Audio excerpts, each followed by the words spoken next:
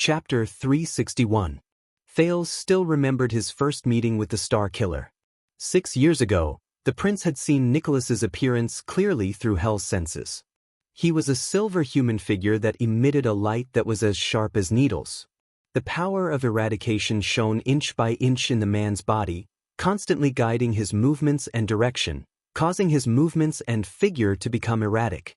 At that time, even if Thales, who had the sin of Hell's river, racked his brains and calculated all the changes in Nicholas' speed, trajectory, and direction, he still discovered to his dismay that his weak self could not avoid Nicholas' attack, even if Nicholas was unarmed. And now, 6 years later, bang! Nicholas' heavy punch arrived in an instant and landed heavily on Thales' shield. With a loud bang, Thales swayed. But he gritted his teeth, stepped on his hind legs, and withstood the attack. With Hell's senses, the silver human figure in front of Thales flashed. The prince immediately tensed up. Just as expected, the Star Killer's left fist, which was the second wave of attack, arrived before Thales' eyes without any hesitation. Thales was prepared to retreat as he always did.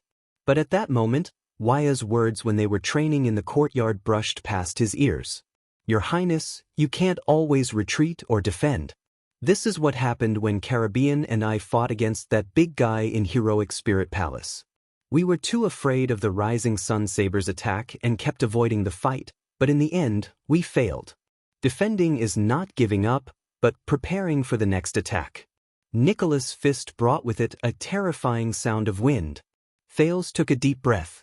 The next moment, he faced his opponent's fist with a stern expression. He took a step forward and attacked with the Northland military sword style's flank attack. The tip of the sword forced Nicholas to stop attacking for a moment. However, the Star Killer's adaptability was beyond his imagination. While he avoided the tip of the sword, he also changed the direction of his left hand and struck his right wrist, which was holding the sword. With the help of Hell's senses, Thales watched the movements of this supreme class elite. He praised in his heart, as expected, defense is not the same as retreating. Take Nicholas for example. Every time he defended, he would take an aggressive step forward. Even if he was retreating to dodge, his opponent would never think about avoiding damage, but about inflicting damage. When he thought of this, Thales gritted his teeth and moved forward again. He pushed out his shield and collided with his opponent's swinging left arm. It was the third defensive stance of the Northland military sword style. He swung his shield in the name of defense, but it was actually for his next counterattack. Bang! Under the collision, a muffled sound rang out again. His left hand was slightly numb, and his entire body was trembling, but Thales roared and tried his best to counterattack. But Nicholas's movements were faster and more bizarre than he imagined. His left arm was pressed against the shield, but his whole body charged forward without stopping. Aiming at the center of the shield, he delivered a powerful knee strike. Boom! Thales felt suffocated. In the next second, he groaned in pain and fell 2 meters away with his shield. Very good. The unarmed Nicholas' expression did not change. He cracked his knuckles and furrowed his eyebrows in a barely noticeable manner. "It's probably the best performance you've had in so many training sessions." The Star Killer walked closer slowly and put on a malicious smile. "At least you have some awareness of fighting. You're no longer a blind man swinging his sword and a coward raising his shield." Thales climbed to his feet with great difficulty. He swung his numb left hand and picked up the shield again. He smiled bitterly and said, "It's your power of eradication that suddenly changes direction, again?" The Star Killer shook his head, as if he did not want to waste time. "Hurry up and end this. I still want to eat lunch." Thales sucked in a deep breath, endured the pain, and reassumed the confronting enemy stance. The Northland military sword style. He suddenly remembered what Gilbert told him when he first learned the sword style. This set of sword style was created to fight against terrifying opponents who are far more powerful than humans. A huge disadvantage, a hopeless battle, a sure-death defense, a suicidal charge. He looked at Nicholas, who was getting closer to him, and sighed in his heart. Terrifying opponents who are far stronger than humans? No, it's not just that. Another mysterious man's back appeared in Thale's mind. How did humans defeat the ancient orcs when they were at an absolute disadvantage? How did they win the battle of eradication? True elites seek hope in hopeless situations, seek to turn the tables when they are at a disadvantage, turn favorable situations into certain victories, and turn unforeseen and unexpected situations into their own support. They seize all useful and useless factors, hold tightly onto every possible bargaining chip, play the most crucial move, and change the entire battle. Thales took a few deep breaths and tried to shake his head, which was a little dizzy from the fall. My bargaining chip, my chance of victory, there are. But only once. In the next second, Thales roared and charged at his opponent again. He thrust his long sword. Nicholas knew him too well. Every time they trained outdoors, the Star Killer would use all sorts of methods to defeat him with a smile that was at ease. Every time they conducted a surprise inspection, the Star Killer would rely on his skills to toy with him. Every time he probed and provoked him, the Star Killer would be fully prepared to test the standard of his followers. So, Thales' pupils shrank. So this is the Star Killer's biggest weakness. He knew himself too well. Come on. Thales' face was contorted. He gritted his teeth, roaring with his mouth and calling out in his heart. Come on, my companion. The sin of Hell's river. The familiar fluctuations surged towards him. After 6 years of experience, it instantly spread through his entire body in a faster, steadier, and smoother manner. Again! Nicholas sneered as he watched Thales charge towards him. Same method, same ending. The Star Killer exerted force in his legs and charged towards Thales. He easily dodged Thales' thrust and threw a punch at the prince's face. The wind from his fist howled. Thales' entire body trembled. He swung his shield once again to counterattack. He swung his fist at his opponent. But this time, it's different. This time I need strength. Strength. The teenager thought coldly. The sin of Hell's river surged, excitedly, into his arm. The shield and the iron fist collided again. Asterisk bang. Asterisk Nicholas' sneer remained. As I said, young prince, but after a mere 1/10 of a second, his laughter came to an abrupt halt. Because an unprecedented force came from the shield in front of him. It shook his fists and body. Nicholas' expression changed drastically. Nicholas stared in shock at the roaring prince.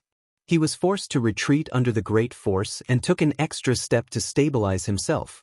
What's going on? This strength. Nicholas blocked the shield in shock and instantly counterattacked with his left elbow. But before he could figure it out, Thales roared again, Star Killer. I need to react. The sin of Hell's river surged happily into his eyes, brain, and sword-wielding hand, forming a synchronized connection.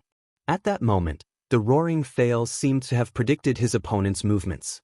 The moment the Star Killer moved, the tip of his sword suddenly appeared and pointed at Nicholas' forward momentum. Nicholas was shocked again. With this momentum, his opponent would pierce his left lung. This prince who doesn't know how to fight? How can he react so quickly? But the experienced and skillful Star Killer reacted in a short moment. At the price of giving up on attacking, he quickly turned around and dodged the sword. But his opponent did not think so. Finally, Thales thought coldly, I need speed. Speed that can take lives. With that thought, the remaining sin of Hell's river surged into Thales' arm muscles with a roar, like a beast released from its cage. It ignited a terrifying flame inside, burning with explosive power. Ayaha! Thales' roars continued without stopping, as if he wanted to use up all the strength in his life. Asterisk whoosh. Asterisk in an instant, the tip of his sword brought with it a piercing sound of wind. It suddenly flashed in the Star Killer's field of vision. As if it had disappeared. At that moment, the already shocked Nicholas suddenly had goosebumps all over his body. A chill that he had not felt for a long time rose in his heart. It was a sense of danger that could only be felt in front of a powerful enemy and on the battlefield. He suddenly felt a chill on the left side of his chest. *T. *T. In the next moment, Nicholas gritted his teeth laboriously and activated his power of eradication in a frenzy. He restrained himself from dodging and turned to the other side of the tip of the sword. No. In the next second, rip. The sound of the sword cutting through flesh could be heard. Thud. It was the muffled sound of a human body rolling on the ground. After 2 sounds, Thales stabbed his sword into the ground and tried his best to maintain his balance. He withdrew from the sin of Hell's River state, which included Hell's senses. Haha. The teenager held onto the shield and placed most of his weight on it. He panted rapidly, trying to get rid of the muscle soreness and dizziness after the sin of Hell's River faded away. At that critical moment, Nicholas' body turned in a strange manner. He tilted his head back and rolled to the side in a disheveled manner to avoid the sword that was aimed at his heart. Thales trembled and gritted his teeth. He looked across him in pain. There, the Star Killer knelt on one knee on the ground. He widened his eyes in disbelief and stretched out his palm in a daze. In the next second, a short line of blood spread from the Star Killer's left cheek to his chin. Red liquid seeped out. Drop by drop, the blood fell into Nicholas' slightly trembling palm. The Star Killer seemed to be completely stunned. How is this possible? The prince who never knew how to fight. He touched the wound on his face and felt the pain that he had not felt for a long time. The Star Killer raised his head in shock and anger. He stared at the pale and panting Prince of Constellation and tried hard to understand what was happening in front of him. That piece of trash who can't even take one punch from me, how did he suddenly, Thales shook his head hard, trying to shake away the brief dizziness. He felt indignant.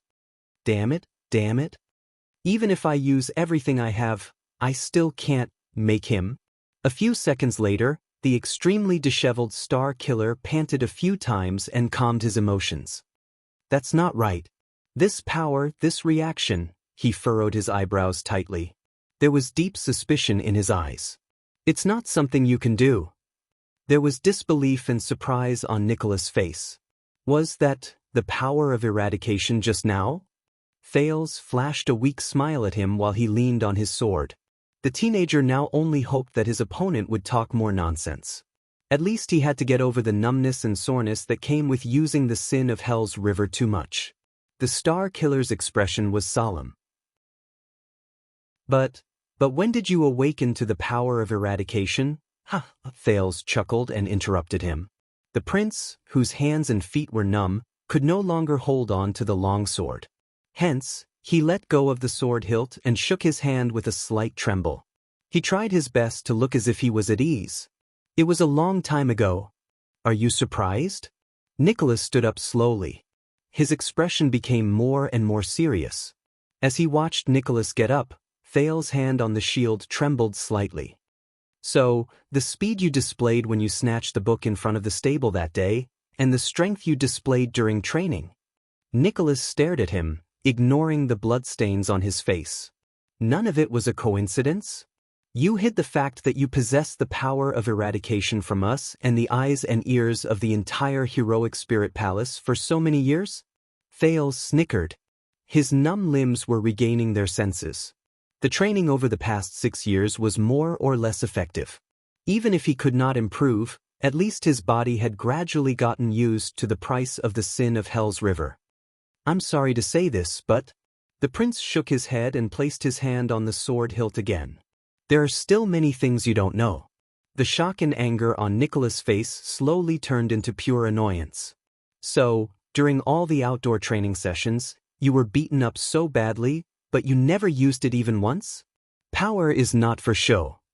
Thales gently clenched his right hand, which had returned to normal, and wiped the cold sweat off his face. If I can't use it at the most crucial moment, then you might as well hide it and confuse your enemy. Nicholas laughed angrily. He extended his hand and wiped it across his face. His pale, blood-stained face began to turn red. I knew it, little prince. You have always treated us as your enemies, from the first day you came to Dragon Cloud City. You were born with cunning and treachery. The Star Killer's eyes were practically ablaze. The pain on his face reminded him of the fact that he was injured by a weakling, and it made the proud man even more furious. God knows how many more things you have hidden from us over the past 6 years. Thales sneered.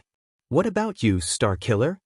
He took a deep breath, stood up slowly, and pulled the long sword out of the ground. How many truths have you, Li Span, and even the late King Nuvan hidden from me over the past 6 years? Nicholas' breathing froze. In the face of the prince's profound gaze, with suppressed anger, he steadily extended his hand to his back. This time, it was Thales' turn to have his expression change drastically. I apologize to you.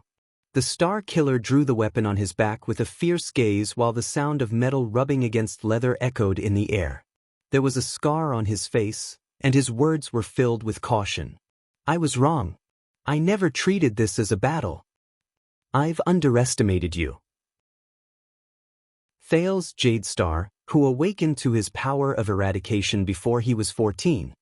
Thales stared worriedly at the long and narrow saber in Nicholas' hand that reflected a golden luster. It was the legendary anti-mystic weapon that had once been pressed against his neck and threatened his life in the hands of its previous owner. The Rising Sun Saber. How terrible! Are you sure? Thales braced himself and raised his shield. I heard Wuxia mention that this incredibly sharp weapon can cut through everything, right? Nicholas started to sneer, but there was a hint of savagery in his voice. Don't worry, I won't activate its ability, in case I can't hold back and accidentally cut your head open. He raised the Rising Sun Saber horizontally and pointed the blade at Thales. There was a rare seriousness and solemnity in his eyes. And didn't I say it before? No matter how badly I beat you, I will leave you with that hand. In the next moment, Nicholas' expression changed. He instantly left the spot. The nervous Thales sucked in a sharp breath and instantly entered Hell's senses. In his field of vision, the silver figure flashed with a rapid light as it charged towards him. The battle began again. But this time, the speed and angle of the Star Killer's attack were far beyond Thales' imagination. The blade instantly arrived before his eyes. Sensing the threat, the sin of Hell's river automatically boiled. The nervous Thales immediately raised his sword and blocked the Star Killer's merciless slash. Asterisk clang. Asterisk as he stared at the golden saber in front of him, Thales felt a chill run down his spine. He could not help but think, if this thing is really like what Wuxia said and can melt everything, then wouldn't I already be? Without any time to think, Nicholas let out a low growl. He held the saber with both hands and pressed his entire body against Thales along with the blade. Thales only felt a weight on his hand. He was about to lose his balance. His heart tensed up, and he instinctively used a side attack to dodge his opponent's slash. But Nicholas did not stop his attacks. He used the momentum of the slide to charge forward, and with his right shoulder he rammed into Thales. Asterisk thud. Asterisk Thales grunted laboriously. At least he managed to hide behind the shield before his opponent crashed into his bosom and forcefully withstood his opponent's charge. Asterisk thud. Thud. Thud. Asterisk a huge force charged at him. The prince scrunched up his face, pushed against the shield with his elbow, and took 3 consecutive steps back. Thanks to the increase in strength from the sin of Hell's river, he was not knocked down by his opponent's experienced charge. A true warrior is formed through experience and blood on the edge of a blade. Nicholas used half of his body to push against Thales' shield. This uncomfortable angle made it difficult for Thales to draw his sword. He could only grit his teeth and withstand his opponent's attack. The Star Killer's angry voice rose into the air. Condition, mentality, experience, adaptability, body. Not a single one can be omitted. You only know how to train against targets. You're still far from that. As Nicholas roared, Thales, who was using all his strength to wrestle with his opponent, suddenly felt the shield on his elbow become lighter. He could not help but slide forward a step. With Hell's senses, the Star Killer instantly appeared on his defenseless left side and struck his head with his right elbow. Thales shuddered. He instinctively threw away the shield. The sin of Hell's river surged to his elbow, and he thrust it at Nicholas, wanting to parry his opponent's fatal blow. However, the silver light spike in the Star Killer's body flashed again. Within half a second, the Star Killer, who was ambushing him from his left, suddenly stopped and immediately turned back. Thales turned pale with fright. He had just swung his left elbow, and his right hand, which was holding the longsword, could not pull back in time. He could not defend himself in time. In that second, as time slowed down through Hell's senses, Thales stared in shock at his opponent, who had seized the initiative and was only one strike away. It had only been 7 or 8 seconds since Nicholas took the initiative to attack. Even if he included the injury on Nicholas' face, it was only the second round. So fast. Thales sighed in his heart. Nicholas' lips curled up. His scarred face curled up, and he revealed a smug, savage smile. This is the difference, Brett. There's a fine line between superclass and supreme class. Victory and defeat will be decided in an instant.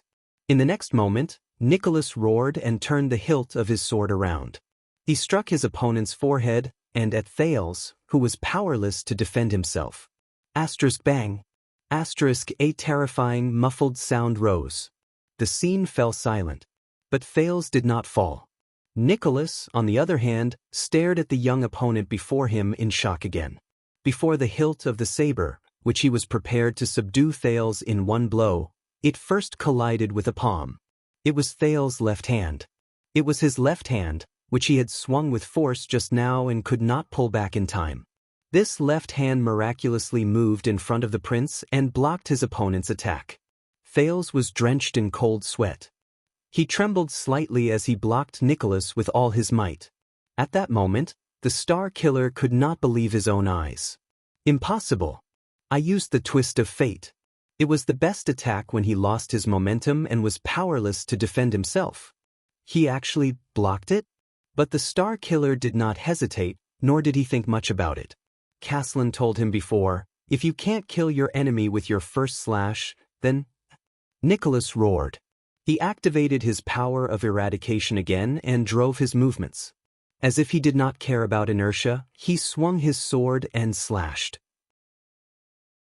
Thales sucked in a sharp breath and watched helplessly as his opponent's blade moved back and forward, instantly attacking his unguarded leg. Clang. The sound of metal clashing rang.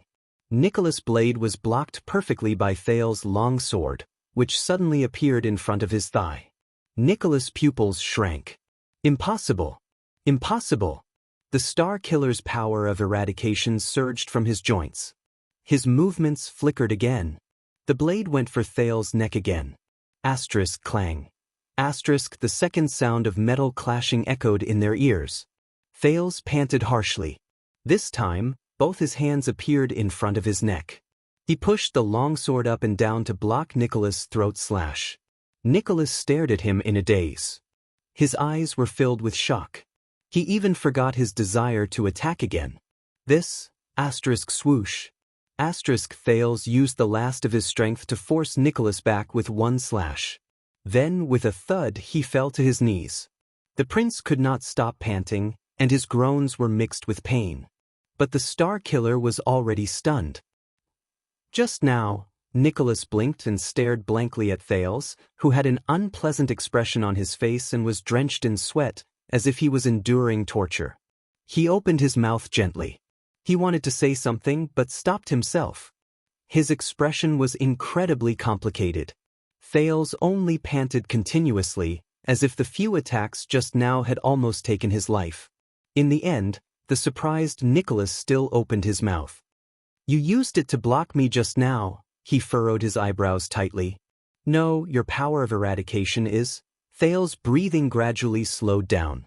When he heard this, he weakly squeezed out a smile. Nicholas continued to stare fixedly at him and did not move. Thales was still kneeling on the ground.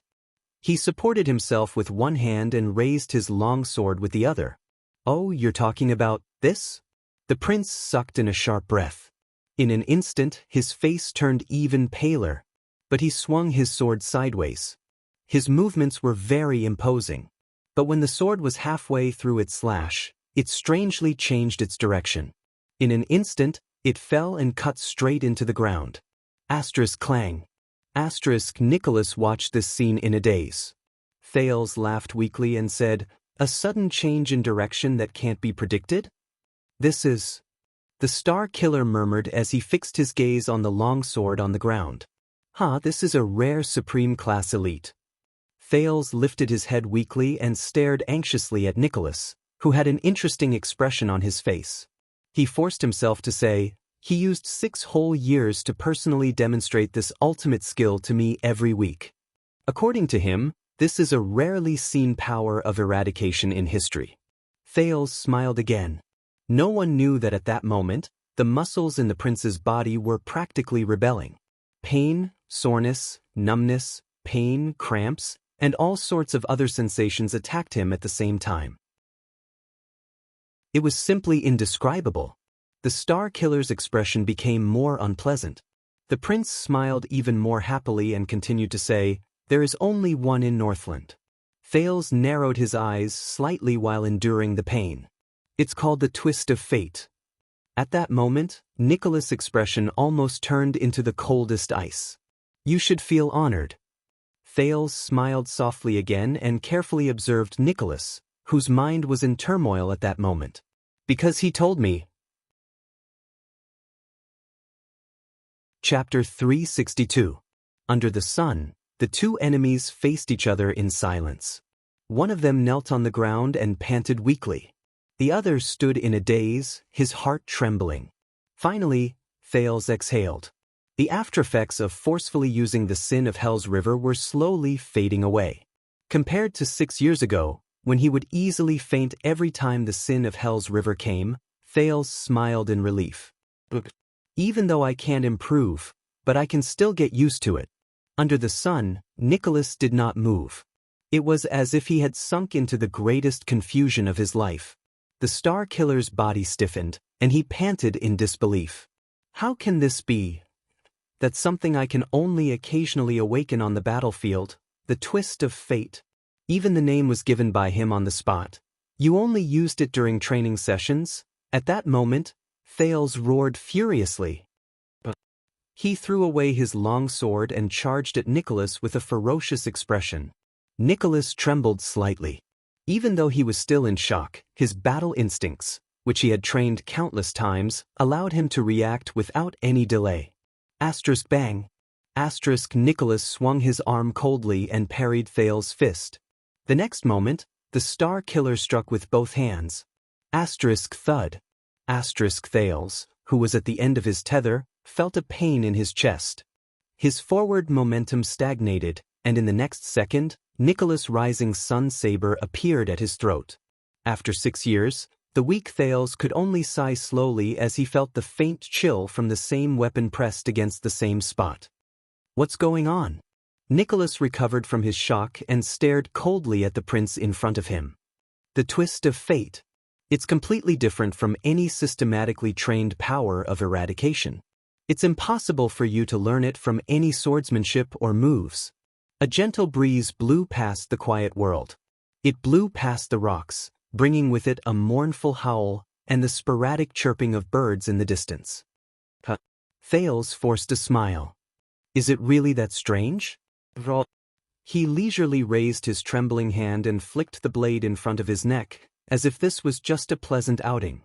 "I'm the Star Killer's disciple, a good student who gets beaten up by you once a week." Nicholas' expression turned cold. He withdrew his blade and lifted Thales' collar. "I'm warning you for the last time." At this moment, Thales suddenly raised his finger and interrupted him. "Shoo, listen." Thales flashed a gratified smile, as if he was really listening attentively. "That's the sound of a gray magpie." Nicholas was slightly stunned. "What?" But in the blink of an eye, a terrifying shudder erupted from Nicholas' entire body. The Star Killer's expression changed drastically. It was the intuition of a soldier who had been through hundreds of battles. He subconsciously wanted to turn around. But Thales did not think so. The prince, who had been prepared for this, suddenly raised his hands and grabbed the Star Killer's shoulders tightly. "Don't let him leave this place." Nicholas, who was halfway through turning around, was suddenly seized. His expression changed drastically. He did not continue. A terrifying, muffled sound suddenly rose in their ears. "Chi!" Thales watched with satisfaction as Nicholas, who was in front of him, shudder violently after that sound. His face stiffened. The Star Killer's expression contorted from shock to savagery, then from savagery to rage. Bang! He threw a punch with his left hand, and without holding back, he hit Thale's chest. The prince was sent flying like a broken sandbag and fell with a thud. Then, with a twisted expression, Nicholas' knees gave way and he knelt on the ground. He opened his mouth and let out a crazed and pained roar. Ah ah ah! The right side of the Star Killer's body seemed to have stiffened. He trembled and threw away the rising sun saber. He clenched his left hand into a fist and punched the rock beside him. Boom! Dong! Dong! Dong! Punch after punch, Nicholas, who was kneeling on the ground, had a ferocious expression on his face. It was as if he had a grudge against the rock beside him. He punched the ground with all his might while he continued to roar in anger and madness. It was as if he was enduring some kind of pain. Thales spat out a mouthful of blood. He endured the pain in his chest and shook his head. He was gratified to see a thin arrow shaft suddenly appear on the Star Killer's back. The thin arrow sank deep into the right side of Nicholas' back, and a ferocious and sharp arrowhead appeared on his chest. Fresh blood dripped from the arrowhead. The Star Killer lifted his head abruptly. His bloodshot eyes shone with terrifying flames. He roared in anger. Ned Monty, you son of A.B. T. His roar spread through the land of barren rocks and echoed in the cracks between the rocks. At some point in time, the chirping of the birds had disappeared. Only the mournful sound of the wind remained. Thales sucked in a breath and closed his eyes. He was completely at ease. He had won the duel between him and Nicholas. He had grasped every factor and every bargaining chip he had. Thales coughed out a mouthful of blood in pain. He then could not help but laugh. Yes, the prince's only chance of winning in this duel is that Nicholas' opponent was never just him. The Star Killer's roar turned into pained moans and grunts. He tried to reach out to retrieve the arrow, but the location of the wound was too tricky. Nicholas could not touch it at all. Hisk, a hoarse and sinister voice that both of them were very familiar with came from behind a rock. Be careful, Lord Nicholas. Don't move, especially your right hand. That's a barbed arrow. The more you move, the more you'll get hurt. The hidden man let out a low chuckle. Nicholas' right arm was still trembling as he knelt on the ground. He used his left hand to support himself on the ground. He glared at Monty with bloodshot eyes and gritted his teeth. You can't run away. We'll tear you to pieces. Monty's cold laughter came from behind an unknown rock again. Oh, you're talking about Lum and Jella, the hidden sentries half a mile to the north who are providing support? Or are you talking about the two new guards I don't know in the northeast? Nicholas' gaze froze. Monty, who was hidden in the dark, laughed out loud. Don't worry, I've already taken care of the four of them. I even left a mark for the people further behind. They won't come here. The Star Killer shuddered violently. His heart turned cold. Taken care. Thales panted in pain and felt slightly better. He struggled to sit up and reached for his sword and shield. A whistle rose around him. Monty's voice sounded near and far, as if he was moving nonstop. Spiky, you said that you strengthened the Royal Guard's scouting and scouting training, and reduced the amount of fighting against the enemy head-on, right? Nicholas tried to reach his wound again, but in the end he failed. He could only moan in pain. Thank you so much. Those soldiers aren't very skilled.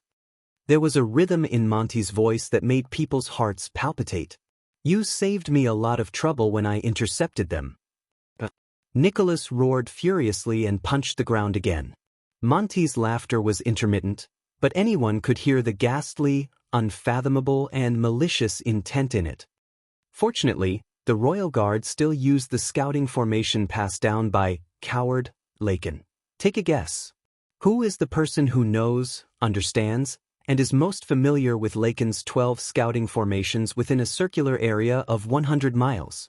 Who is the person who can intercept them in the shortest amount of time and at the fastest speed on the path they must pass through? When he said this, the Raven of Death's smug laughter came from somewhere. Ah, Thales frowned slightly. Monty! Nicholas' gaze became more and more terrifying. The pain in his heart and body tormented him greatly. "You son of A.B***." A long sigh came. It seemed to be the Raven of Death's sigh. "Yes, Spiky." He seemed to find it a pity. "Now, there's only you and me left." The Star Killer clenched his fists while he knelt on the ground. "Ahem. About that?" At this moment, Thales coughed softly. "Did you forget about me?" The Raven of Death and the Star Killer's voices rose at the same time. "Shut up." Thales raised his eyebrows. He closed his mouth and continued to crawl to look for his weapon. Noon had passed, and the sun began to set in the west. "Listen up, Spiky. This is the land of barren rocks in the city of faraway prayers, the border of Extet. Further south is the terrifying Great Desert." Monty's voice rose coldly. "It's very dangerous to faint in the wild." Nicholas let out a low growl. "Give me this boy. Let me bring him to the city of faraway prayers." The Raven of Death clicked his tongue. "Then we'll be even. Lum and the other three can also live. What do you think of this suggestion?" Thales' expression changed. The air was quiet for a while. For a while, only Nicholas and Thales panting could be heard. "Suggestion?" The Star Killer raised his head abruptly. His gaze was vigilant as he scrutinized almost every rock around him. "But why do you insist on having him? Why do you insist on having this prince?" Monty's strange laughter rose around them. "You know very well that he will play a key role in the war between the city of faraway prayers and the Alliance of Freedom." The Raven of Death's words became fierce. "We need him, more than Dragon Cloud City. Don't block our way." Thales scratched his head as if he had a headache. "Old Monty, that's enough." There was another period of silence. "Big Mouth," Nicholas was heard saying in a low voice. "Do you remember what happened 18 years ago?" The voice behind the rock was silent for a while. "I don't want to talk about the past with you." Monty's cold voice traveled into his ears. "You know I hate this the most." But at this moment, Nicholas, who had lost his composure and roared just now, raised his head and laughed. Strangely, this time, the Raven of Death did not interrupt him. "That year." The Star Killer seemed to have had enough of laughing. He said airily, "Prince Soria and his wife were assassinated. The late king was furious, and all the White Blade Guards were punished." Thales felt his skin tighten. He heard this incident from the past again. Nicholas said weakly, "Old Coleman took responsibility for me, the acting captain. He admitted his mistake and resigned. Isaiah was disheartened and left the Royal Guards. Many of our brothers were implicated. And you, Monty, you rushed back to Dragon Cloud City overnight to fight for justice for them, even though you were out on another mission. Negotiations were fruitless. You didn't even show the king any respect. The next day, you threw away the White Blade Guards and left Dragon Cloud City." Monty did not speak. There was still only the sound of the wind blowing through the cracks in the rocks. It was shrill and sad. Nicholas laughed brokenly. "No, Big Mouth. I knew your personality from the moment you secretly brought me to visit prostitutes when we were on duty when we were young. You're not the kind of person who would run errands for a suzerain, even if that suzerain is the king. Not to mention chasing after the Archduke of the city of faraway prayers all the way from Rubble Hill to this place." There was a hint of sadness in Nicholas' voice. "No, you're not." The Star Killer straightened his back and looked around fiercely. "Ned Monty." The Raven of Death was still silent. But Thales frowned. "But now I understand." Nicholas' anger turned into a sneer. "Hi." His voice contained indescribable hatred, and it echoed among the rocks. It spread. A few seconds later, Monty, who had been hiding in the dark, finally spoke airily. "Spiky," the Raven of Death said faintly. "What do you understand?"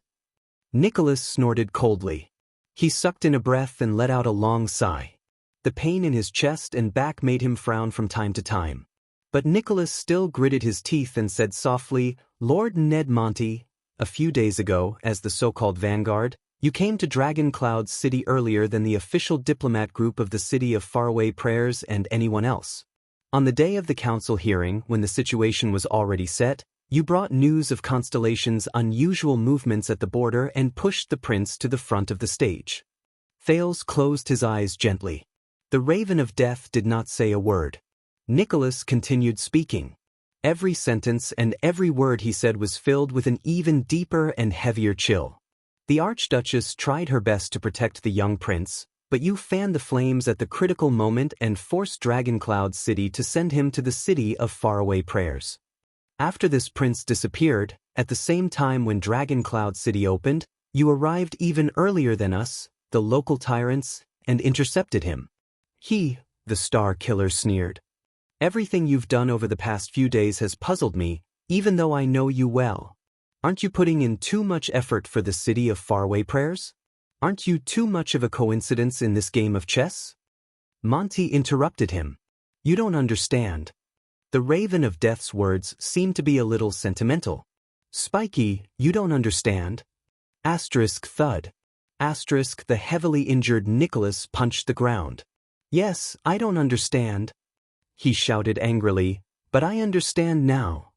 The Star Killer's gaze had never been so terrifying. It was even more terrifying than when he saw Lampard. It's all thanks to this young prince. He was the one who reminded me that I underestimated the Secret Intelligence Department. Thales' expression froze. At that moment, the air became quiet. Nicholas' voice became urgent. He was practically gnashing his teeth as he said the following words. 18 years ago, Prince Soria and his wife were strangely assassinated. The assassin from Constellation entered as if there was no one around. No one saw him sneak in. The White Blade Guard's strict defense was useless. No one responded to him, aside from the sound of the wind. No! The Star Killer shouted angrily. 6 years ago, even a formidable person like Lampard had to rely on calamities to lure us away and weaken us. He knew that. With every additional White Blade Guard, the assassin's chances of success would decrease, and the possibility of a coup would decrease. But the assassin 18 years ago could bypass the heavy defense of hundreds of elite White Blade Guards, plan meticulously, and assassinate the prince of the strongest country in the Western Peninsula? At this moment, Nicholas' face was extremely distorted. There's only one possibility. He clenched his left fist tighter. There's a traitor among the White Blade Guards. There was still no response. Thales lowered his eyes and looked at the ground. Nicholas practically hissed each word through gritted teeth. Over the years, I've suspected many people, Byrne Merck, who was the prince's personal bodyguard, Old Coleman, who was the first to arrive that day, Justin, who was patrolling the perimeter. I even suspected Isaiah, who was in charge of protecting Black Sand Region's diplomat group. When the Star Killer said this, he took a deep breath. The rocks were still silent. It was as if even the stream was about to stop flowing. But you just reminded me, old friend. When Nicholas said this, his eyes seemed to burn with the flames of pain and hatred. Among the White Blade Guards, especially on the day Prince Soria was assassinated, the person who knew the internal situation the best, understood the formation of the scouts the best, was the best at avoiding detection, the most familiar with the loopholes in the defense, and the most convenient for the assassin. Actually, it was a person who wasn't even there. An expert in concealment and assassination.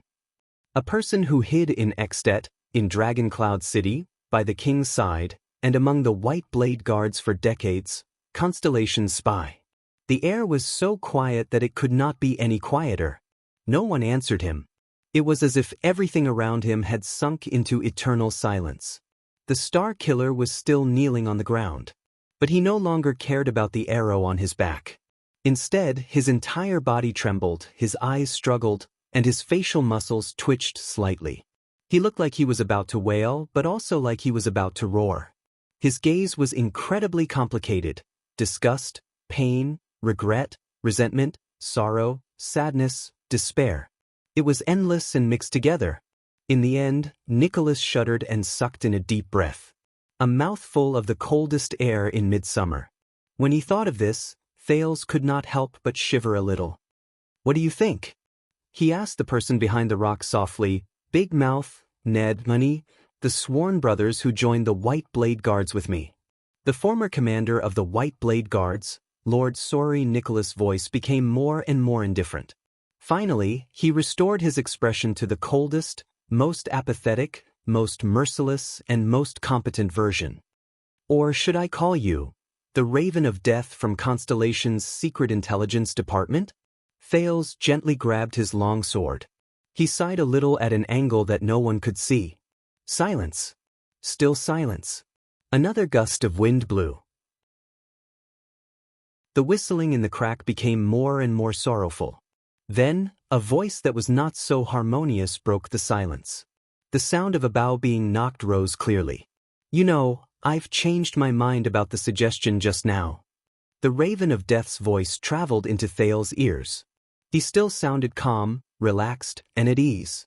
Spiky, but this time, his words were filled with a dark, murderous intent that made people shudder. Chapter 363. All these years, in the face of the Raven of Death's extremely callous words, Nicholas responded calmly, Monty, this is the first time you didn't argue with me. It was as if he had lost all his emotions a moment ago. You don't even want to defend yourself? However, the only thing that responded to Nicholas in the crack was the soft sound of the wind. And whoosh. When he heard the sudden sound of a crossbow, Thales' breathing froze. Nicholas' body swayed violently. He turned his body in a disheveled manner to avoid the fatal arrow that sliced through the air. Thud. After a muffled sound, a short arrow was nailed to the ground not far from the Star Killer's shoulder. The shaft of the arrow was still trembling. What a beautiful dodge. Monty's voice came from behind the rock again. Lying on his side on the ground, Nicholas panted rapidly. Even though he tried his best to dodge, the light armor on his left shoulder was still grazed by the arrow, leaving behind an ugly wound. But how many more times can you roll with that arrow? The Star Killer frowned slightly. He turned his head and glanced at the arrow shaft on his right back. He then endured the pain and looked at the wound on his chest. The tip of the arrow was slightly exposed, and it was dripping with blood.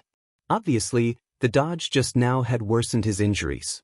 But, Nicholas said hoarsely, what benefits did the Constellations give you? Money. But before he could finish asking, Nicholas' expression changed drastically. He supported himself with his left hand and dodged again. Bang. The bowstring sounded again, and the sharp arrow sliced through the air. Clang. Another arrow stabbed into the spot next to Nicholas' thigh, leaving behind a terrifying, muffled sound. The Star Killer's leg armor was cut by it, and spots of red could be seen under his clothes. Next to the stream was a small empty space surrounded by rocks. The heavily injured man's face was pale as he lay on the ground, panting.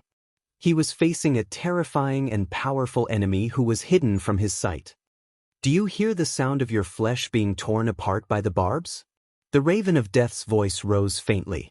It was filled with viciousness and malice, and it continuously attacked the other's mind. But this time, the tormented Nicholas did not speak. On the contrary, his sweaty face was extremely focused. The Star Killer endured the pain in his chest and firmly extended his left hand to grab the golden saber with the black handle. Thales frowned. It's a pity that the Rising Sun saber can't block arrows. Monty's cold laughter floated in the cracks between the rocks. Along with the sound of the wind moving about, he seemed to be near and far at the same time. Are you thinking that it would be great if the Severing Soul's blade was still around? But the Raven of Death's words came to an abrupt halt. Nicholas calmly got up from his kneeling position. He moved his left hand to the back of his head and extended the Rising Sun saber to his back. Thales' gaze froze. He was shocked. The Star Killer's blade swept past the arrow shaft, which was exposed outside the armor, and sparks flew. Sizzle. Amidst a strange sizzling sound, the arrow that was instantly cut off fell to the ground powerlessly. One side of it was still faintly red and emitting faint white smoke. Nicholas coughed. You know, this flaming knife really can't be used to block arrows. His blade returned to his chest, near the wound. There was another terrifying sizzling sound. As Nicholas grunted laboriously, his blade and right hand left the wound on his chest. Thales widened his eyes. A small but ferocious-looking barbed arrowhead and the broken arrow shaft were pulled out from his chest without hesitation. Aside from the sweat on his forehead, the Star Killer did not even frown, as if he had just cut open someone else's wound. But debridement, removal of the arrow, and stopping the bleeding at the same time are still very useful. The moment Nicholas' voice faded away, the crossbow bolts came flying again. Asterisk swoosh. Asterisk as the sound of the air being sliced rose, Nicholas turned swiftly. The twist of fate surged in his body, causing his figure to change. Asterisk ding. Asterisk the new arrow passed through the afterimage of its target and landed a few inches away from Nicholas' boots. It buzzed with the remaining force. Thales watched the scene in front of him worriedly. The Star Killer panted softly as he stared at the arrow on the ground, but he was not injured. Compared to before, Nicholas seemed to be at ease after he removed the arrow from his body. For the first time, the Raven of Death's fatal arrow did not succeed. Thales could not help but tighten his grip on his sword.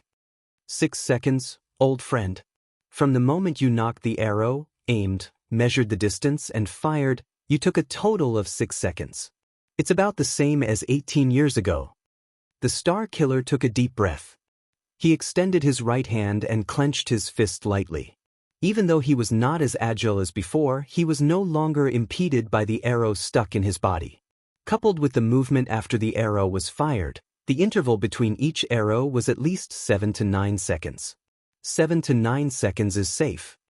Nicholas' expression became calm again. He loosened his grip gently, and a small arrowhead fell from his hand. The wound on his chest had long since been sealed by the high temperature, and the wound on his back was no longer bleeding. The power of eradication gathered in the bones near the arrow wound and surged ceaselessly, urging his muscles to contract and seal the wound. Asterisk swoosh. Asterisk the wind from the arrow rose again. Before the Star Killer finished speaking, he suddenly turned around, turned his head, and slashed. Thales shuddered. Hell's senses instantly slowed down the scene in front of him. The silver light in Nicholas' body shot out, propelling his body to change direction in an unbelievable manner, leaving behind an afterimage. His blade was agile and swift, cutting through the arrow in the air. Asterisk. Asterisk as sparks flew, the rising sun saber easily cut it into two. The Star Killer's body froze for a moment. The scene in front of Thales returned to normal. On the ground in the distance, a short arrow that had been cut into two did not lose its momentum and fell into the distance. Thales' eyebrows furrowed even more. He could tell that even though the Star Killer's movements were still sluggish due to his injury, he was slowly regaining control of the situation. Nicholas raised the slightly red rising sun saber in his left hand and took a deep breath. "You're right, Monty." The pale-faced man furrowed his eyebrows and looked at the area below his left rib. There was a new scratch on his light armor. He swung the weapon in his hand in dissatisfaction. "This steaming hot saber is too sharp. Even if I cut the arrow, I can't make it deviate. I'm starting to miss that old saber." The Star Killer raised his head and began to pace slowly. His gaze was vigilant as he surveyed the rocks around him. "Son of A.B. **. Monty's voice floated into his ears again. His tone was slightly raised, and there was a hint of annoyance in his vulgar words. He repeated Thales' worries. "You retrieved an arrow from the battlefield while in extreme pain, and you still have time to calculate my firing speed? You're just a foot soldier who only knows how to cut people. When did you become so powerful?" Nicholas gently moved his injured right arm, searching for the limit of his injuries. He sneered in disdain. "Didn't I say this before? This is the age when we are at our strongest. While our physical strength declines and our skills decline, our experience, knowledge, and willpower gradually solidify into the most reliable strength." The Star Killer sneered. Anger flashed in his eyes. "And you can't imagine what kind of experience I had on that night in Dragon Cloud's city 6 years ago." Thales, who was resting to recover his strength, had a thought appear in his mind. He could not help but recall that nightmarish night. It was especially so when Lampard sneered. He remembered the black mass of crossbows, and the terrifying sound when they fired at the same time. Merciless and cold.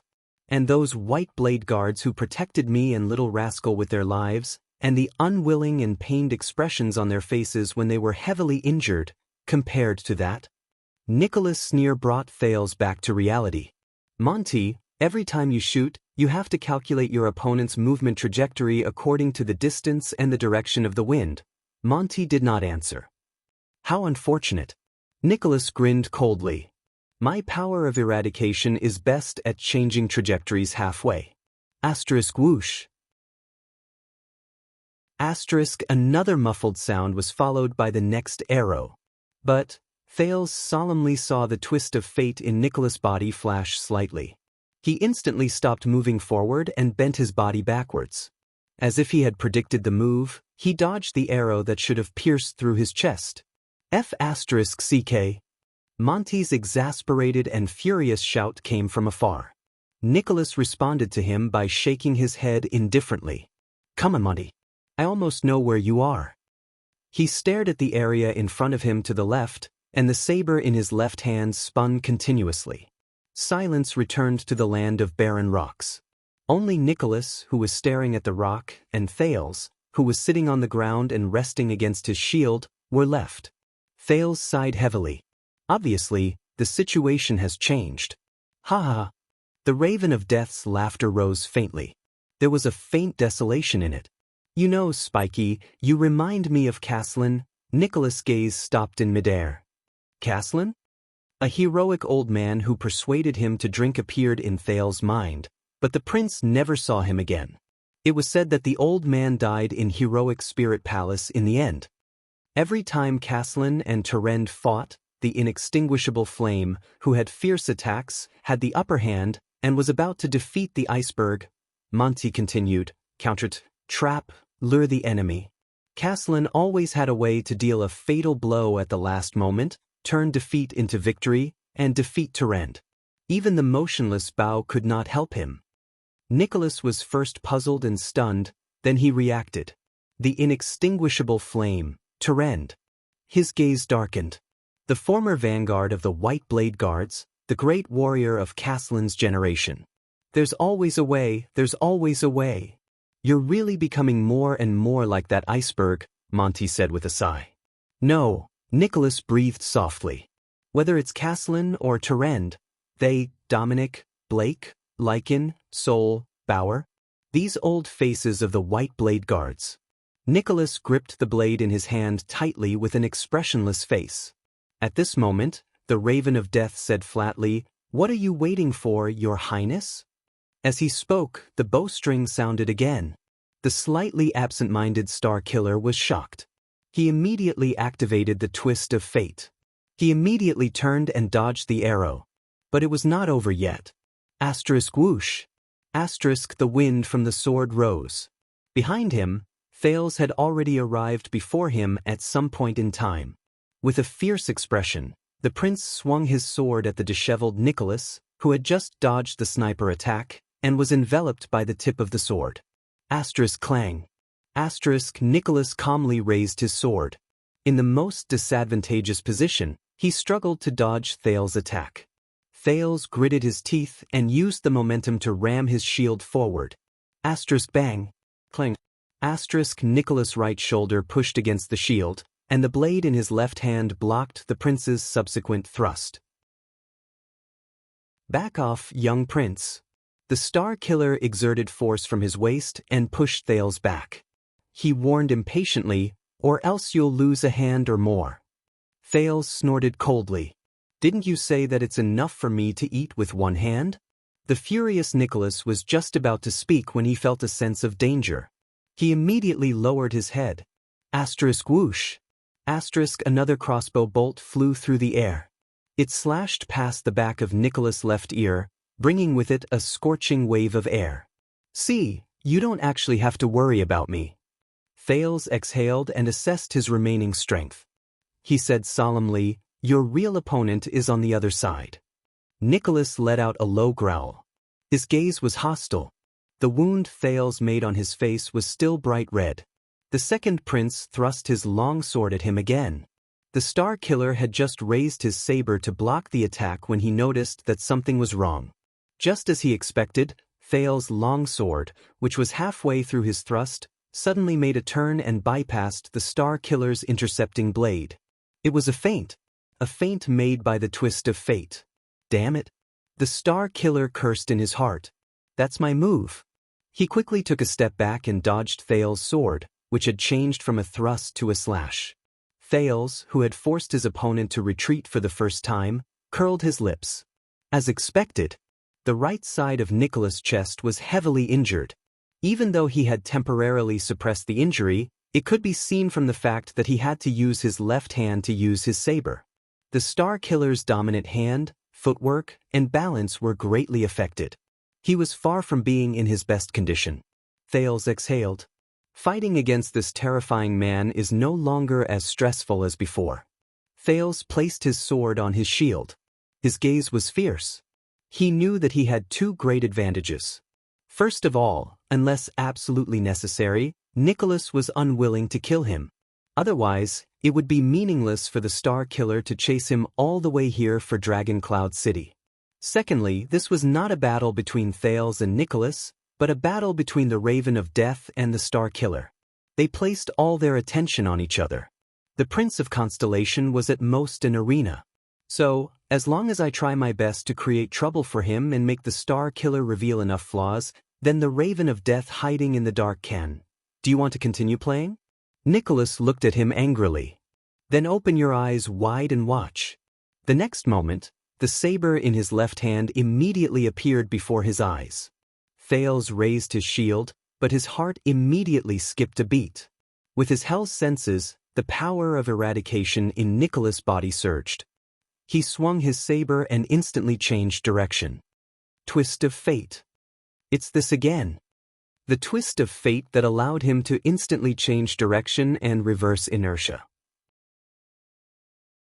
It had a miraculous effect regardless of whether he dodged or attacked. Thales instinctively activated the sin of Hell's river and imitated the silver needle-like glare that erupted from his opponent's bones. He forcefully pulled his shield back while his joints let out muffled sounds and pain, and changed direction to attack his opponent's true direction of attack. At the same time, he swung his sword with his right hand and stabbed the enemy. He was prepared to play the game of, you change, I change too, with the enemy. His shield and Nicholas' weapon swept past each other in the air, and a barely noticeable sound was produced. Asterisk ding. Asterisk so. Thales looked at Nicholas' fierce expression and could not help but feel his heart race. A bad feeling rose in his heart. It's not that simple. Asterisk whoosh. Asterisk the saber whistled, and its momentum was piercingly cold. Thales was shocked. This time, the dead face did not activate the twist of fate. He did not use the special effect of his power of eradication either. He did not change his body and inertia, and he did not avoid Thales' sword. Instead, Nicholas roared furiously. Instead, he swung his saber and attacked with an indomitable will. Asterisk Thales' sword grazed past Nicholas' left shoulder, and blood splattered. But the Star Killer's blade did not care about anything else. It went straight to the middle. In the next second, Thales, who was still in a dodging posture and retreating in a disheveled manner with his sword and shield, felt a chill in his throat. He was terrified. When he came to his senses, the rising sun saber was already pressed against his neck. The twist of fate is the same as war. It's an art of deceiving the enemy. Nicholas did not care about the injury on his shoulder at all. His gaze was cold. But if you indulge too much in the deceiving effect of it and rely too much on feints and changes in direction to gain an advantage. The man did not continue. Thales sighed. He lowered his shield and held the hilt of his sword upside down to show that he admitted defeat. Nicholas tightened his grip a little and threatened with a cold snort, "This will be your end." Asterisk shick. Asterisk another sound of a crossbow rang in the distance. The Star Killer's expression changed. At the same time, Thales swung his upside-down sword in a backhand motion. Nicholas' expression changed when he was attacked from both sides. He cursed, but he only had time to say one word, F***. The twist of fate in the Star Killer's body circulated again and forcefully twisted his body. Nicholas perfectly dodged Thale's backhand sword that was right in front of him, but his left arm was cut by the flying crossbow bolt and blood gushed out. The unstable Star Killer gritted his teeth and took a few steps back. He moved out of the dangerous area and used the Rising Sun Saber to stop the bleeding. I think what he meant was, "Your Highness, you know how to deceive the enemy, and you also know how to fight with your life on the line." Monty's lackadaisical voice, which was replaced by a solemn and fierce one, came from the cracks in the rocks around them. "But you have too little experience in battles. You don't know when to deceive the enemy and when to fight with your life on the line." Thale's eyebrows twitched. The Raven of Death said softly, "I have a suggestion for this. When the enemy is used to you fighting with your life on the line, you should deceive them. When the enemy is used to you bullying them, you should fight with your life on the line." "Thank you for your guidance." Thales exhaled. "I feel like I've learned more today than I did in the outdoor training classes over the past 6 years. I can tell." The Star Killer pressed the wound on his chest and stared at Thales with hostility. "Are you scolding me?" Thales smiled in a friendly manner. "Also, speaking of the training sessions, if I remember correctly." Thales stared at Nicholas and sighed in a rather resigned manner. 6 years ago, his left leg and left arm were shot by arrows, but he still fought for a day. He did not remove the arrowhead in time, so this problem was left behind. When Nicholas heard this, he froze. 6 years ago, this brat, this... He tightened his grip on the hilt of his saber. Thales said solemnly, during the training classes, compared to his right side, his left side's movements were slightly uncoordinated. "Got it." Monty's answer was brief and very satisfied. Nicholas was silent for a while. "Do." The Star Killer tightened his grip on the hilt of his saber. He no longer smiled coldly, but his gaze was fierce. "You are very good." Thales sighed in resignation. He shook his arm lightly. The numbness and soreness appeared again. "I'm almost at my limit." In the next moment, the battle started again. The prince turned his body sideways and raised his shield.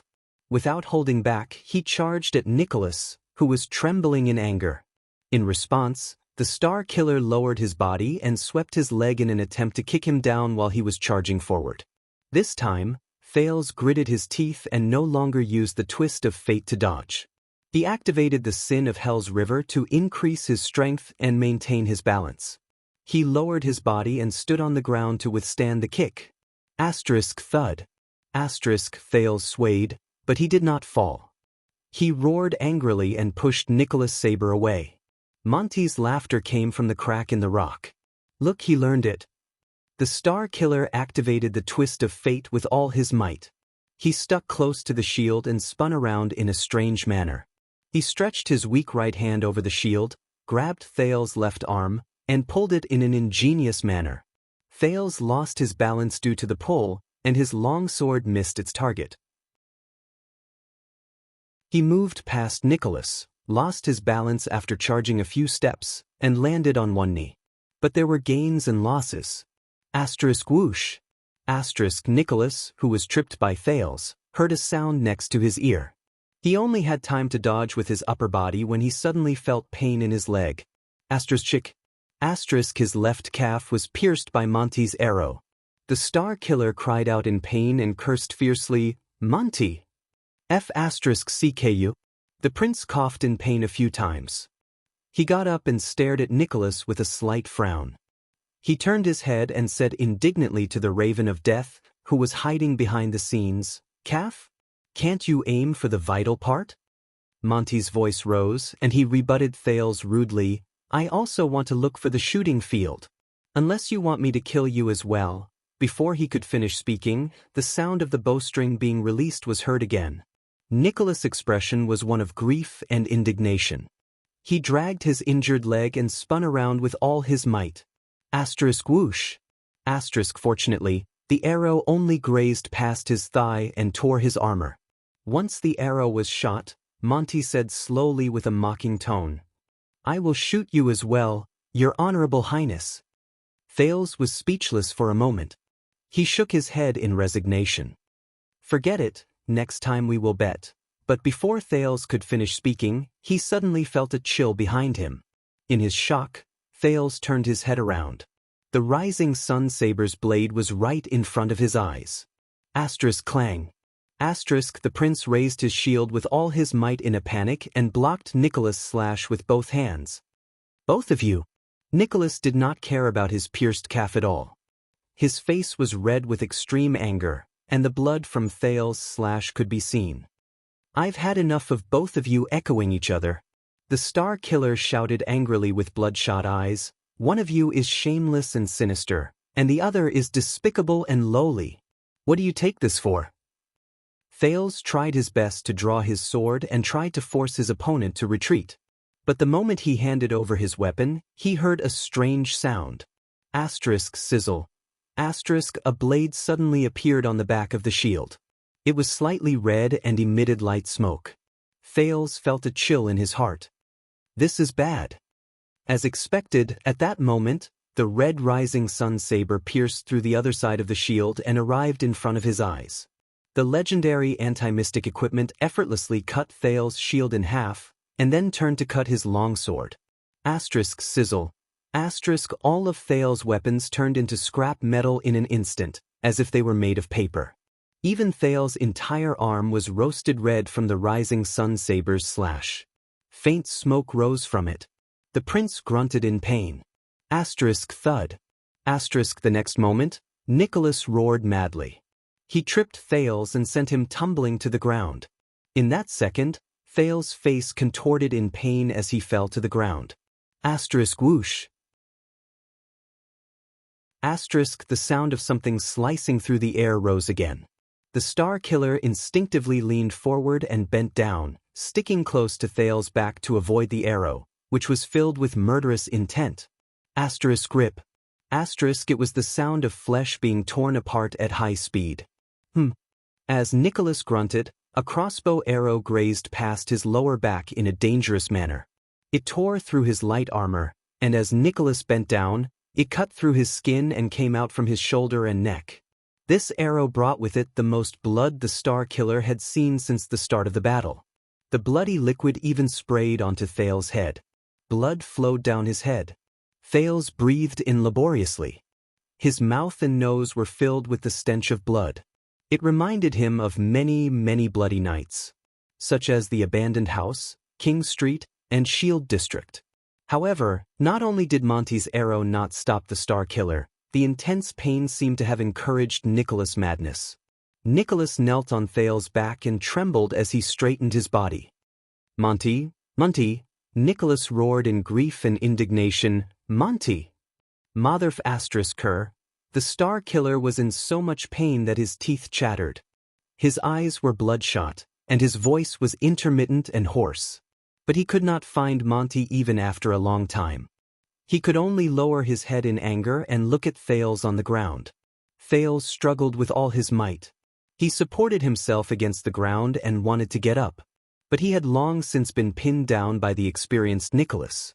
He could not even turn his body around. *T. Forced him into a corner. I can't find Monty. Nicholas' eyes were filled with uncontrollable anger. But I caught you. Yes, I won't kill you. He swung the back of his saber down with great force and hit the back of Thales' left hand, which was pressed against the ground. Asterisk bang. Asterisk Thales' entire body trembled. He felt a sharp pain in his left wrist. Asterisk crack. Asterisk the clear sound of bones cracking could be heard. Oh! Thales howled in pain. He struggled with all his might, and his right hand was grasping at something behind him. He seemed to have lost all feeling in his left hand. All that was left was pain. But the prince was immediately punched in the back of his head by the Star Killer. He saw stars. But I mean what I said. The Star Killer's eyes were bloodshot. He swung the back of his saber down again. Asterisk crash. Asterisk this time, Thales' right knee let out a terrifying cracking sound, and he felt a sharp pain in his heart. Ah! The prince's cries of pain grew more intense. His back arched upwards as if it was spasming, and he struggled more and more crazily. but Nicholas still pinned him to the ground. The Star Killer gritted his teeth. As he listened to Thale's screams, there was an incomprehensible delight in his eyes. "I will give you," he roared furiously and pressed the teenager under his knee down. He raised his saber again. "Leave your right hand behind." The next moment he swung the back of his saber down for the third time. Asterisk crack.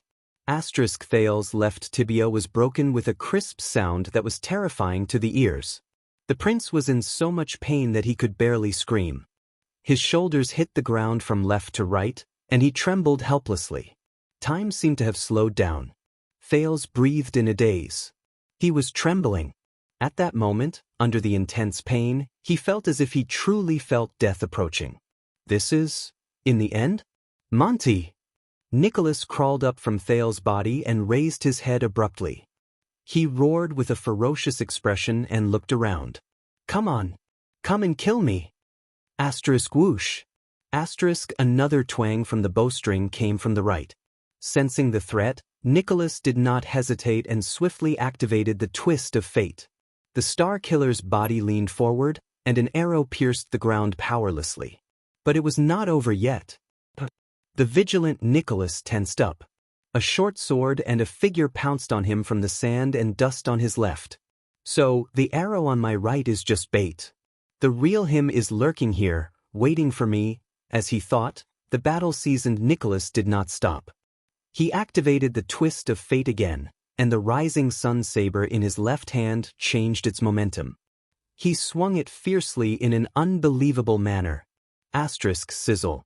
Asterisk the sharp legendary anti-mystic equipment cut the person who appeared on Nicholas' left, as well as the short sword in his hand, into two.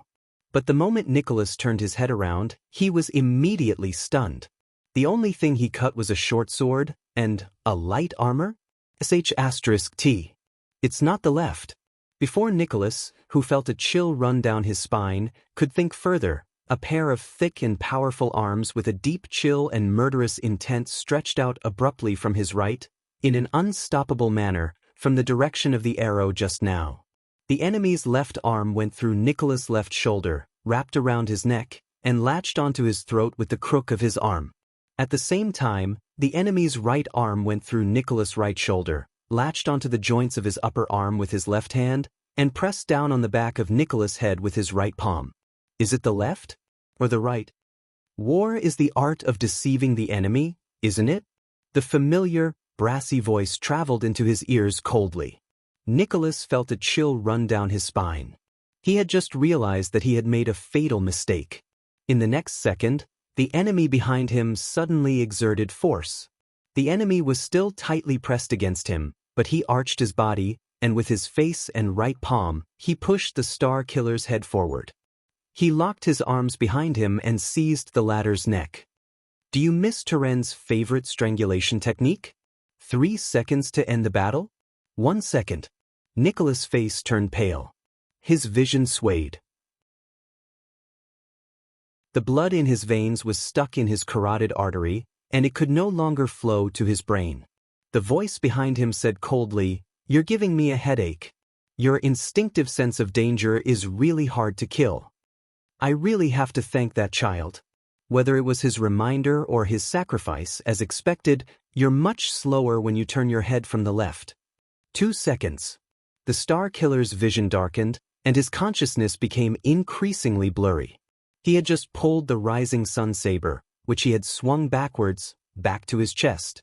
He wanted to stab backwards, but his hand went limp due to the lack of oxygen in his brain. He could no longer find his target. Only the raven of death's eerie words remained in Nicholas' ears. They were short, clear, and terrifying. "It's over. Spiky."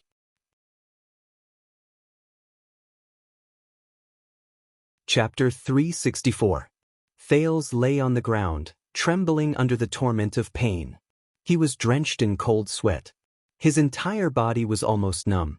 This was not the most intense pain he had ever experienced, but it was definitely one of the most unbearable, torturous, and protracted pain.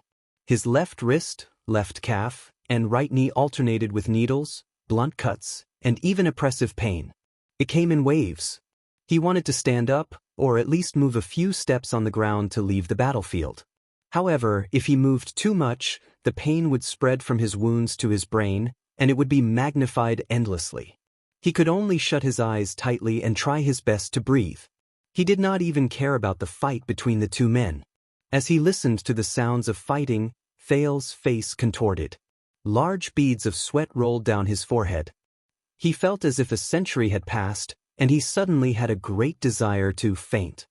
And reality seemed to be developing towards his desire. After the continuous pain gradually exceeded the limit of his endurance, Thales began to lose consciousness. His entire body, especially the muscles and tendons around his wounds, began to twitch uncontrollably. He was about to faint from the pain. But at this moment, boom. The sound of surging tides rose in Thales's ears, temporarily drowning out the sounds of fighting.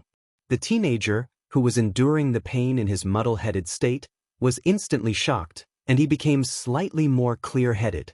This feeling, it was as if something had suddenly spread through his veins.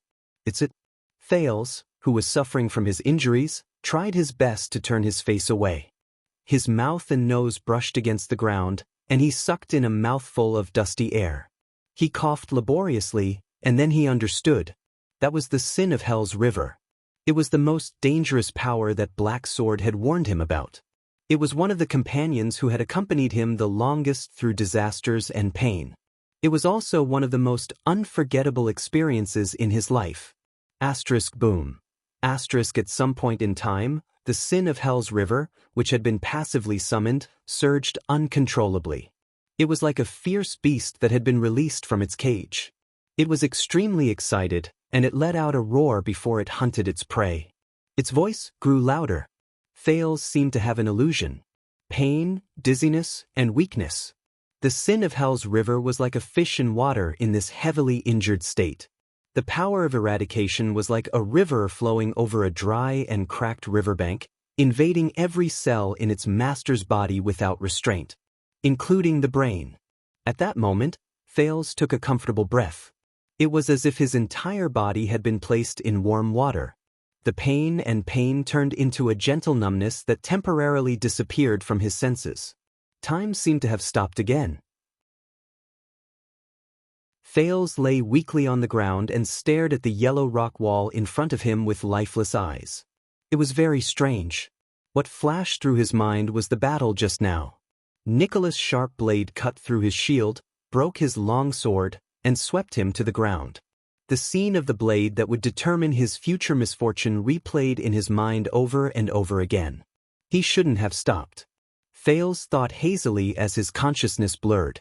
The sin of Hell's River was like the flames of hell. It licked his wounds in an active manner and brought about a prickling sensation. Yes, he shouldn't have stopped. Thales gritted his teeth. An urge to get up and fight surged in his limbs. When his weapon was rendered useless, he shouldn't have stopped. He could have gone against the flow and continued to let the rising sun's saber pierce through his shoulder. Then, he could have pushed the broken sword in his hand forward. Nicholas' blade was unstoppable. He had placed all the momentum in his body on it. He must have been too weak to defend himself and had no time to push it towards his opponent's neck. I might have to pay a huge price, yes, but Nicholas will definitely suffer a huge loss. He will be miserable. Thales smiled subconsciously in his daze. He clenched his right hand subconsciously, as if the broken sword was still in his hand. As he thought of this, the sin of Hell's River surged cheerfully again and let out a roaring sound. Yes. I don't need to dodge. I can ignore defense and give up on retreating. Forward. Only forward. Towards the enemy. Thales trembled as his vision darkened. He coughed violently, and his mouth and nose were filled with blood. Blood. He felt the feeling of his broken blade piercing through his enemy's artery, felt the heat of his enemy's blood gushing out of his neck, and felt the despair of his life gradually draining away. He fought fiercely in blood. Until death. Thales slowly closed his eyes and grinned.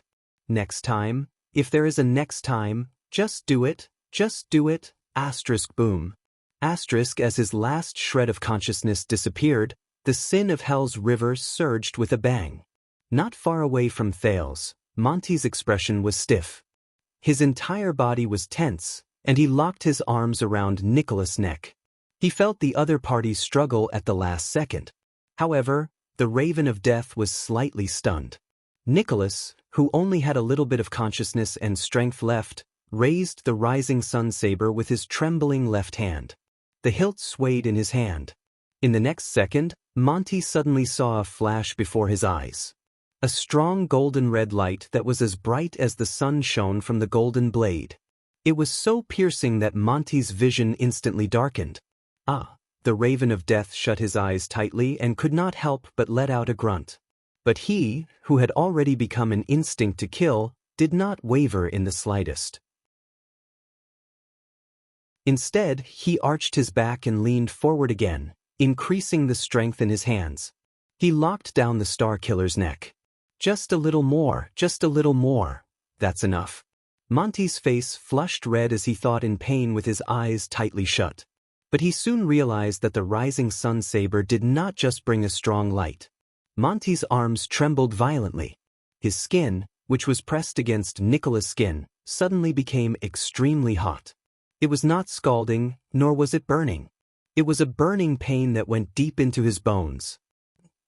Monty could not help but scream in pain. He could no longer keep his arms in their original position, and as if he had lost all feeling, he let go of Nicholas in an instant. He staggered backwards. Bang. The Raven of Death fell on the ground in pain, but he could no longer care about anything else. He could only desperately slap his hands and the flames that had ignited for no reason on his chest. Oh no! Monty stared in disbelief at the unconscious Star Killer, who was kneeling on the ground. The latter's skin seemed to be enveloped in a layer of golden red light, and waves of heat came from him. Before the terrified Monty could understand what was going on, the burning sensation on his body increased in size. Suddenly, many parts of the Raven of Death's body caught on fire. It was as if an invisible, blazing flame had instantly enveloped Monty. CKU? Monty roared in pain. His body, which had just gotten up halfway, fell backwards again. Not only these parts, but also his head, shoulders, legs, waist, chest. Damn it, Spiky. The Raven of Death fell on the ground. His expression was one of pain, and he rolled around madly without stopping. He tried to extinguish the flames that had ignited in a strange manner. In front of him, Nicholas, who had been freed from his restraints, knelt on the ground weakly. He pressed his palm against the bright red rising sun saber. The red light around Nicholas' body gradually dissipated. The Star Killer lay on all fours on the ground. His body trembled as if he had not breathed air for a few lifetimes. He breathed in big mouthfuls of air, feeling the energy that he had been lacking surge into his brain again. Even his fingers were trembling. Nicholas' face had never been so red above his neck. It was as red as blood. For a time, only the Raven of Death's pained cries and his rolling on the ground, as well as the Star Killer's panting without caring about the price he had to pay, could be heard in the field. A minute passed. Monty finally extinguished the last bit of the flames on his body, but he looked incredibly wretched. White smoke rose from all over his body, and his clothes were covered in burn marks, especially on his arms. The Raven of Death moaned in pain, and an unpleasant burnt smell spread into the air. Nicholas was still lying weakly on the ground. The barren land around him had long since been charred black, and a small amount of light smoke rose from the man's body. Both men fell to the ground. One was weak and could not get up, and the other was badly burned. What was that? Monty lay on his back on the ground, exhausted. His entire body trembled, and he spoke with his last breath. I've never heard that the rising sun saber can be used like this. Nicholas raised his head in Monty's direction with great difficulty and shook his head vigorously. His gaze was unfocused, as if he had just recovered from the nightmare of his neck being locked. He panted laboriously and used the last bit of his strength to lie down on his side. The legendary anti-mystic equipment will be affected by the user. In different people's hands, it will more or less adapt and change, just like the power of eradication. Nicholas' expression was unfocused, as if he had just been tortured. He squeezed the rising sun saber, which no longer shone, with all his might. He spoke weakly and intermittently. I've seen. Tolja used the rising sun saber as a mystic gun, and in a narrow tunnel, create terrifying flames and explosions. Monty grunted hoarsely. He struggled to get up. Don't move, Monty. The Star Killer lowered his head. His voice traveled into Monty's ears faintly, and his words were filled with fatigue. If you don't want to be burned to ashes, I can't control it. Hearing this, Monty froze a little. He sighed softly and lay down again. When he saw his enemy lying down, Nicholas, who had used up a lot of energy, heaved a sigh of relief. He looked at the rising sun saber in his hand with a dispirited expression. As you can see, I really can't get along with this broken saber. It's been 6 years and I can only do this much. There was a moment of silence between the two. Can only? Monty laughed wanly. Trembling, he stretched out his arms. His armor had been burned, and his skin was charred black. He felt the last bit of his strength disappear along with the burn. You just used the rising sun saber to make an armor of flames for yourself and roasted me until I was half-cooked, and you call this can't get along? Nicholas laughed. His gaze when he looked at Monty was especially complicated. No, you haven't been a captain before. You haven't read the records in the legend of the White Blade Guards. The Severing Soul's blade once fought against the Night Wing King's tens of thousands of Eastern Peninsula's army on its own. But when I held it, I could only seal and isolate around 100 people at most. The Star Killer seemed to have rested well. His speech became fluent, and he said dejectedly, the rising sun saber, which is said to be able to burn everything, has become an armor that uses flames to protect and defend itself in my hands. I'm guessing that even the Soul Slayer pike, which once created a no-man's land that spanned hundreds of miles, in my hands, can only become the tip of the pike, which can keep the living away from it, and those who get close to it will die. Nicholas raised his head and flashed a bitter smile. Otherwise, I wouldn't have wanted to fight in such an ugly manner. Panting in pain, Monty's gaze froze. What? The Raven of Death stared at his opponent in disbelief. Are you saying that the current situation was something you planned from the very beginning? You lured me to show up and use the rising sun saber to end the battle? Impossible.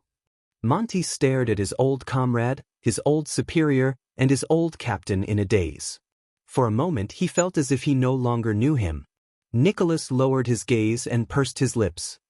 From the start of the battle, I was at my greatest disadvantage. You gained the upper hand and hid in the dark, while I was badly injured, and my combat abilities declined. Plus, this terrain. When the Star Killer said this, he looked at the seemingly unconscious Thales in the distance and pursed his lips. This is the battle you're best at, and the most advantageous battlefield.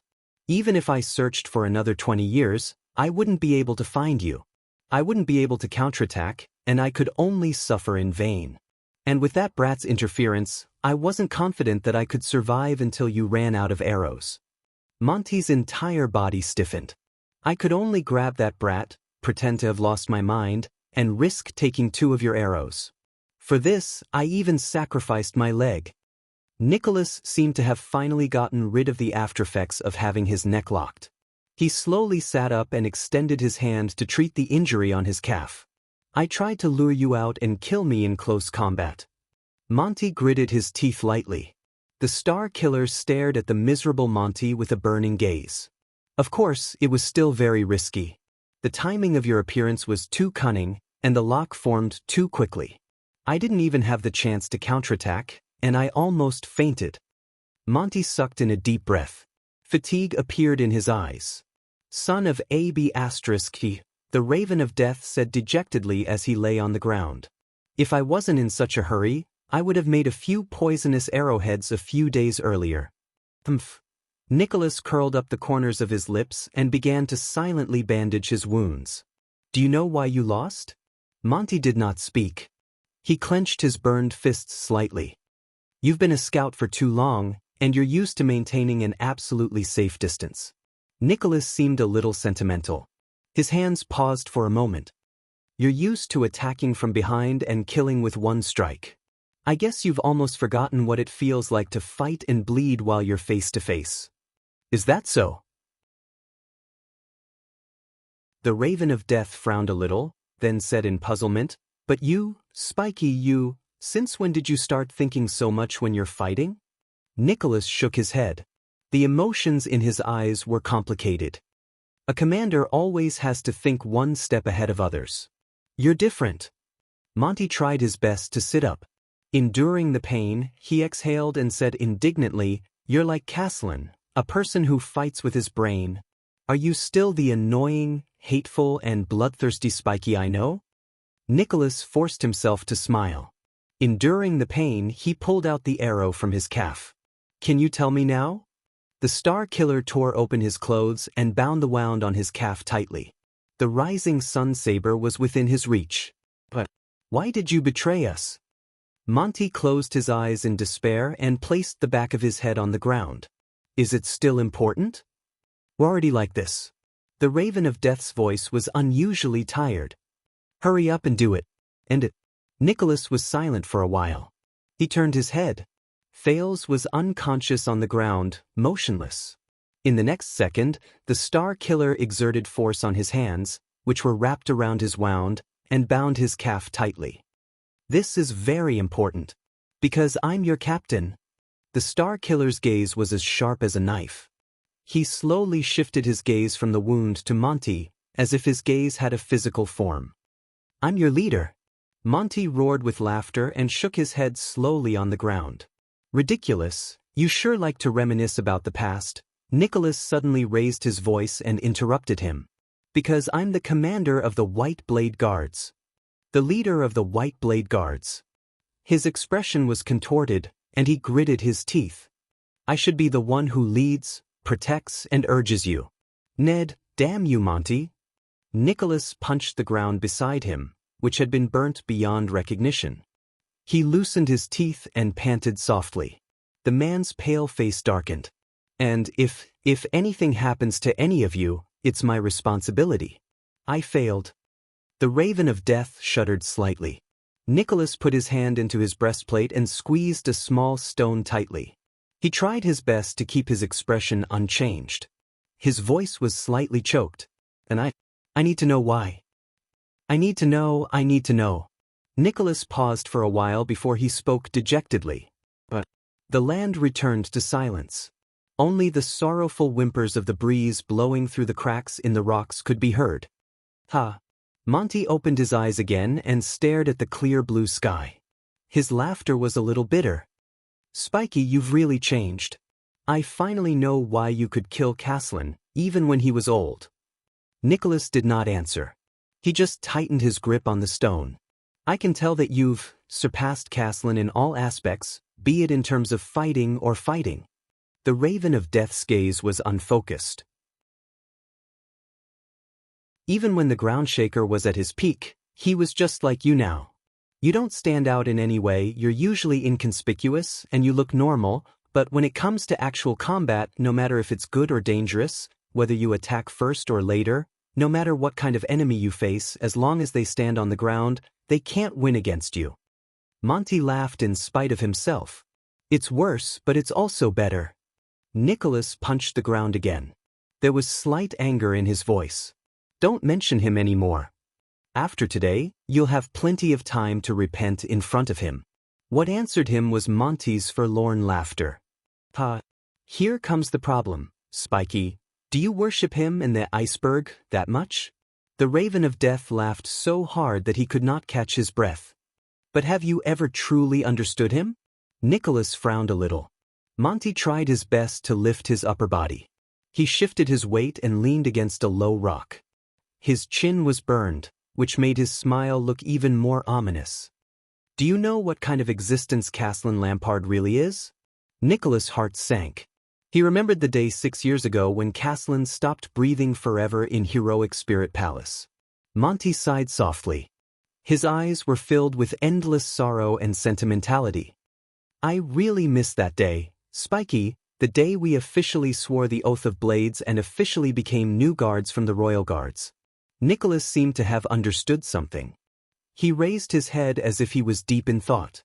Monty said airily, "At least we still had a choice that day. And after that day, my future and my life no longer had light." He was lost in thought.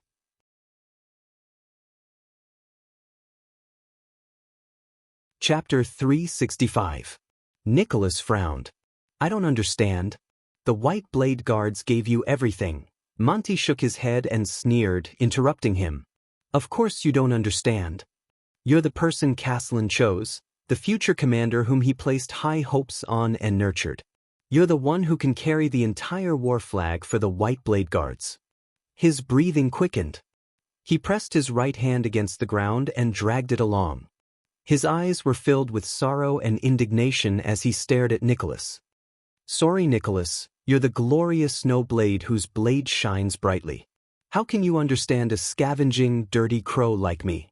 Yes, the White Blade Guards gave us everything, but they didn't give us a choice." As he listened to Monty's baffling words, anger rose in Nicholas' heart.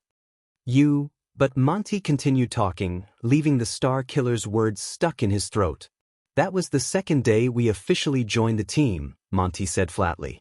Monty said faintly, "Caslin suddenly told me that he thinks I'm very talented in scouting. Coincidentally, after Coward Lycan died of illness, the Royal Guards are lacking people like me. There's a secret mission tonight. Do you want to give it a try?" Nicholas' cheeks twitched slightly. He remembered this. He still remembered the envious expressions and sour tone of the others when Caslin told him about it. He also remembered the uncontrollable excitement and agitation on Big Mouth's face. But Nicholas looked at Monty's eyes, which were filled with complicated emotions, and subconsciously closed his mouth. There was no moon that night. The Raven of Death spoke softly, as if he was telling a lesson from a long time ago to a child. "Caslin brought me and a few other elderly guards. We covered our faces and carried out my first mission after joining the team." His eyes shone with a brilliance that made Nicholas shudder. A merchant had something that the king was interested in. We had to search for it in secret, and while we were at it, Monty paused for a moment before he finished his sentence in an indifferent tone. "Kill his entire family." The sun was covered by a cloud, casting a shadow between the two of them. It brought with it a faint chill. "What?" Nicholas' face turned pale. "You." Monty's shoulders trembled. His facial features quivered. He leaned against the rock and laughed. "Haha." His breathing was extremely unstable, and his speech speed was sometimes fast and sometimes slow. He looked like a person who had just been rescued from drowning. Covering your face in the middle of the night and committing murder and arson, it's hard to imagine, right? This was especially true for the awe-inspiring Captain Nicholas. To him, the White Blade Guards were perfect. Protecting is your most sacred duty. Nicholas did not speak. He only stared blankly at the ground. The moon was very dark that night. Even the human blood was black. I couldn't see their faces clearly. Monty sucked in a deep breath and shuddered slightly. His pupils quivered slightly. "I'm just a lookout. I don't have to do anything." But Caslin, Dominic, and the others, these respected seniors in the Royal Guards, they stood among the corpses with torches in their hands. With their numb eyes that could not be seen through their masks, they gave me a special privilege as the most special ceremony to join the team, to kill the last survivor. An old woman lying on a sickbed, on her deathbed. Nicholas, who was listening quietly, felt a slight chill in his heart. They probably thought that since I'm a newbie, I should start with the easier ones and slowly get used to it. She's about to die anyway. Monty let out a faint, hollow laugh. But Caslin and the others didn't know that when I cut her, her expression before she died was completely different from my grandmother's expression before she died. Of course, I might have remembered wrongly. After all, I've been through so much. My memory of my first target is already very blurry. But Monty's smile still faded away. His gaze was calm. "But they don't know. They don't know." Nicholas did not speak. He only stared at Monty in a daze. As a White Blade Guard who was supposed to protect his brother, the Star Killer did not know how to reply at that moment. Monty sucked in a deep breath and watched the clouds above his head slowly float away. The scorching sun shone down on them once again, enveloping them in light. Just like this, Spiky, before the light of the bright moon, under the witness of the snow, raise your white blades high, drink strong wine, and make a blood oath to become white blade guards. The Raven of Death said faintly, and I, in the deepest darkness, in front of the dim torches, facing the profound gazes of my seniors, raised my blade high, drank my blood as wine, and used my head as proof. I became another type of white blade guard. I didn't even know if my blade hilt was the usual snow-white color when I joined the team. Because it was too dark that night. Too dark. I couldn't see the color at all. I couldn't even recognize the blood on the old woman's neck, much less know if the blade in my hand was a white blade. Nicholas sucked in a deep breath. F***ck. After a long time, I only understood that the white blade guards of Dragon Cloud City had been doing this kind of work in the dark for a long time, much earlier than we imagined. Aside from the shiny and tough snow blades, there would always be people who would throw away their limits, dirty their hands, and do the rough work. These were Caslin's exact words. Monty panted a few times. His eyes became more bloodshot. But they were old. The ugly and secretive side of the white blade guards needed to be replaced. Caslin needed fresh blood and a successor. I didn't want to be an elite scout or a sentinel at the front lines. I wanted to be an assassin who was not afraid of staining his hands with blood. I wanted to be a cold, merciless, and unshakable blade. I wanted to be a tool with no limits or principles. The Raven of Death raised his head swiftly. He stretched out his hand and patted his chest weakly. And out of so many people, Caslin chose me. Monty gritted his teeth. His expression was miserable. Chose me. The wind whimpered. The two heavily injured men faced each other quietly. From that day onwards, I put down my snow blade, carried a crossbow on my back, and wore a mask. With his face half burned, Monty faced Nicholas with his teeth chattering. I became an ominous raven that chased after death and rotten flesh. Nicholas slumped to the ground dejectedly. Why, Big Mouth, why didn't you tell me about these things? Tell you? The Raven of Death sucked in a sharp breath, threw his head back, and laughed. His laughter was desolate. What could you have done? Thorny soldiers? Did you want to work with me? Or did you want to beg Caslin to let me go and pretend that none of this happened? Nicholas shut his eyes tightly. On the other side, the unconscious Thales let out a pained groan. Monty sneered faintly. You don't know, this isn't like the suzerain's guards in the countryside. They only need to stand guard and sweep the area, accompany me on my hunts, and occasionally deliver letters and run errands. He struggled to clench his right fist. Nuven was a very ambitious man. He didn't want to just be the king of Dragon Cloud City, but the secret room, which abided by neutrality and had limited functions, could not satisfy his expectations. He didn't need eyes and ears, guards, or even soldiers. Instead, he needed a sharp blade, a dark hand, and a group of cruel mercenaries who would be absolutely loyal to him without a bottom line, without asking for a reason, to fulfill his ambition. Caslin was one of them, and I was his successor. Nicholas was silent. He kept thinking about Caslin before he died. He remembered the complicated iceberg, the stern iceberg, the laughing iceberg, the distressed iceberg, and the relieved iceberg before he died. He once wondered if he had not matured fast enough and could not share the burden on Caslin's shoulders. That was why such a tragedy happened in the end. But today he suddenly understood. There was someone else who shared Caslin's burden. Over the past 10 to 20 years. Monty stared at his fist. You can't imagine where I've been, who I've met, what I've done, and what blood I've been stained with. Killing people to keep them quiet was the most insignificant part of it all. Remember after the Battle of the Deep Valley, when we were both injured and drinking in the Alliance of Freedom's military camp? The Raven of Death smiled bitterly.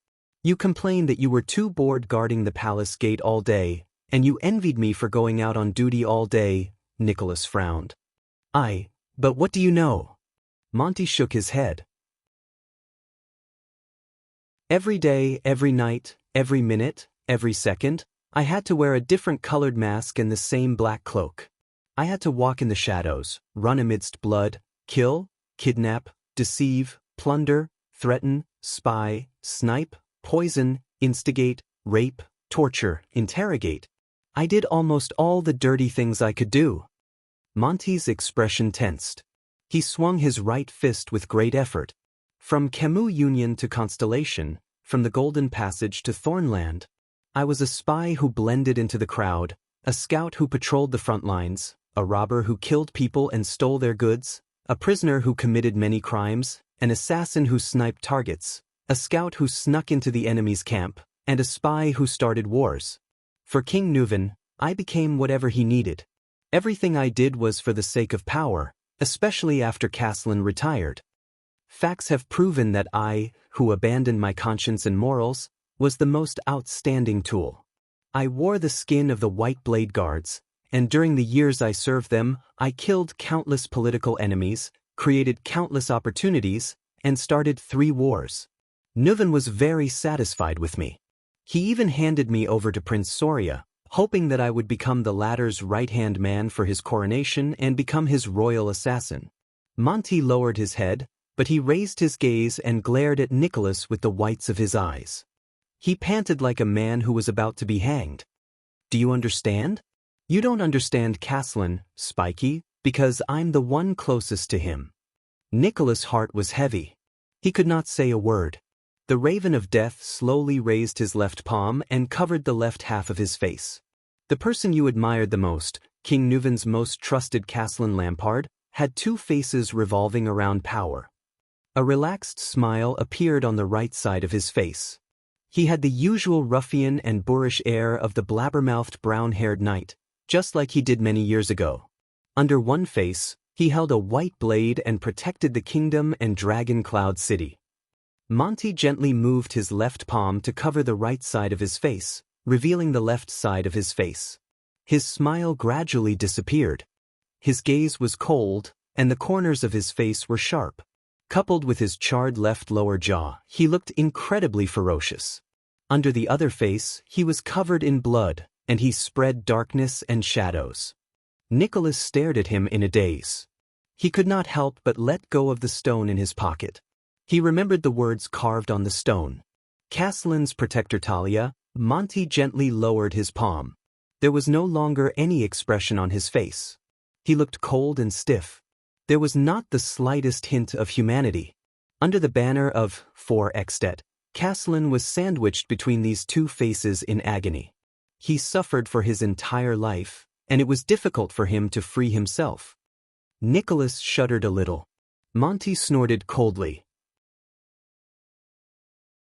Perhaps he did not want the tragedy to repeat itself, or perhaps he had enough of everything, so he... When he was passing down the legacy of the White Blade Guards and training the last batch of newbies, he stared at his old friend in front of him. Ground shaker, Caslin, the invincible Caslin, he tore his conflicted self, his 2-faced self, into 2 halves while he was still alive. Nicholas' breathing froze. The Raven of Death slowly extended his index finger and pointed it at the Star Killer. His eyes were focused on it seriously, as though it was the aim of a sniper rifle. He gave the bright and dazzling half to you. With a stern expression, he raised his voice and said, "Sorry, Nicholas, the Star Killer who built his career in front of Broken Dragon Fortress. The leader of the White Blade Guards, the war banner that never falls, the indestructible Iron Wall. You are the junior he has high hopes for. You lead the future of the White Blade Guards like the alpha of a pack of wolves, and protect Northland in the snow like the wings of a snow eagle." The Star Killer did not say a word. The breeze blew again, and a thin cloud invaded the path of sunlight. The ground became dark, and the 2 people facing each other could be seen indistinctly. Monty withdrew his finger and slowly turned it to point at his chest. Even though the man curled up the corners of his lips, the emotions in his eyes were incredibly complicated and unfathomable. And he gave me the dark and filthy side of him. He grinned cheekily and said softly, "Nate Monty, the Raven of Death who lingers on in the boundless hell. A nameless killer, a beast in human skin, a cold-blooded and merciless blade, and dregs whose hands are covered in blood. Like the shadows under the clouds, they cover the stairs of power to the throne, and like earthworms in the sewers, they chase after rotten flesh and foul stench. The Raven of Death's smile became even brighter. The two of us are the two sides of the legendary ground shaker, Caslin. We inherit his supreme glory. On the ground that was covered in the smell of burnt flesh, Monty took a deep breath leisurely, as though he was tasting the freshest air. And endless sins. Nicholas' expression was bitter. His emotions were complicated, and he could not speak for a long time. Monty only smiled and stared at the sky. It was as though his hometown was there. Not far away, Thales groaned in pain like he was in a dream while he lay on the ground, as though he was going through an unbearable torture. Nicholas frowned and looked at the prince. At that moment, Monty's right hand moved abruptly. Thud. As an irritated sound rose, a black crossbow flew from the air. It was pulled by an extremely thin iron wire, and it flew over the short rock behind Monty into the Raven of Death's hand. The Star Killer's expression changed. Damn it. The battle resumed. The two of them, who had recovered a little of their strength, moved almost at the same time. Nicholas struggled to get up from the ground with all his might. With a saber in hand, he limped and charged at Monty with all his might. The Raven of Death, who sat on the ground, gritted his teeth and put his foot into the footrest of the crossbow. He did not care about the injury on his hand and pulled the bowstring with all his might. The Star Killer was 1 meter away from Monty, but the Raven of Death used one of his legs as a pivot to roll on the ground. With great effort, he dodged Nicholas' first slash in a pathetic manner. He even kicked up a large amount of dust. Nicholas narrowed his eyes slightly due to the agitation. Monty's expression was unpleasant. Rolling on the ground worsened his injury. With a click, he finished pulling the bowstring. The Raven of Death calmly pulled his foot out of the footrest of the crossbow. Nicholas' heart clenched. This is bad. The Star Killer did not delay. He activated what little remained of his power of eradication, roared, and pounced on the Raven of Death amidst the dust. Monty, on the other hand, lifted the crossbow strenuously, and with a long arrow that had been set up at some point in time, he turned towards the Star Killer. One of them sat on the ground, and the other pounced.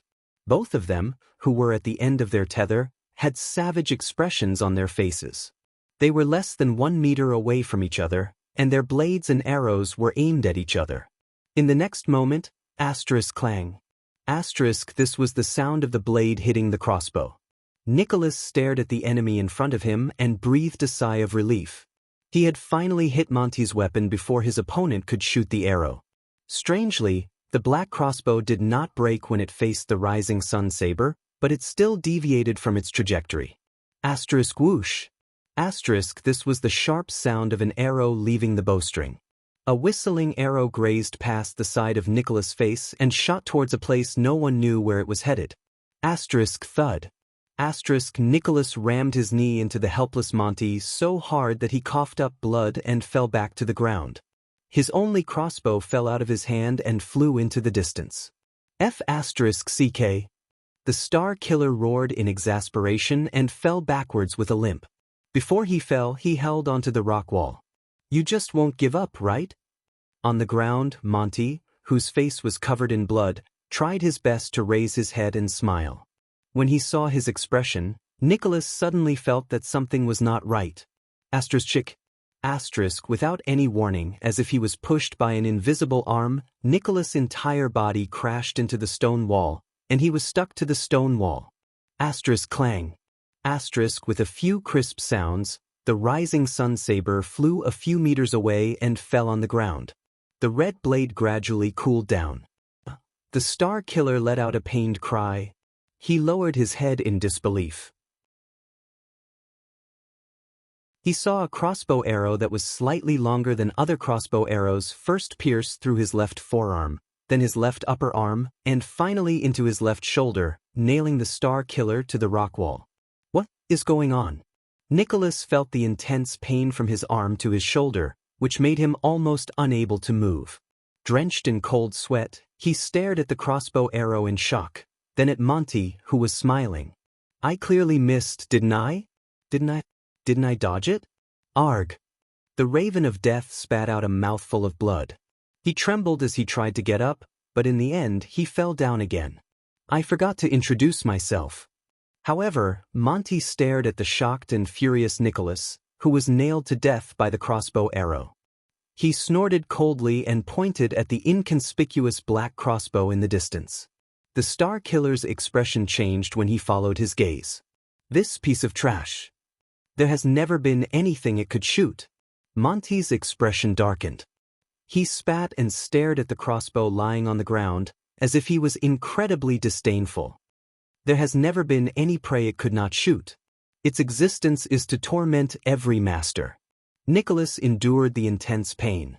He felt incredibly indignant, but he also stared at the weapon in puzzlement. A legendary anti-mystic equipment. The Raven of Death said with slight dissatisfaction.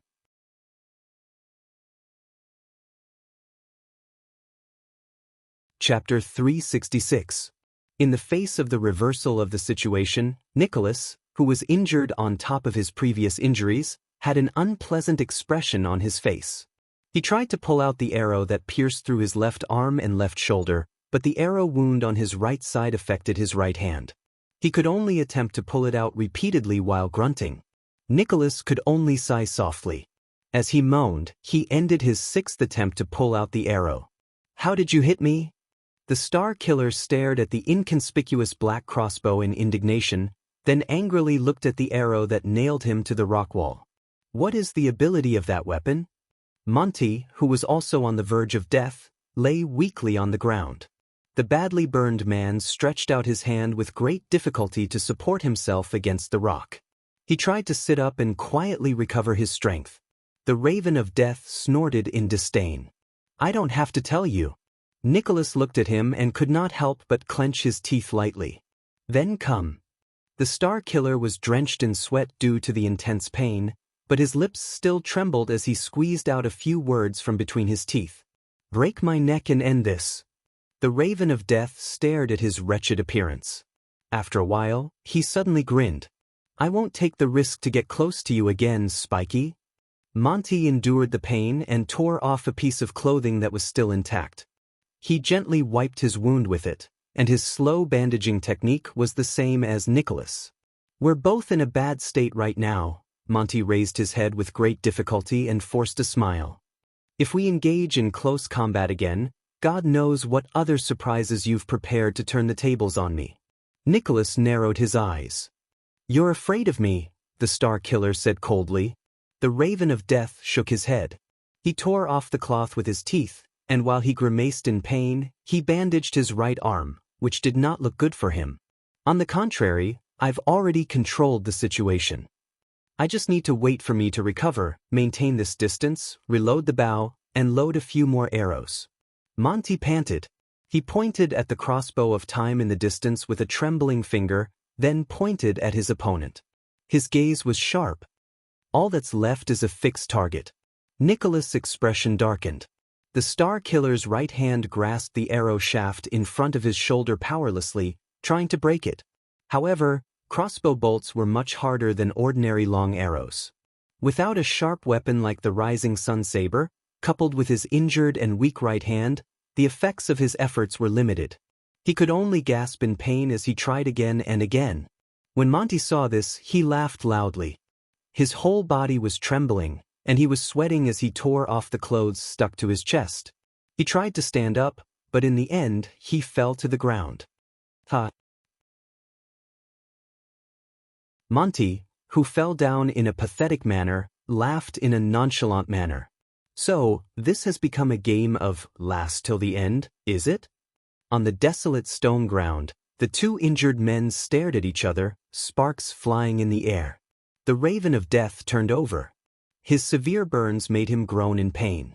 Remember the welcome gift we gave to the newcomers? That bastard iceberg stripped us naked and threw us into the snow on the first night. He told us that there would be hot water once we reached the finish line. So, a bunch of naked men ran for their lives while shivering. Nicholas furrowed his eyebrows tightly. Monty spat on the ground. We were so frozen that we couldn't reach the finish line no matter how hard we tried. It was only when we couldn't take it anymore that we realized there was no finish line at all. The so-called welcome gift was a tradition of the White Blade Guards. It was just to test our limits. His gaze froze in midair as though he was talking to himself. Lies are always the most effective whip. Nicholas shook his head with a stiff expression. You don't have the right to mention guards. The remaining power of eradication in his body surged to his wound, and he tried his best to relieve the pain in his shoulder. Traitor of the Oath of the Blade. The Raven of Death froze a little, and his breathing became a little heavy. The Oath of the Blade. Traitor. At that moment, Monty looked a little absent-minded. But after a moment, a smile appeared on the man's face, and he shrugged. He endured the pain from the sequelae of the burns and hissed, "Whatever you say, anyway." The Raven of Death's expression became solemn, and his gaze was cold. "Those are your last words. Star Killer." Against his expectations, Nicholas smiled. He leaned against the rock wall and stared at Monty with an extremely complicated gaze. "If half of what you said is true, Big Mouth, then at least in the beginning, you weren't a member of the Secret Intelligence Department." Nicholas narrowed his eyes. "What made you turn traitor, or did the Secret Intelligence Department get hold of something against you?" Monty was first stunned, then he burst out laughing. "My God, the way you talk is really becoming more and more like Caslin." Nicholas ignored his attempt to change the topic. "Your life as a White Blade Guard may have brought you torture, but you won't improve much by turning to those maggots in the night from the Secret Intelligence Department. You don't really think that they're your saviors and can save you from your predicament, do you?" Monty's smile disappeared. "That's a worse step." The Star Killer stared at the rising sun saber and the crossbow of time in the distance. "You walked out of one abyss, but jumped into another abyss. You must have some other reason." Monty was silent for a few seconds, then he flashed a painful and happy smile. "Some things don't need a reason." The Raven of Death snorted coldly. "Perhaps I was born a traitor, heartless, unfeeling, and lacking in conscience. That's why Caslin chose me to be that dirty blade." But Nicholas still ignored him. He continued to speak. "That was your first betrayal, wasn't it? That assassination attempt." Monty's eyebrows twitched. The Star Killer looked like an old man who was reminiscing about the past. He said flatly, "After Prince Soria died, you thought of a way to leave Dragon Cloud City and the Lake King, because you were also afraid that he would discover the truth.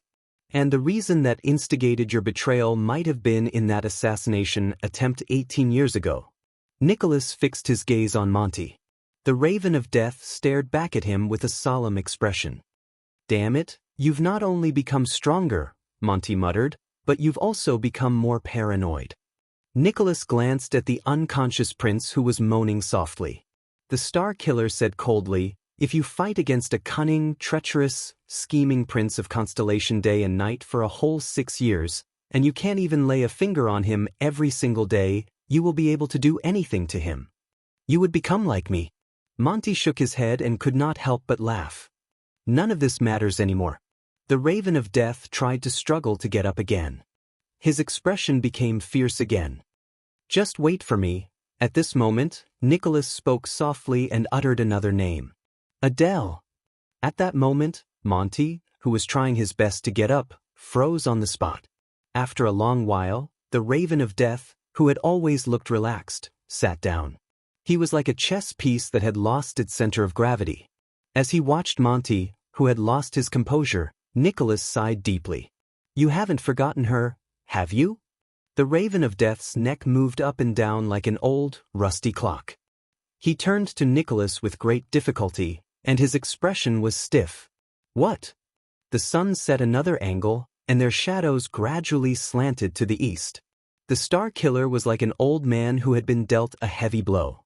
His expression was gloomy, and his tone was dejected.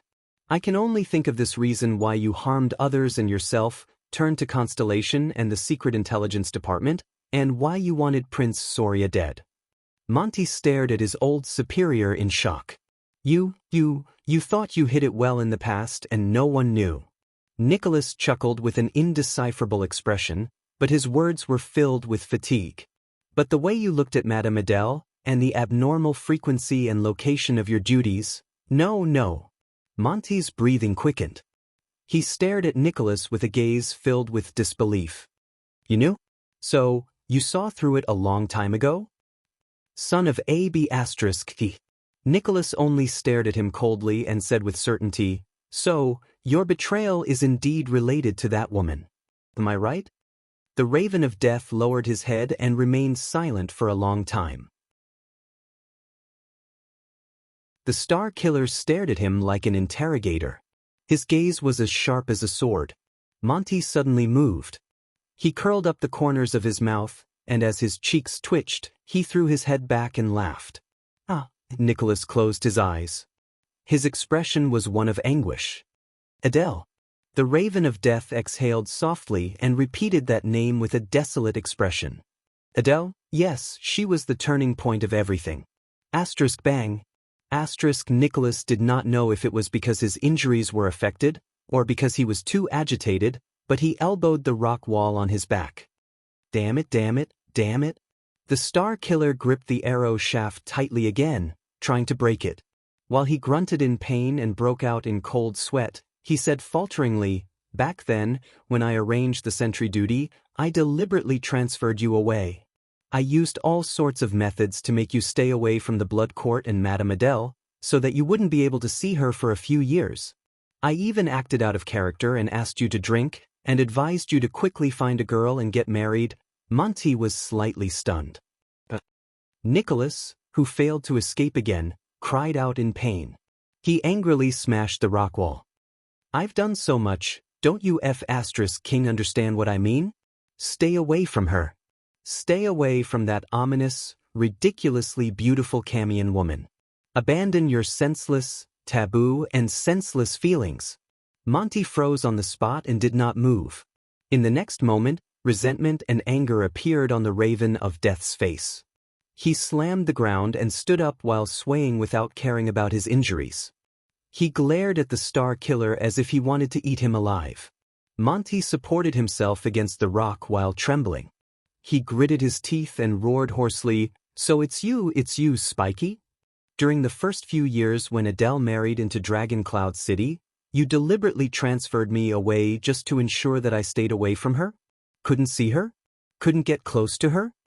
The Raven of Death, who was covered in wounds, swung his arm in grief and indignation. It's you! A small, handleless throwing knife flashed through the air. Nicholas' breathing froze, and he subconsciously swung his right hand. Ding! The throwing knife grazed past Nicholas' gauntlet and hit the rock wall, falling powerlessly to the ground. Monty, who threw the throwing knife, lost his balance and fell to the ground with a thud, stirring up sand and dust. But he did not care about it at all. He only used his badly mangled arms to prop himself up again. Even when she suffered the heaviest, and was the most exhausted, I wasn't there. I couldn't see her and I couldn't help her. For the first time, Monty's voice trembled. It's all because of you? The Star Killer looked at the throwing knife, and his anger burned even more. That's for your own good. He spat on the ground. I thought that by doing this, you would be able to get rid of those unrealistic fantasies. You idiot, can't you tell? But Monty did not care about Nicholas' words at all. The resentment on his face suddenly turned into sorrow, then into disappointment, and then into sadness. Dozens of seconds passed. Only the breathing of the two men could be heard in the air. In the end, all the expressions on the Raven of Death's face disappeared. He stared at the ground in a daze and fell into the sand and dust again. I thought that my method worked. Nicholas lowered his head. His gaze was surly and he clenched his right fist. I thought that you would just have to get drunk, find a few women, and forget about her like how you used to. Monty turned over with great difficulty. He first looked at Nicholas in a daze, then laughed in a strange manner. His laughter was so big and wide that even tears fell from his eyes. Forget about her? How is that possible? The man covered in burns exhaled slowly. His voice was filled with endless melancholy and resentment. I will never forget the day I entered Vine City. The gentle and graceful Lady Adele Jest, who was at the prime of her youth, wore a light veil and bid farewell to her parents and siblings with reddened eyes. Under the reluctance of all the citizens in the city, she slowly stepped into the wedding carriage of Dragon Cloud's city's diplomat group. To the cold north. Monty stared at the sky. His right hand trembled slightly. I remember that when I helped Adele into the carriage, her slightly red face, that innocent smile, and that bashful thank you. The Raven of Death spoke absent-mindedly. His face was full of perplexity. I remember the beautiful bow on her wrist, the pattern on her dress, and the way she played the zither and sang in the carriage. That song seemed to have some sort of power that made the Northlanders, who were used to killing, hold their breaths and listen to it. Nicholas shut his eyes tightly and let out a barely audible growl from his throat. The veins on his arms bulged because he was using too much strength. I still remember that I, who was usually a glib talker, suddenly became clumsy. I could only comfort the lady, who was so sad that her eyes turned red from staying up too long. I comforted her that Northland was a good place, that all the people there were bold, uninhibited, tolerant, unyielding, and passionate. I also said that Prince Soria was bold and brave, and that she would definitely be happy. All these words were later proven to be shameless lies. Monty sat up laboriously and stared at the Star Killer with a dejected and sorrowful expression. Yes, I met her earlier than all of you. The man's expression was dejected. I also lost her earlier. Nicholas exhaled heavily and stared at Monty in disbelief. Lost her? Damn it, she was never yours. The Star Killer punched the rock wall again. He lost his composure and roared under the double pain of his body and mind. She was the prince's wife. She even had a child. You forgot your identity, betrayed the White Blade Guards, betrayed the king and the prince for a woman. Don't you think it's ridiculous? Monty snorted. He ignored Nicholas' accusation and only smiled nonchalantly. Of course, a maggot like me, who was born in the dark and lived in mud, didn't even have the right to miss Adele. The Raven of Death lay on the ground and sighed slowly. I understood a long time ago that as a noble and beautiful princess, she had no reason to care about a lowly protector who was born into a hunter's family in the countryside, spoke rudely, and had his hands stained with blood. His gaze drifted away, and he smiled bitterly as he panted. The only thing I could do, and the only thing I desired, was to seize the few moments I had in heroic Spirit Palace to be on guard duty frequently and seriously. When I passed by her courtyard, I would pretend to be alert of the surroundings, and occasionally glance at the desolate girl. The only thing I hoped for and the only thing I was satisfied with was to wait until midnight, when there was no one around, to curl up in a dark corner of the blood court and daydream. I would stare at the plants she took care of, stare at the stars in the sky, and recall the smile she once had. That's enough, Monty, who was immersed in the past, said in a daze. Enough. Bastard, coward. Nicholas looked at him in disdain. I really regret talking so much nonsense with you. I should have castrated you when I realized that you were up to no good. Monty shook his head, as if he did not hear what Nicholas said. So, when that night came, the Raven of Death seemed to have regained his composure. He sneered, and the color in his eyes became terrifying and cold again. Do you know how I felt? Nicholas was stunned. That night. Monty glanced at him. His face was expressionless, but the inexplicable emotion in his eyes made the Star Killer feel uneasy. That night, once again, as the Black Raven, I rushed back to Dragon Cloud City from the war-torn constellation to report to King Nuven and his son. Monty narrated without any sadness or joy, as if what happened next had nothing to do with him. It was also that night that Prince Soria summoned me in private.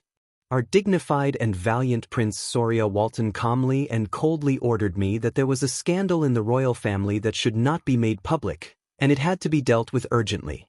Nicholas' entire body froze. At some point in time, the Raven of Death's voice began to tremble. He ordered me to get rid of his wife without leaving any future trouble. The prince's consort, Lady Adele. Monty slowly raised his eyes. The darkness in his gaze was boundless. And the lover she loved with all her heart.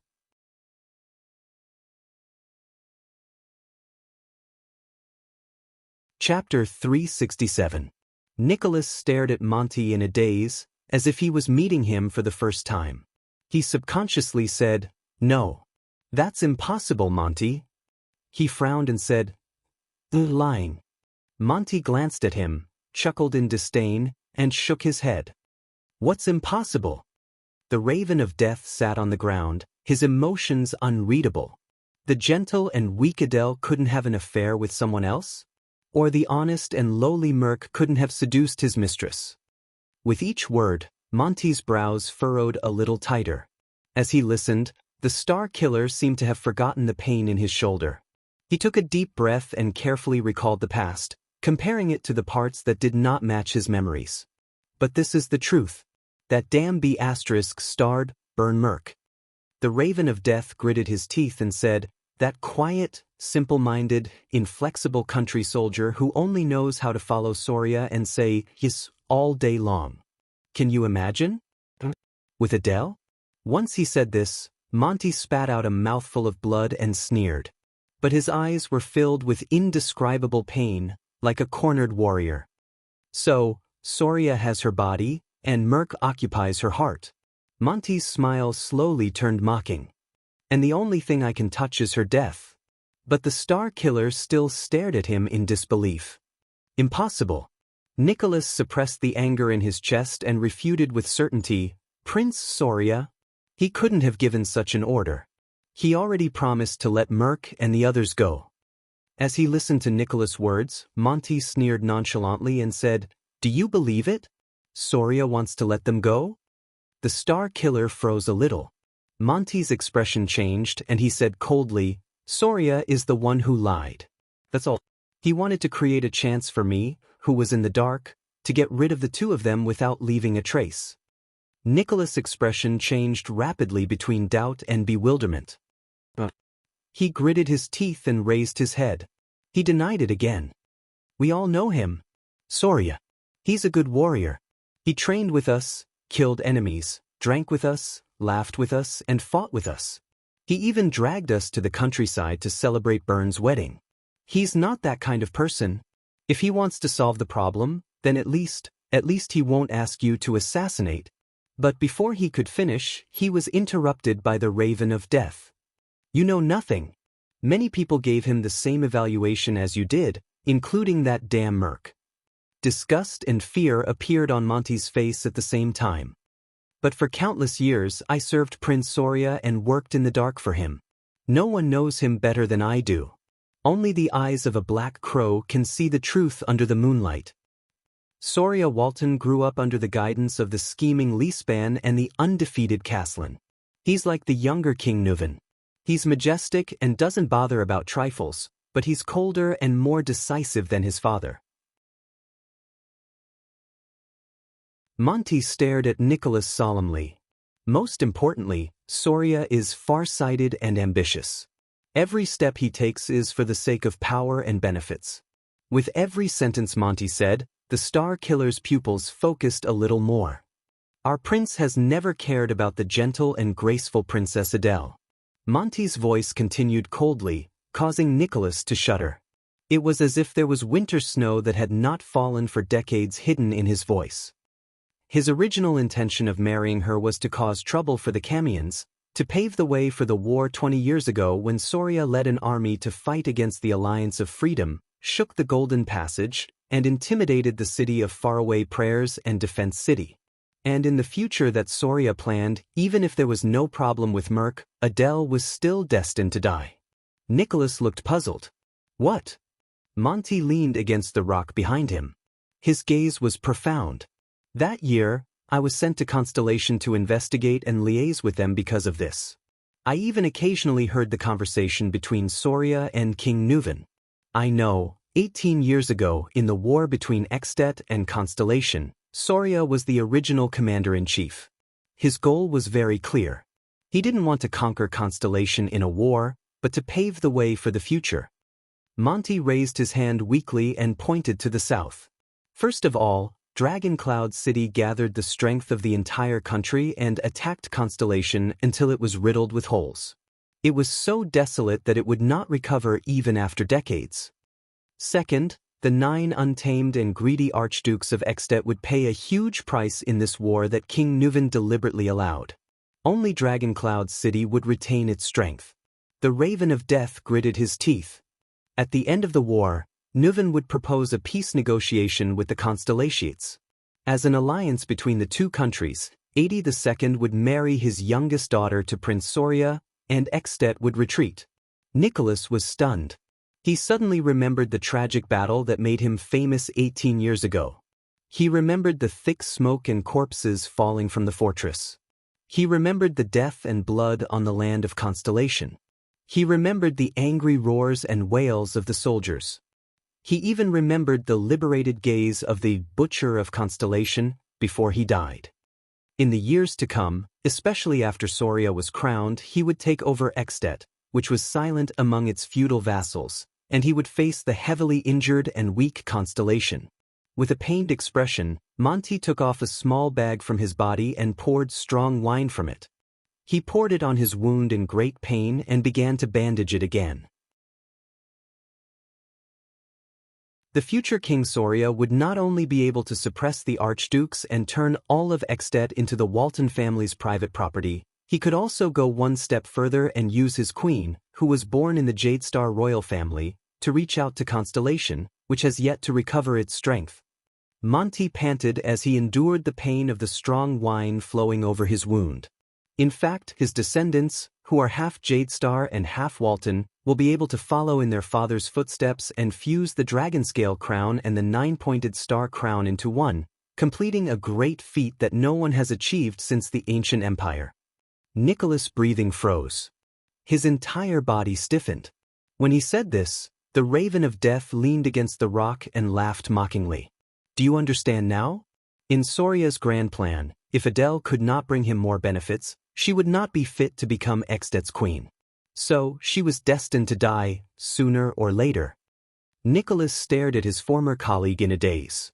It was only at this moment that the Star Killer suddenly realized that he and this sworn brother, whom he once thought to be extremely close, had always been living in the same mirror. They saw two completely different worlds. This discovery made him mentally and physically exhausted. He could not help but clench his fists. He and Monty, had clearly stepped into the guards' camp at the same time. But since when did their paths deviate from each other, and they walked further and further away from each other?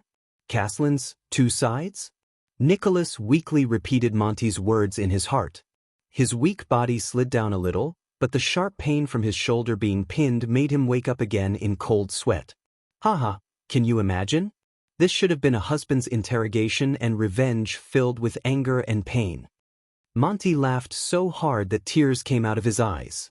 In Soria's eyes, there are only schemes and bargaining chips left. He shook his head slowly and said in a resentful tone, Nobles. Have these scumbags? What kind of F*** trash are they? Nicholas did not speak. King Nuven, Soria, Caslin, money. Many of the living and dead people he thought he understood seemed to have broken free from the shackles of his memories at this moment. They became unfamiliar existences to him. Monty's laughter gradually became softer. The warmth on his face slowly disappeared. But when I snuck into the blood court with the poison, I saw Adele tending to the flowers and plants while happily playing with the child. When I saw the smile on her face, Monty's gaze froze.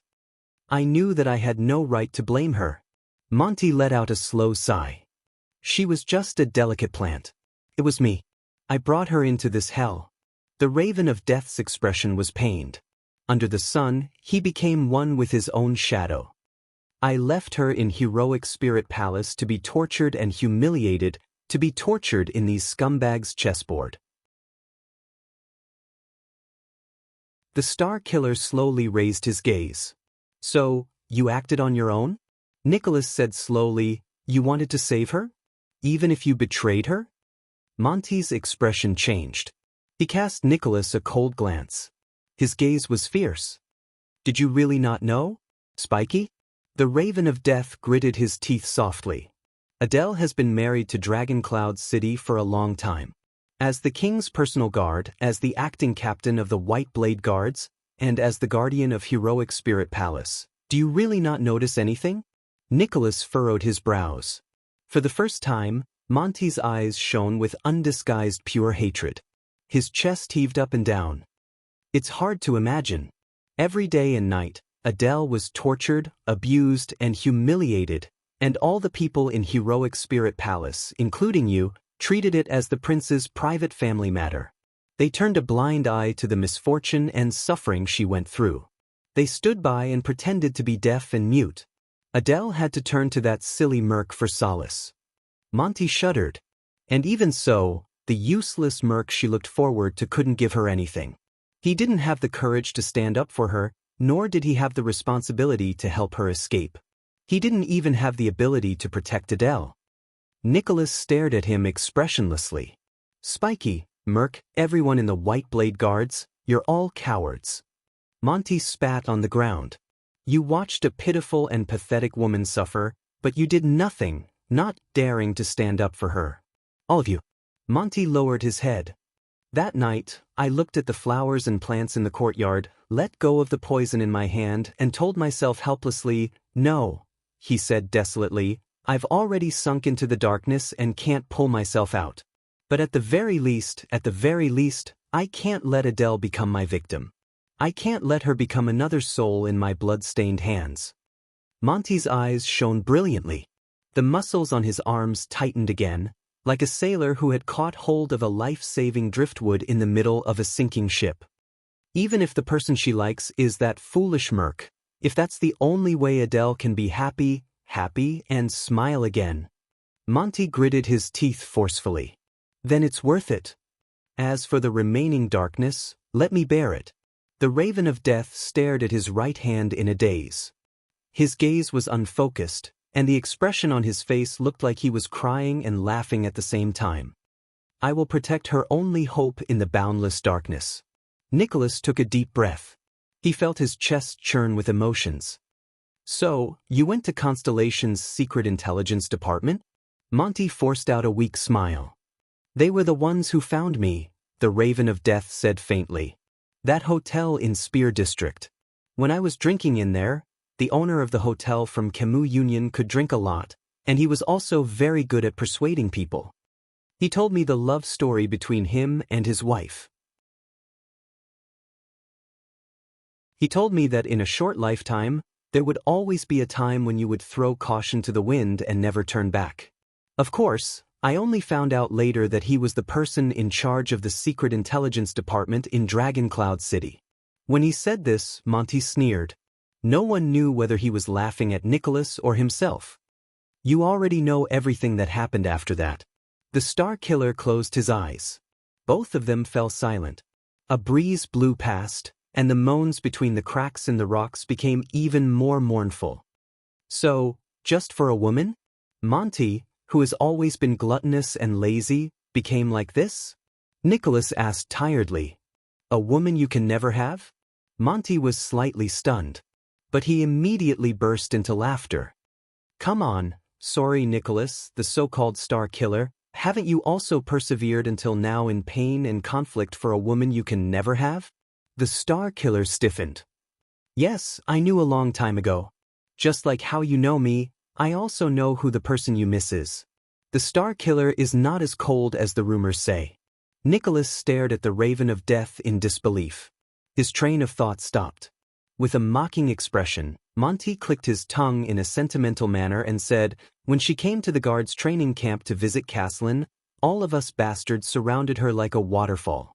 Hundreds of pairs of eyes could hardly leave that girl. Only you, Spiky. Only you turned your head away and pretended to be disdainful, but in truth, you didn't even dare to look at her. Trust me, I know what that feels like. Nicholas did not speak. He only shut his eyes tightly and tightened his grip on a stone in his pocket. Once, when we snuck out to look for a woman, you got drunk and hugged a woman. You even called out her name. The Star Killer suddenly opened his eyes. Monty! Nicholas stared at the pair of bloodshot eyes. He was a little angry, and he interrupted the Raven of Death with a cold expression. Monty's words came to a halt. You know, I suddenly realized that Nicholas took a deep breath and said in a hoarse voice, I almost can't recognize you anymore. Monty was stunned for a moment before he burst into laughter. Ha, it's not just you. At first, he laughed happily, but later on, his laughter became a little forced and even a little miserable. There are many times when I look at this man in the mirror.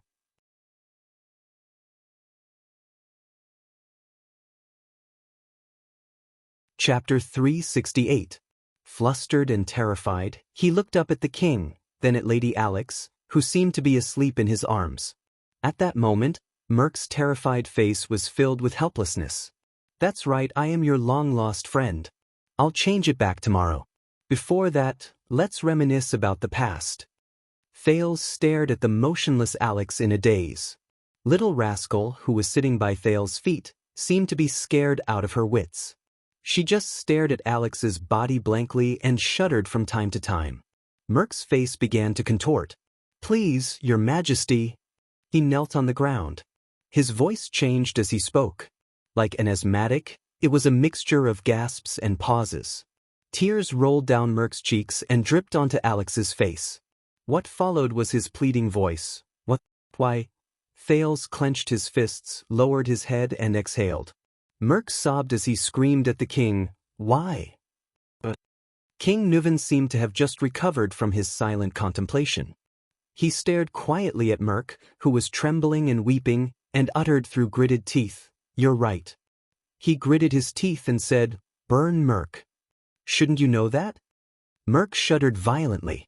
If it wasn't for Mariah's death, I wouldn't have combed through the Walton bloodline. King Nuven closed his eyes and said in pain, the High Priestess of Bright Moon Temple wouldn't have realized that she wasn't of the Walton bloodline. Merc stared at King Nuven with his eyes wide open and trembling in disbelief. Thales' jaw dropped. He stared blankly at Merc and the little girl in his arms. Bloodline? Not of the Walton bloodline? Doesn't that mean that the Walton family, which has been around for 600 years, and this also reminds me of many things, King Nuven said coldly. Soria loved to hunt, but he never brought a woman with him, not even his wife. Tell me, the old king said in a low voice, what happened in the assassination 12 years ago? Merc listened to the king's words as if he didn't hear them. He hugged the little girl in his arms tightly and sobbed. Tears rolled down his cheeks. King Nuven seemed to have exhausted all his patience.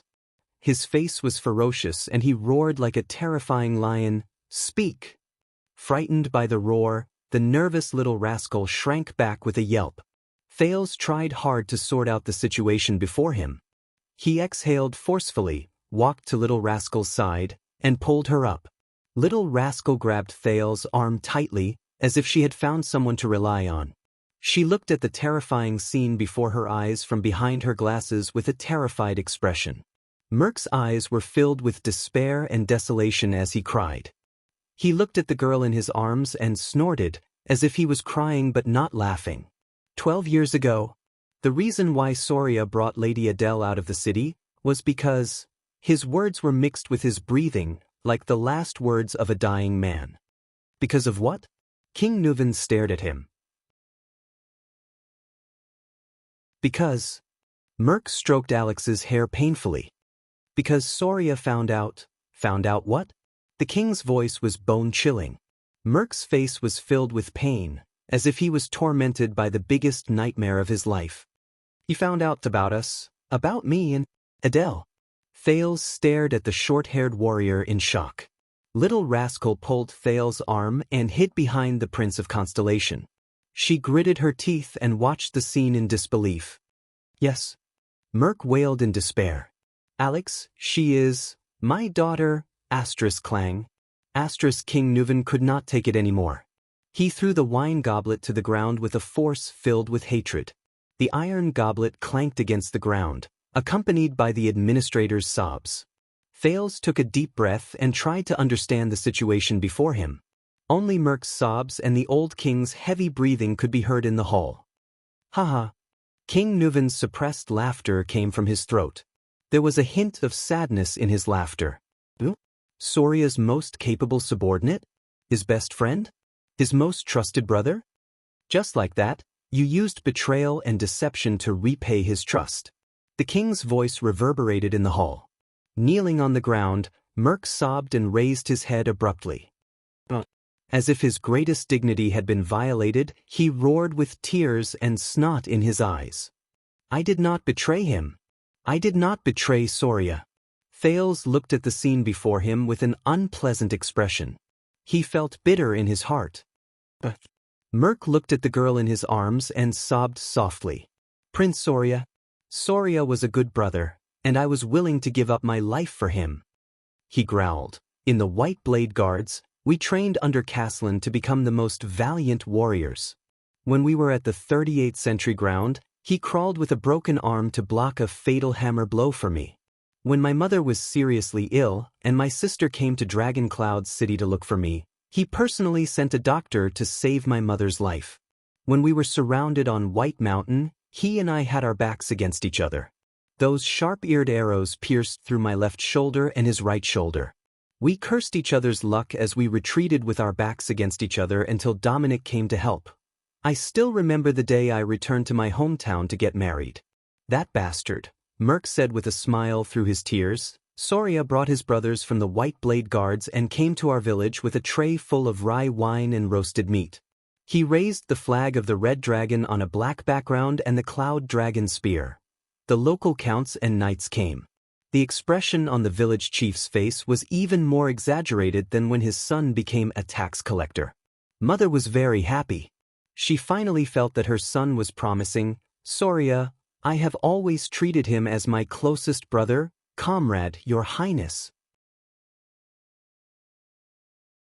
Merc roared angrily with tears streaming down his face. I will never betray him. King Nuvan stood up abruptly, his hair and beard bristling with anger. Bullsh *T. Thales felt his hand tighten. Behind him, Little Rascal began to tremble again. He could only try his best to hold Little Rascal's hand and comfort her.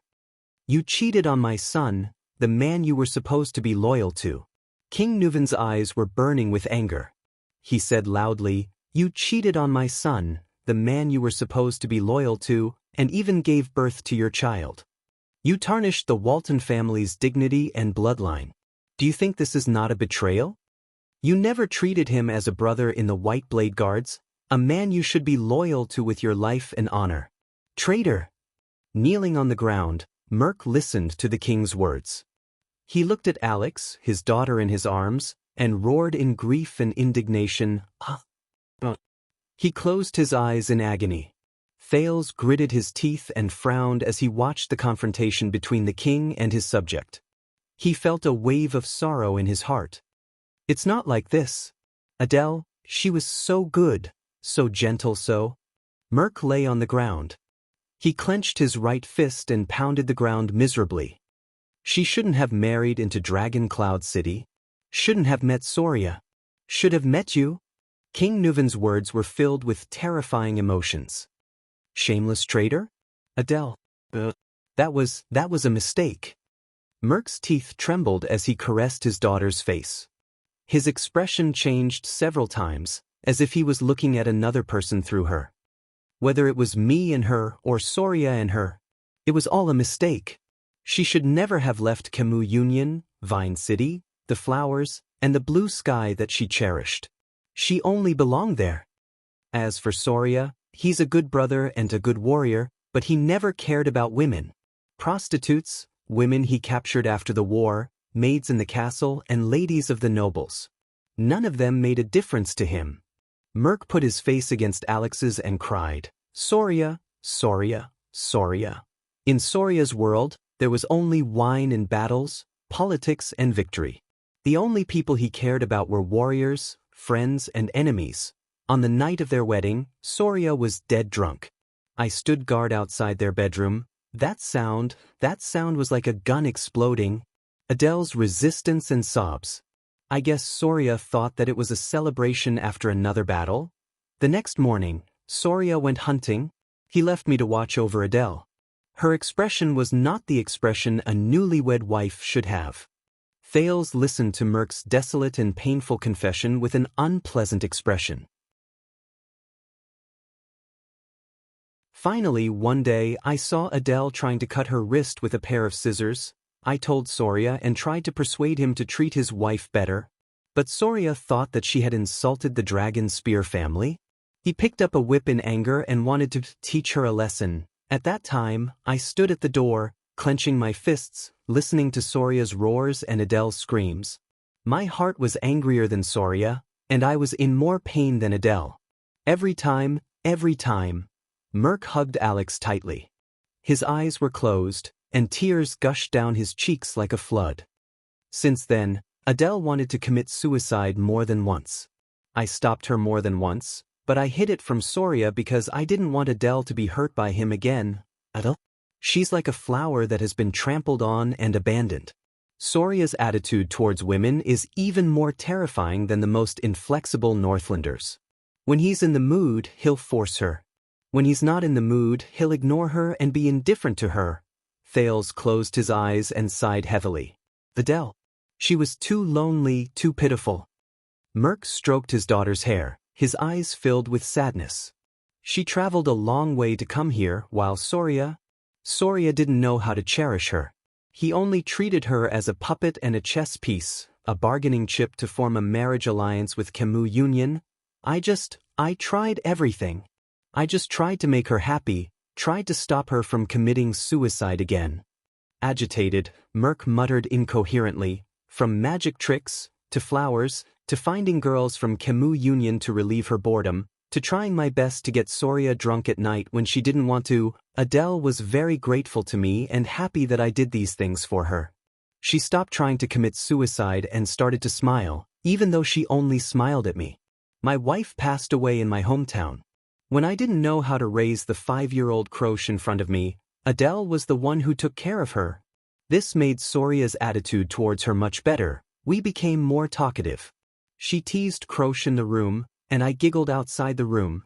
She asked questions in the room, and I answered her outside. King Nuven's expression was cold, but he did not say a word. Finally, that day, we won the war against the White Elves and the Alliance of Freedom. Merc sobbed softly. When we returned to Dragon Cloud City in triumph, Soria and we drank all night long. But that day, all I could think about was her. Adele. Merc stuck his face close to his daughter's. His tears did not stop, and his right fist was almost crushed. They were all drunk. I went to Adele's room and wanted to listen to her voice as usual. But my wound burst open at that time, and Adele asked me to go in and bandage it. Thales' gaze darkened. Thales' eyes dimmed. A memory surged up from an unknown place in his mind. Hey, Brother Brainiac, you're actually reading a romance novel. What the hell is a romance novel? This is a bestseller written by an American sociologist. This title is weird. Why would you read this kind of book? What are you thinking about? This? Don't think too much about it. It's just a classmate who asked, no, could it be? Oh hee, why are you blushing? It's hot? Ha! Why are you touching my face? I lied to you. Ha! It's so funny. Alright, don't be angry. I'll give you a vitality kiss. Ha! It's still very funny, what should I do? Hey, don't be so petty. Come, tell me about it. How am I supposed to explain this? Alright, it's quite an interesting point. In the Western world, love originates from cheating. What the F***CK? Cheating? That's so cool. For example, in Celtic mythology, the story of Lancelot and Guinevere is like this. The marriage of King Arthur and Queen Guinevere was only a political function. There was never any love to speak of. True love is the taboo love between a knight and a queen. That is emotional, impulsive, and pure love. Just like in Don Quixote, one of the dreams of the protagonist is to be a knight and have a true love with the wife of the king he is loyal to. This originated from the Middle Ages, especially the Crusades. Alright, you can shut up now. I'm still on the side of the king and Lon. Get lost, Ardwolf. Get lost, Queen Lily. I'm going to see it again. Oh, right, so are we having an affair now? Different social situations can't be compared like this, sister. This piece of memory slowly faded. Thales looked at Merc before him and could not help but sigh deeply. Merc continued to sob on the ground. God knows how much I regret it. But Adele. Not long after Alex was born, Soria began to suspect. Soon he found out the truth. The administrator gently brushed his daughter's hair aside and said in a hoarse voice, I could see the pain and hesitation in his eyes. I really wanted him to kill me. That night, Soria told me that he was willing to let Adele and me go. He would clean up and cover up. Merc said as he hammered the ground in grief and indignation. Nuven listened quietly. The next day, Soria took us out with him to finally resolve this matter. It was that day the assassin, Thales, felt little rascal trembling behind him. The assassin's first strike wasn't fatal. The assassin saw Alex and didn't strike a second time, but Adele. Merc opened his mouth and roared in pain. Adele didn't know Soria's purpose. She thought that His Highness wanted to execute us. So, when she saw Soria fall, she picked up a dagger. Hearing this, King Nuven seemed to have lost all his strength. He sat down on the stairs weakly. In the Hall of Heroes, only Merc was left sobbing in grief.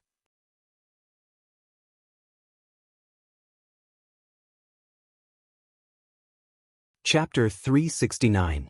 Thales frowned and said, Is there such a possibility? What are the consequences? Silver Shadowman was silent for a long time. After a full 10 seconds, he replied coldly, This is none of your business, Jadestar. Thales choked on his words and felt a little awkward. The Anti-Theft Chapter. Why would a good reader become an accomplice of a thief? If you want to read pirated copies, then so be it. Why are you hanging around in the book review section? Don't you know that you, who have 0 fan points, are talking about the contents of the VIP chapter, making me very embarrassed? How vexing. But he still sucked in a breath and stared at Silver Shadowman sternly. I have friends up there, in Dragon Cloud City.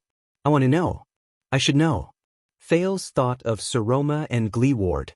He even thought of the entire Shield District that was reduced to dust during the Great Battle of the Mystics. Shield District. When he thought of this, Thales could not help but tense up. Silver Shadowman seemed to be observing him. A few seconds later, he spoke slowly. What will happen to this curse in the future is not something you should consider, nor is it something you can control. At the very least, as you can see, I can still maintain the current situation so that the curse will not worsen and the number of deceased souls will not increase. Silver Shadowman seemed to feel that his words were not very convincing. It can maintain the status quo for a long time. Thales frowned deeply. A long time? How long? He stared at Silver Shadowman's silver light, which had clearly become much weaker after that strike, and could not help but sigh. If it's just as the general said, powerful existences like you are continuously dying and weakening, and the power you rely on to maintain your sense of self and intelligence is continuously disappearing. Silver Shadowman's black eyes flickered a little against the silver light. Once you can no longer suppress this curse and can no longer maintain its original state. Although I don't know what will happen to the curse, and I don't know what the consequences will be, but above us is Dragon Cloud City, Extet, and the Western Peninsula. Silver Shadowman did not speak. Thales stared at him. Is there no other way? For example, completely eliminating it once and for all. Silver Shadowman seemed to be absent-minded for a moment. He mumbled and repeated the prince's words, once and for all? The man's facial features immediately sharpened, and his tone turned cold. All of you. Stay as far away from it as possible. Silver Shadowman suddenly turned around. The contrast between light and darkness on his face was profound and dazzling, causing Thales to feel a chill run down his spine. Leave the rest to me. That's enough. This is the best solution I can think of at the moment, he said resolutely. Thales furrowed his brows for a long time. In the end, he shook his head. I don't understand. Silver Shadowman snorted softly. You don't need to understand. Because you can't do anything about it, Jadestar. He directly denied Thales' worries. Even if you are worried, you can't do anything about it. At the very least, the current you, the weak you, the young you, the immature you is powerless. Thales was speechless. Under Silver Shadow Man's radiance, the darkness around him reflected a cold light. A chill crept up Thales' spine again. The two of them were silent for a while. "What about you? You're going to seal the black track, but," Thales asked airily, "are you going to stay here forever? Can't you just leave? To the place you're supposed to be at?" This question stunned Silver Shadow Man for a while. "Me?" As if this was the first time he thought about this question, he lowered his head and mulled over this question for a while. "I died a long time ago," Silver Shadow Man said faintly. "A very, very long time, so long that I don't even remember how long it has been. But I, who died a long time ago, am still able to survive until now without relying on my body. Besides that great existence, it is also because of the effect of this curse." Thales' expression turned cold. Silver Shadow Man's voice became gloomy. "It's very ironic, isn't it? I can only stay here and guard this curse forever until I perish together with it," Silver Shadow Man said quietly. "Or let it conquer me, enslave me, and assimilate me." Thales' heart dimmed. At that moment he suddenly felt a little cold. In this place, in this dark, damp, cold, dead and silent place, the man in front of me, just like that, from death until now, he has been guarding this place tirelessly and endlessly? But that's not all. I am the only power that can restrain it. Silver Shadow Man's tone became firm and cold again. It allowed no room for doubt. By staying here, I can prevent new souls of the deceased from being dragged into the curse, creating tragedies, and turning them into puppets and nutrients for the next round. As long as I am here, it cannot continue to worsen. This is the reason why I stay here. When he saw the man's determination, Thales could not help but blurt out. "What about you? When will you be free? You will always be trapped here, alone, and face these souls of the deceased, the rocks, the darkness, and the curse day and night, day after day, year after year, century after century. You will still have to live in fear and be careful to prevent yourself from losing your mind and falling into the hands of the enemy? What will you do?" This time, Silver Shadow Man was silent for a long time. "I can see that, Jade Star," Silver Shadow Man nodded slowly. His tone was slow and profound. "In this regard, you are quite like Thor." "Thor?" Thales did not react for a moment. "Who is Thor?" Silver Shadow Man shook his head. "You don't have to worry about me." He returned to his cold tone. "I am already a dead man. My existence will not increase, and my departure will not be affected. I only do what I am willing to do, and what I want to do. That's all. Don't think of me as so pitiful, and don't think of me as so selfless and great." Thales stared at him in a daze. But Silver Shadow Man's tone immediately changed. "But you are alive, young Jade Star. It is not time for you to join us yet. You should not die today, and you should not die here."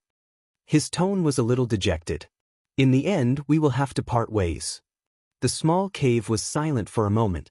"I know." The prince sighed deeply and glanced at the expressionless Silver Shadow Man. But there will always be a way, right?" Thales thought of something, and his eyes brightened.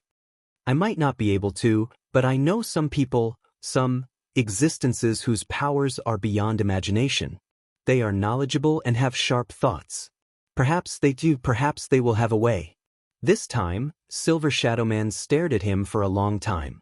It was so long that Thales could not hold it in anymore. "You are not the only one who thinks this way," he said softly. The echo of his words rippled in Thales' ears. Silver Shadow Man did not look at him anymore. Instead, he slowly walked forward. As the silver light flowed around him, he appeared even more unique and dazzling. But just like how the Iron Blood King's deeds were the beginning of mankind's rise, here, the Iron Blood King's curse is also the source of all disasters. Silver Shadow Man raised his head. His deep facial features stared at the sealed, tightly locked, dark, and monotonous rock walls around him. "The source of everything?" Silver Shadow Man shook his head slowly. "If you know how much the wizards have paid in order to get rid of this curse and get rid of the effects it brings, If you know how many so-called powerful, knowledgeable, and sharp-witted people have tried to get close to this curse and unravel its secrets, and how many geniuses among them have been lost on this path. They have gone mad on this path, and they have broken down along the way, and during this process, they have evolved, hastened, and brought about many evil consequences. Many of these consequences still torment the people of the world, and even today, I am afraid that they will not say such words so easily. Thales listened to Silver Shadowman's narration in silence with a puzzled gaze, but he could not understand Silver Shadowman's words at all. What does he mean? A kind heart might not necessarily bear good results. Silver Shadowman's words became stern and blunt. Some soil is destined to grow the flower of extreme evil. They sank into silence again. Is that so? Thales lowered his head and did not say a word. He only sighed faintly. Neither of them spoke until the light on Silver Shadowman's face flickered slightly. But, if you really want to do something, Silver Shadowman stared at him, slowly raised his right arm, and clenched his fist lightly. Go and prepare first. Thales forced a smile, raised his head and sneered. Prepare for what? Silver Shadowman nodded slightly before he shook his head gently. Right now, you only have blood in you. Thales' smile disappeared. What do you mean? Only have blood in me? Silver Shadowman's dark facial features twitched. Young Jadestar, your mind is still childish. Your future is still unclear, and your understanding is far from enough. I heard what you said. Calamities still exist in the world, mercilessly harvesting lives, and brewing tragedies, am I right? Thales was slightly shocked. Huh. The light on Silver Shadowman's face flickered as he stared at Thales quietly. The prince suddenly felt that behind that silver face, there was probably a burning emotion that was far beyond his imagination. Tormund did not fulfill his promise. Silver Shadowman stared at Thales quietly and said slowly, but I can tell that he left hope for his descendants. Silver Shadowman gently spread his palm. A few silver rays appeared on it and flowed back and forth like a crystalline galaxy. It was amazing. There was a second of silence. Thales' pupils shrank slightly. Tormund. He mumbled, You mean, go, Silver Shadowman said faintly, but the echo in his voice was especially obvious, and Thales could not help but be shocked. Find the mission that belongs to your ancestors and family, take it, and become a man who can be entrusted to you. Silver Shadowman, who had a special status, moved his facial features slightly, as though he revealed the quietest smile. At that time, you will have the right to return and complete the long-cherished wish of Thor and me, which we failed to achieve at the last moment. The darkness in his eyes seemed to contain the profoundness of the entire world. At that time, you will have the right to end everything, and end the calamity, including this ancient curse. From the beginning to the end, you will have the right to end them. Thales stared at Silver Shadowman in this state. He seemed to have grasped something, but at the same time, he did not seem to understand anything. In the end, the prince furrowed his brows and shook his head honestly. I don't understand. Silver Shadowman swayed slightly, and the silver light on his face rippled. Then I hope that you will never understand. Thales was a little surprised. Silver Shadowman slowly raised the flowing silver light on his right palm and watched as the light on it gathered back into his body. Young Jadestar. He walked forward slowly and got closer to Thales while he said airily, Thank you for giving me a few precious, interesting and happy hours in the dark where there is no scale, no end, no future, and no direction. Although I will soon forget. Return to the past. Thales stared at the man. The emotions in his heart were complicated and indescribable. In the next moment, Silver Shadowman placed his right palm on Thales' face. He leaned forward and placed his forehead, which was formed by silver light, on Thales' forehead. He stared at him quietly. Thales only felt a slight chill at the center of his forehead, where the silver light flowed past. He stared blankly at Silver Shadowman, who was staring at him with a profound gaze. He felt that the man before him shone with a silver light that he could not look at directly, and he had to squint his eyes. but his eyes were incomparably deep. Thales had never looked into the eyes of this extraordinary silver shadow man at such a close distance. He even had an illusion that the man's pitch-black eyes seemed to contain all the stars in the universe. May the mountains accommodate your footsteps. May the earth bless your journey. The light on Silver Shadow Man's body lit up. With each syllable, the silver light on his body trembled. At that moment, Thales heard a faint ringing in his ears. Asterisk beep. Asterisk it was lighter and gentler than any of the previous times. It was as if there was no sound. May you never be lost. When the last few syllables fell, Thales felt the gentle ringing in his ears gradually disappear. In the next second, the light on Silver Shadow Man's body suddenly dimmed. Before Thales could react, Silver Shadow Man let go of him. The cool sensation on his forehead disappeared. What is this? Thales stared at the man in a daze. But Silver Shadow Man only shook his head and did not answer. Thank you. Silver Shadow Man continued to face him quietly. Thank you for bringing her greetings. In the next moment, before Thales could snap out of his daze, Silver Shadow Man turned around and walked towards the seamless, pitch-black rock wall. The silver footsteps behind him shone brilliantly, as always. The souls of the deceased will not disturb you anymore.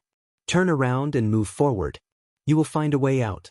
Forget today and return to your life. Silver Shadow Man's words echoed in Thales' ears. A thought appeared in Thales' heart. He had a feeling that this was his farewell. An inexplicable impulse drove the prince to take 2 steps forward and shout at Silver Shadow Man's back. He shouted at Silver Shadow Man's back, "Will we meet again?" Silver Shadow Man's footsteps paused slightly. The light on his body trembled slightly. "Of course," he said softly. At that moment, the silver light suddenly flowed to the top of Silver Shadow Man's head and turned into a line of words. He's lying. Thales was stunned. Silver Shadow Man stood where he was, as if he still did not notice the abnormality above his head. One day, we will definitely meet again in hell, just like all the souls who rest in peace. Not here, in a curse of last resort. Young Jade Star. Silver Shadow Man took a step forward again and walked back the way he came. His body, which was formed by light, slowly fused into the rock wall. The silver light flickered and turned into words again. He's still lying? Thales watched Silver Shadow Man's body sink into the rock strata in a daze. He watched as the silver light gradually dimmed. The silver light also dimmed, and it continued to form a line of words. You will not meet again. Thales furrowed his eyebrows. Finally, Silver Shadow Man's body completely disappeared from the rock wall. The silver light faded away, and it could no longer be seen. The almost dim silver light spilled out its final words in the air before it disappeared without a trace. Farewell. In the next second, Thales' vision turned black. The entire cave sank into complete darkness after Silver Shadow Man left. Thales was left alone, and he returned to the lonely and silent darkness. He faced the cold air, the stiff rock strata, and the endless silence. Thales could not see anything in the darkness, but he still stared in the direction where Silver Shadow Man left with a stupefied expression, until a strange feeling rose in his heart. Not long ago, Silver Shadow Man threw a heavy punch, manifested an armor, and mocked him in a relaxed manner. It was as if that scene was still fresh in his mind. I am a dead man to begin with. On the first day I opened my eyes here, I can only stay here until I am destroyed together with it. Leave the rest to me. It has been a long time, so long that I can't remember how long it has been. Thank you. In the darkness where there is no scale, no end, no future, and no direction, you have given me a few precious, interesting, and happy hours. Even though I will soon forget them, in the end we will part ways. Of course, one day, we will definitely be able to be like all the souls who rest in peace. Goodbye. Thales clenched his fists and gritted his teeth. He felt an urge surge into his heart and seep into his veins. Asterisk bang. Asterisk his arm crashed into the solid rock wall. But Thales did not notice it at all. He opened his mouth with great difficulty and whispered in the endless darkness, "But I will remember it." It was still dark and silent around him. Only his soft murmurs could be heard. There was no response. Even if you have forgotten everything, Thales lowered his head and resisted the desire to turn around. He whispered in the pitch-black cave, or cease to exist. At least, there is still one person in the world who will remember what you did here. He seemed to be saying this to himself, but he hoped that this could be conveyed to his back, to the other end of the rock stratum, and to the other end of the lonely night. To the person who could not rest in peace after death, but still smiled as he watched alone in the eternal night, some star-like glimmers. Did you hear that? In the bottomless darkness, the prince, who was in a bad mood, took a long breath and resisted the strange feeling in his nose. Raikuru, Aixin. Or cease to exist. At least, there is still one person in the world who will remember what you did here. He seemed to be saying this to himself, but he hoped that this could be conveyed to his back, to the other end of the rock stratum, and to the other end of the lonely night. To the person who could not rest in peace after death, but still smiled as he watched alone in the eternal night, some star-like glimmers. Did you hear that? In the bottomless darkness, the prince, who was in a bad mood, took a deep breath and resisted the strange feeling in his nose. Raikuru, Aixin. Or cease to exist. At least, there is still one person in the world who will remember what you did here. He seemed to be saying this to himself.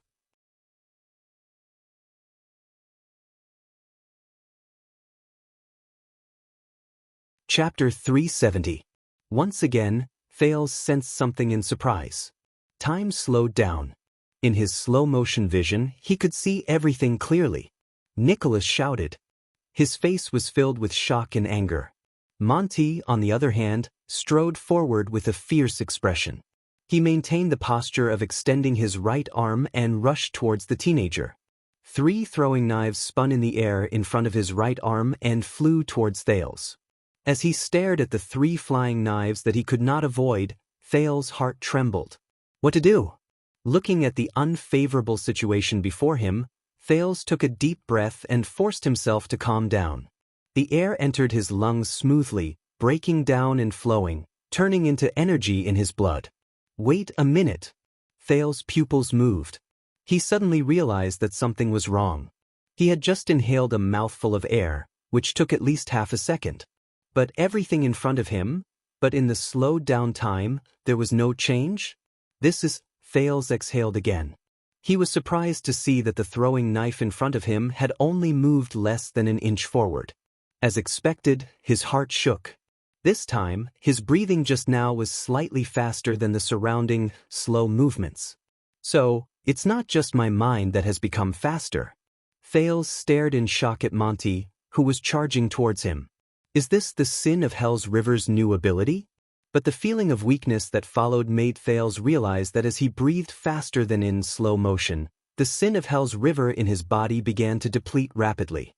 The power of eradication that he had accumulated with great difficulty after he recovered was almost empty. Obviously, the new ability did not come without a price.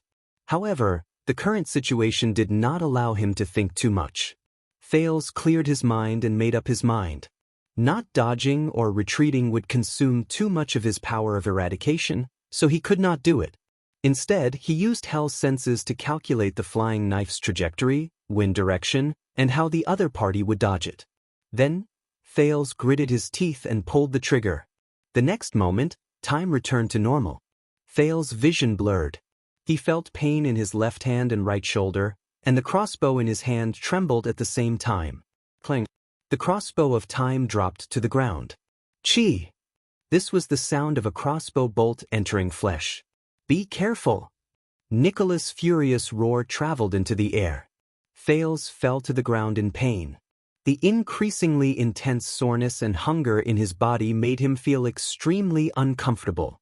Before his eyes, Monty had long since lost his balance and fell to the ground. Damn it! The Raven of Death cursed unwillingly. He pressed down on his left thigh with a pained expression. An arrow had penetrated deep into his flesh, and the shaft of the arrow was trembling. The weak prince trembled. Enduring the pain, he pulled out the short throwing knives from his arms and shoulders. He was still in a state of shock. In the nick of time, he had escaped death. This reaction and accuracy. By the side, Nicholas stared at the prince in surprise, as if he did not know him anymore. You still had this trick up your sleeve? Thales panted. He could not be bothered with the fact that his hand was still bleeding. He grabbed his crossbow and scrambled away from the spot. Leave Monty's attack range. The frightened prince ran to a safe area and wiped the sweat off his forehead with lingering fear. He only felt that he was hungry, and the soreness was unbearable. So, you finally stopped pretending, didn't you? Your loyalty doesn't only belong to the Secret Intelligence Department, right? As he spoke, Thales could no longer hold it in. He staggered to the side of the warhorse Monty left behind, took out a bag of jerky, and stuffed it into his mouth. This was probably the aftereffect of using the sin of Hell's River to stimulate his vitality just now, when the teenager tore off a piece of jerky with his mouth full of food. Monty raised his head and glared at Thales in anger. Damn brat. Thales bit off the lid of the leather water skin and swallowed the jerky with the help of the water. He then smiled as if he was deep in thought. I see, I was wondering, so he already knew about the Raven of Death. You were the one who told him. Monty endured the pain in his thigh and had a fierce look on his face. What? You know about Adele and Merc? Thales shook his head in resignation. He felt that his stomach had at least filled up a little. So, he only found out about the Archduchess' birth from you. The Secret Intelligence Department planned to rescue me through you.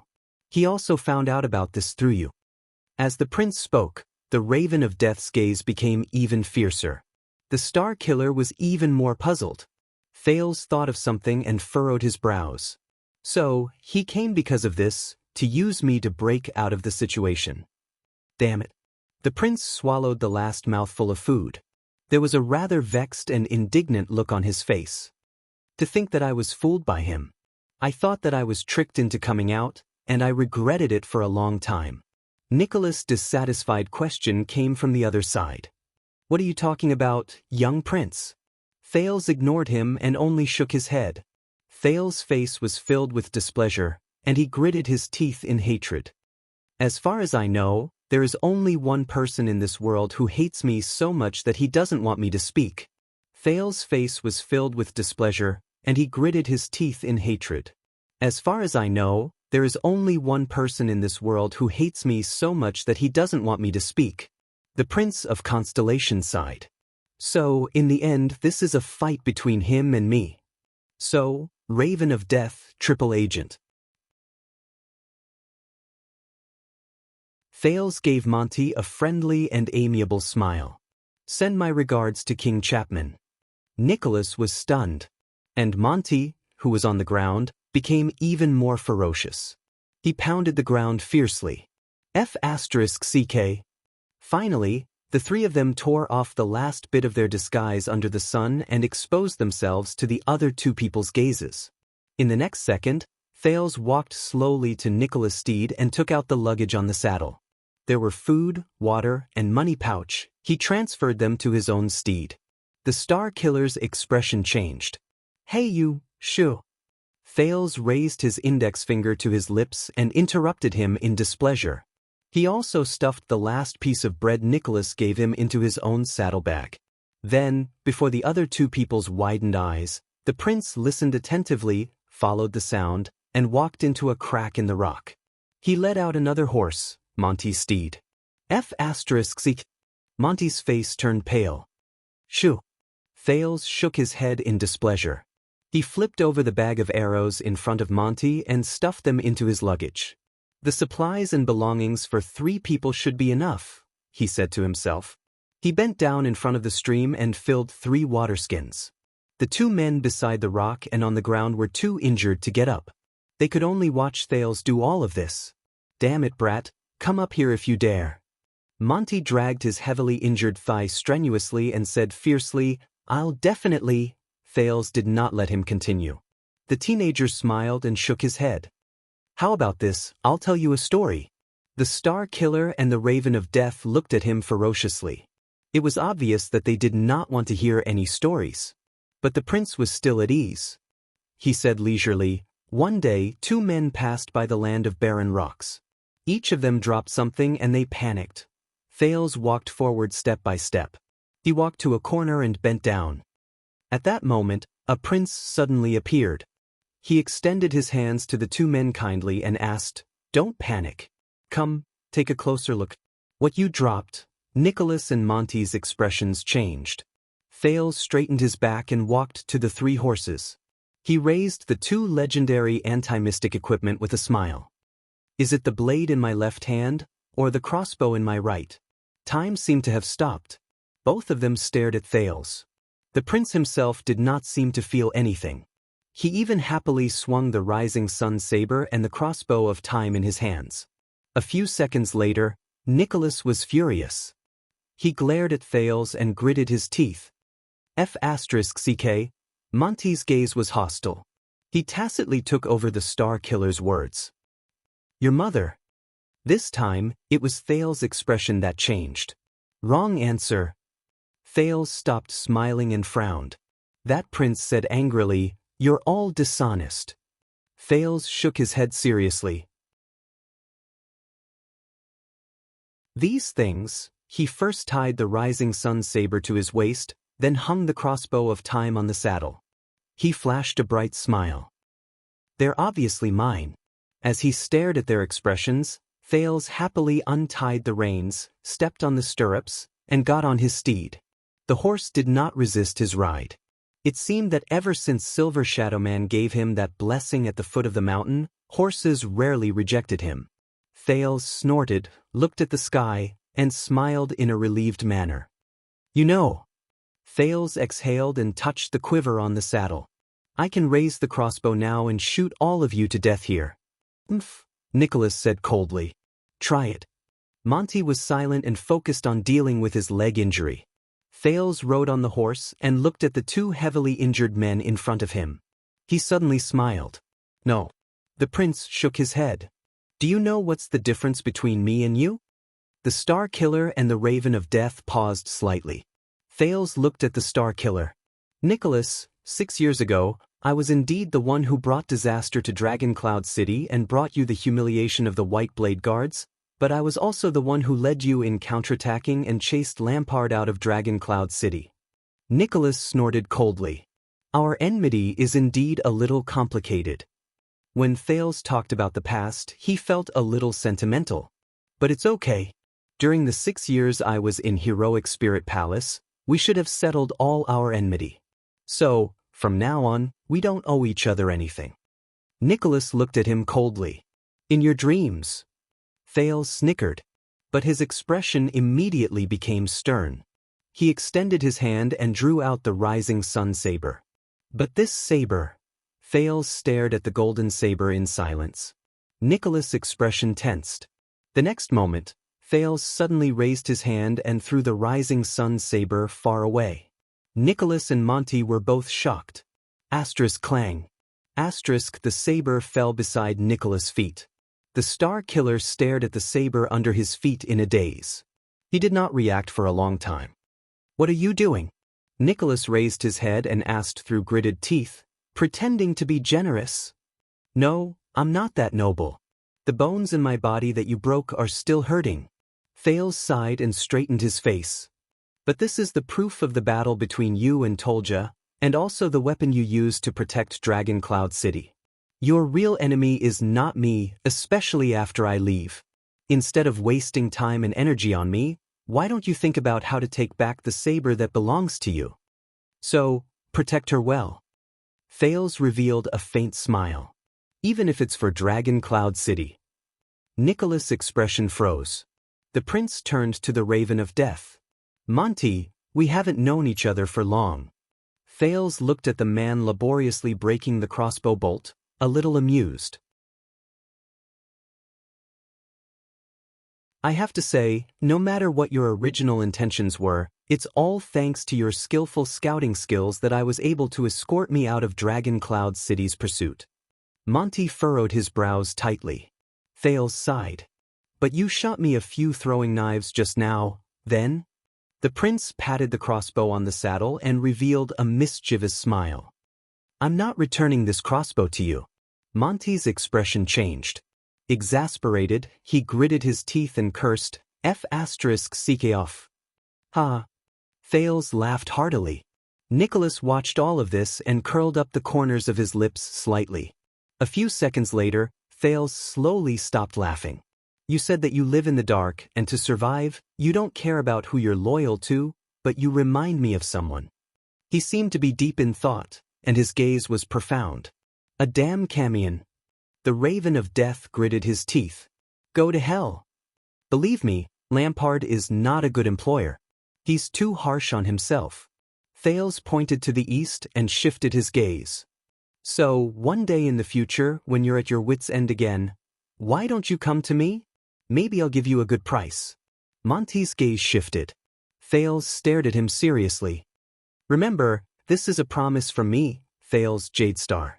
Monty did not speak. So farewell. The prince shrugged and bared his front teeth at the two of them. Let's part ways. The moment he finished speaking, Thales swung the reins and whipped the other two mounts, driving them away. Wait. Thales' arm froze for a moment. Monty panted and raised his head. The desert is very dangerous. Heat, lack of water, sandstorms, getting lost, enemies, any one of these can kill you. Thales frowned slightly. I'm the only one who knows how to contact the person from the Secret Intelligence Department in the desert. The Raven of Death gritted his teeth and said with a trembling voice, Why don't you tie me up and bring me along? I'm already so injured anyway, at least don't leave me here. Thales pondered for a while as he listened to his words. He turned his head to look to the south. There was only endless barren rocks on the horizon. If you ask me, Nicholas said coldly, you'll definitely die if you enter the great desert alone. But bring him along?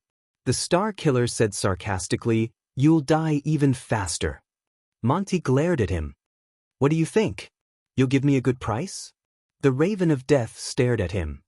Then how about we start now? Thales sighed. All right, your words make me hesitate. Monty's eyes brightened.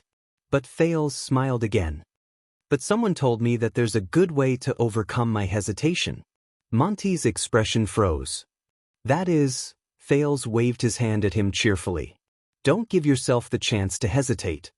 The next moment, Thales' expression was solemn. He lashed the reins on his horse's body. Asterisk clip-clop, clip-clop, clip-clop, asterisk as the sound of the horse's hooves rose, the Prince of Constellation galloped towards the endless horizon. He left Extet's borders completely. He ran towards his freedom. Only the two of them were left staring at each other in bewilderment. It felt like a long time had passed. Monty sucked in a sharp breath. He dragged his injured thigh and looked at Nicholas with a solemn expression. Damn it. Monty stared at the rising sun saber by Nicholas' feet and frowned. You're really close to him? The Star Killer also stared back at him coldly. The next moment, Nicholas endured the pain in his shoulder and exerted force in his legs. He kicked the rising sun saber into the air and grabbed it with his right hand. The Raven of Death grunted in pain and fell limply on the rock behind him. The Star Killer took a deep breath and swung the golden saber accurately. He used the hot blade to cut open the arrow and freed himself from the rock. Nicholas gritted his teeth and staggered forward. Tell me, old friend. His right hand trembled slightly as he held the saber. He pointed at Monty on the ground. His eyes were filled with complicated emotions. Do you want to barbecue, or cut it raw? The Raven of Death stared at him with an embarrassed expression. Can't I? No. Nicholas walked in front of him and interrupted him coldly. Monty sighed and closed his eyes in resignation. Nicholas slowly raised the saber. At that moment, asterisk whoosh, asterisk the sound of wind came. A figure suddenly appeared behind the Star Killer. Nicholas' expression changed. He immediately turned around and swung his saber. Asterisk swoosh. Asterisk Nicholas was shocked. His blade missed its target. There was no one behind him. The figure disappeared. But before the Star Killer could react, that figure appeared next to him again. Asterisk bang. Asterisk the Star Killer's arm clashed with the ambusher's fist. The ambusher was not fast, but the accuracy and angle of his attack were far beyond Nicholas' imagination, especially his next punch. Asterisk thud. Asterisk the ambusher hit the wound on Nicholas' left arm. Irk. Nicholas gritted his teeth and grunted. His movements became sluggish, and the enemy punched him again, hitting the arrow wound on the right side of his chest. Asterisk clang. Asterisk the Star Killer's arm trembled. The saber fell from his hand, and he knelt on one knee. But Nicholas no longer had the energy to care about his saber. He was breathing heavily. He recognized the enemy in front of him in shock and anger. He remembered his skills, his figure, and his... Nicholas raised his head abruptly. You... At that moment, the Star Killer lost his composure like never before. His face was ferocious, and he cried out in anguish, "You!" But in the face of such raging hatred, the other party did not respond. He only shook his head slowly. "When you eat, you use your right hand, right?" His voice was hoarse, and his tone was low, as if he was talking to himself. Nicholas shuddered slightly. He stared at the newcomer. The resentment and hatred in his eyes seemed to want to drown the entire world. He roared as if he wanted to shout until his throat broke, "It's you!" But in the next moment, the enemy's hand struck the side of his jaw. Asterisk thud. Asterisk Nicholas' angry and indignant roar came to an abrupt halt. Under the heavy blow, the famous Star Killer fell to the ground in a dejected manner. He lost consciousness. Under the setting sun, the ambusher who knocked Nicholas down with one move slowly turned around and faced the Raven of Death. But at that moment, Monty stared at the newcomer with a dumbfounded expression, as if he had forgotten his pain. "You!" He only stared at the uninvited guest in a daze, as if he had been struck by lightning. A few seconds later, Monty sighed and closed his eyes. "It's you. When did you come?" The newcomer was silent. He did not answer, and he did not pay any attention to the dying Raven of Death. He only raised his head slowly and looked towards the south. "The first rule," the ambusher said slowly. Monty suddenly opened his eyes. "What?" The Raven of Death stared at him in surprise. "So, you've been following us since then? And I didn't notice it all along the way?" He sized up the newcomer in shock. The ambusher did not speak. It was as if he should not speak. "I understand now." Finally, Monty sighed and shook his head, as if he had been relieved. "How could Spiky and his Archduchess guards catch up to me? So you were the one who lured him here. You didn't have the confidence to defeat me," the Raven of Death said dejectedly. "So, you lured him here on purpose and waited for us to both be injured." Monty laughed in a seemingly mocking manner. He lowered his head desolately and did not speak anymore. The ambusher was still silent. A few seconds later, the uninvited guest slowly opened his mouth and repeated his first sentence. "The first rule?" This time, there was a strange undulation in his voice. Monty frowned. "What?" In the next second, the ambusher suddenly attacked. Asterisk bang. Asterisk he struck Monty's neck with his palm. The Raven of Death did not even have time to finish speaking before he fell to the ground and fainted. The ambusher did not even look at the Star Killer and Nicholas on the ground. Instead, he slowly turned around and looked towards the south. He looked towards the end of his field of vision.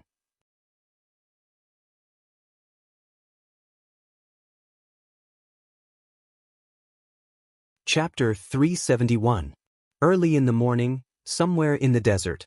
When the first rays of dawn pushed aside the darkness on the horizon, a monster, who was tightly wrapped in clothes and thick cloth, moved in the shelter under a huge rock and climbed up clumsily. But it did not wake up naturally. In the darkness, the monster stretched out its thick limbs and yawned tiredly. It peeled its head and face out of the thick cloth and took a deep breath. The sky was bright. The teenager, who was wrapped in clothes, stretched his hand out of the huge rock in a hazy state. A gust of cold wind immediately blew past his palm, making him shudder. "It's really cold." Thales, who had wrapped himself up tightly, shivered and rubbed his hands together. He touched the fire he had painstakingly started with flint and dried twigs last night, but it had been extinguished at some point in time. He shook his head with lingering fear. Next time, I can't spend the night on such a high sand dune. The wind is too strong, even with rocks to shelter me from the wind. So the prince thought, and leaned against a rock behind him in a daze, in the dim light of day. He looked at the endless desert from afar. It took him 30 seconds to completely wake up from his drowsiness.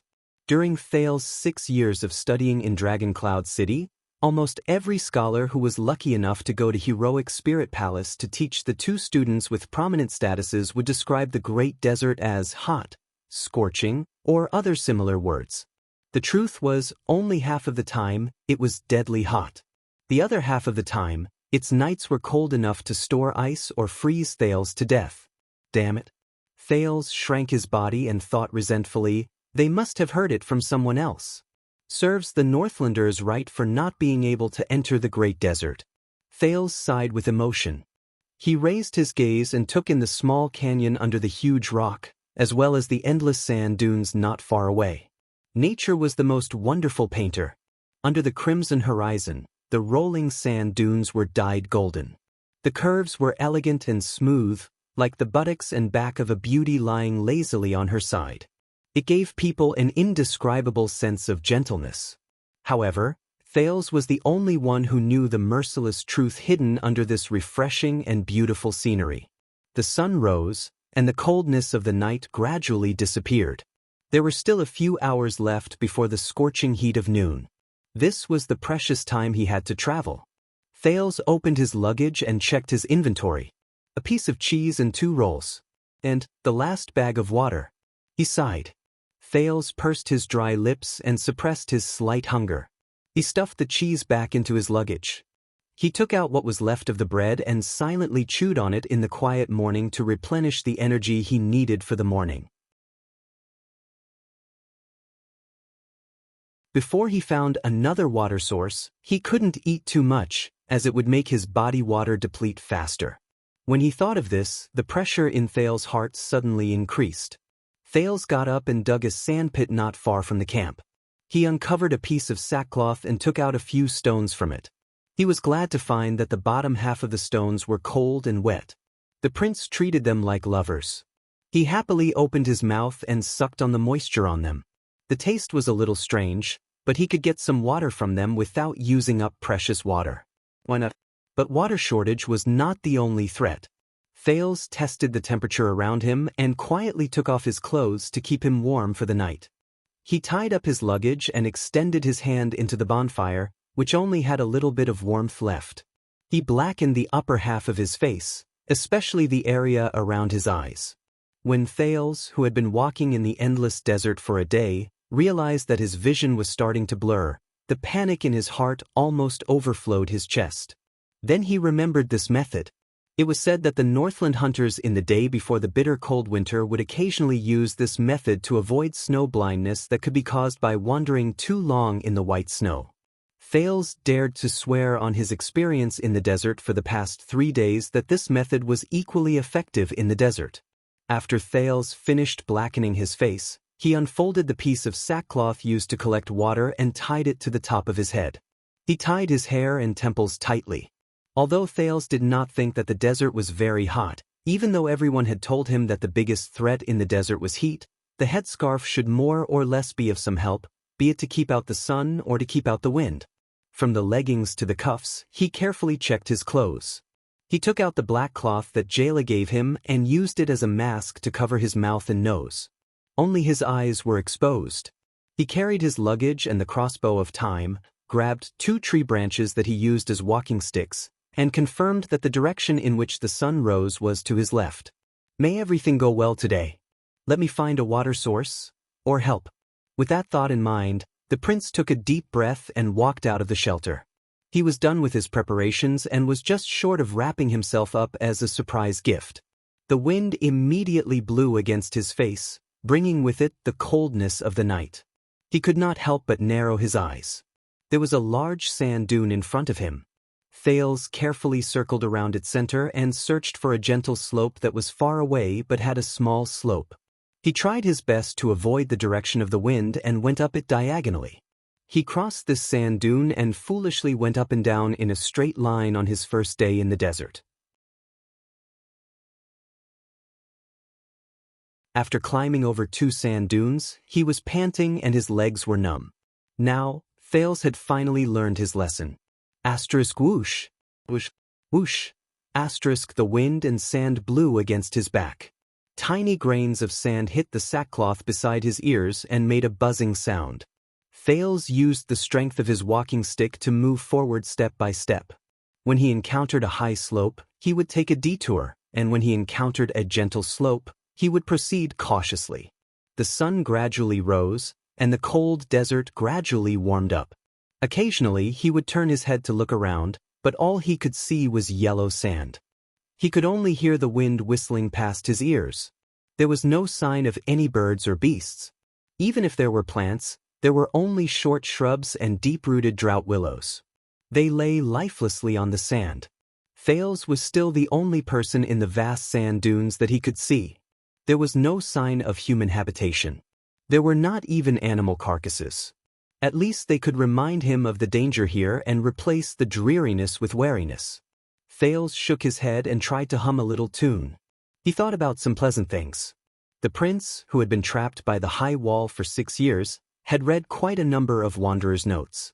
He knew that in such an extremely harsh environment, the most fatal thing was not the threats from the outside world, but the mental pressure brought about by loneliness and panic. Nothing could destroy a person more than isolation and loneliness. This was Thales' 4th day in the desert. He did not know when he entered the Great Desert. It seemed that there was no particularly obvious boundary between Extet's city of faraway prayers and the famous Great Desert.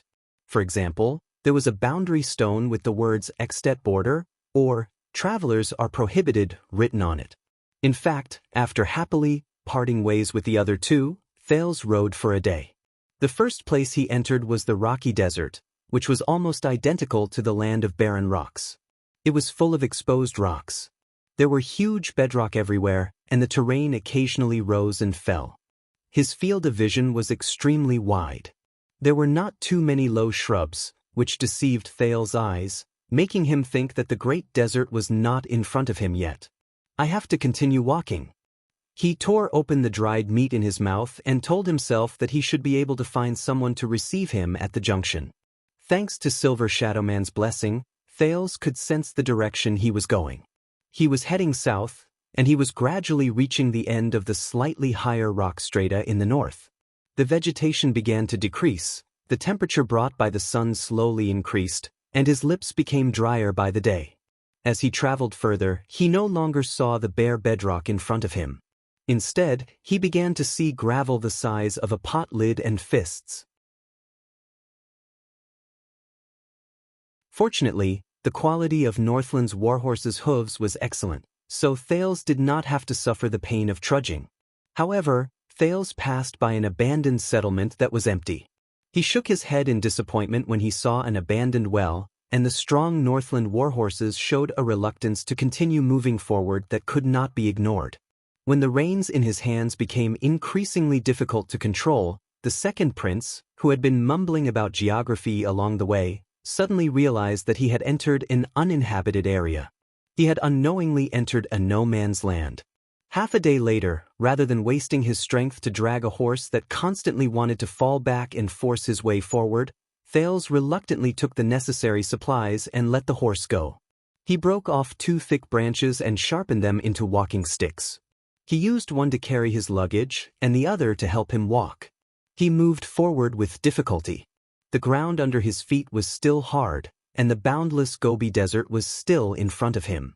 However, the wind was getting stronger, and the temperature was getting hotter. As he quickened his pace, Thales frowned and realized that the gravel under his feet was getting thinner. His footsteps on the ground were no longer crisp and clear. 10 hours later, at dusk, he raised his head after he was stingy with water. Only then did he realize to his surprise that regardless of whether he raised his head or looked back, everything around him was already covered in yellow sand. Unknowingly, he had arrived at the Great Desert. Thales stared blankly at everything in front of him and thought so. The problem was, where was the person to receive him from the Secret Intelligence Department? Did he miss someone, or did he go the wrong way? Thales hesitated for a long time as he looked back at the road he came from, but he was at a loss. In the end, he decided to continue moving forward. He would head southeast according to the direction in his memory to look for an oasis and the supply line for the Constellation Army. Before this, Gleeward and Kurtz in Dragoncloud City seemed to have predicted that he would not stop even if he escaped out of the city. They had long since prepared an outfit suitable for the journey for the prince. Monty's 2 mounts were obviously related to the Secret Intelligence Department. The luggage on the saddle was filled with the necessary items to cross the desert: water, bread, salt, flint, as well as thick clothes and ropes. There were also the 2 walking sticks he broke on the way. Thales felt good for a while after he finished checking his luggage. However, the hellish journey of the next day told him that he was wrong. Thales had underestimated the Great Desert. It was far more terrifying than he had imagined. The loose sand on the ground seemed harmless, but in fact, it was an obstacle that made it difficult to walk. With every step he took, he would sink into a pit. When he climbed up the slope, he would often slide toward his heels. It was even more difficult to deal with than the snowy ground in the north during winter. Thales even felt that he did not walk more than 10 miles on the first day. The wind in the desert was strong and rapid. If Thales was not careful, he would be blown off his feet. There was once when he was climbing up the slope, he was blown off. He rolled and screamed as he went down the sand dune. His 10 minutes of climbing were all in vain. After that, Thales made up his mind to never walk up high slopes or straight up sand dunes again. It would be best if he walked along the ripples in the sand. If he could not get past the wind would not be able to get past him. The terrain in the desert was not flat. Not only were there undulating sand dunes, he would also encounter huge sandstones and steep canyons from time to time. After Thales painstakingly explored the bottom of a canyon, he felt that it would be better for him to stay away from them. Just like that, he moved forward. The first day, the first night, the second day, the second night, he walked all the way until now. The 4th day in the desert. It was still the 4th day without any signs of human habitation. Step by step, Thales narrowed his eyes and tried his best to move forward. He counted the number of steps he took, and every once in a while he would remove his water skin and take a sip of water to moisten his mouth. He did not know how long he had been walking. The sun was getting higher, and the surroundings were getting hotter. He could even feel that his skin was covered in sweat under his headscarf. Wrapped in his clothes, it was sticky, wet, stuffy, and uncomfortable. But he could not take it off. He could not. Thales resisted the urge to vomit. He held onto his staff and walked down a slope facing the wind. When he was leeward, he turned around and looked around. He could not help but frown. He felt that he had gone astray. Damn it. He cursed in his heart and stuck his staff into the sand. He looked at the shadow cast by the staff on the ground, turned around, found a stone, and placed it on top of the shadow. On the first day after he entered the desert and suffered enough, Thales encountered another problem that made things worse. The amazing sense of direction he obtained after he entered the black track made Thales so happy that he thought that he would never be lost again. However, this amazing ability failed after he entered the Great Desert. He could no longer sense the terrain under his feet or the direction ahead of him. It seems that no matter how omnipotent the power and existence is, there will still be problems of not acclimatizing to the environment. Thales thought wearily. While the sun was not strong and the sand was not hot, he sat down to rest for a while. How long more do I have to walk before I meet reinforcements? Will I die here? This is bad. F***CK. Thales shook his head and patted his cheeks to calm down his impatience. Don't think about it, don't think about it, don't think about it. Thales told himself, reach the next destination first, then think about the next step. Otherwise, he was afraid that he would not be able to find the place. The pressure would be too great and he would break down first. In fact, because he had not seen any signs of human habitation for a long time, there was no communication, and the scenery was monotonous, the prince now felt that he was already a little abnormal. His reaction began to slow down, and his vision began to become fixed. And his emotions became unstable. Thales chuckled and shook his head. No, he could not give up. He had to adjust himself until he found a way out. The funny thing was, on the first day, Thales did not think that the desert was that dangerous. He followed the vegetation that was not very sparse at that time and found a small, shallow pool under a huge rock at dusk. The edge of the pool was full of life. There were even a few jackals gathered in a narrow corner by the pool. They took a sip, turned their heads, and drank water vigilantly but inefficiently. At that time, Thales was overjoyed. He felt that at least he had used his newbie's luck. He happily slid down the sand dune to fill his water bag. When he slid to the edge of the pool, his legs gave way, and his legs sank into the quicksand. The more the panicked Thales struggled, the tighter and deeper he sank. At one point he sank down to his waist.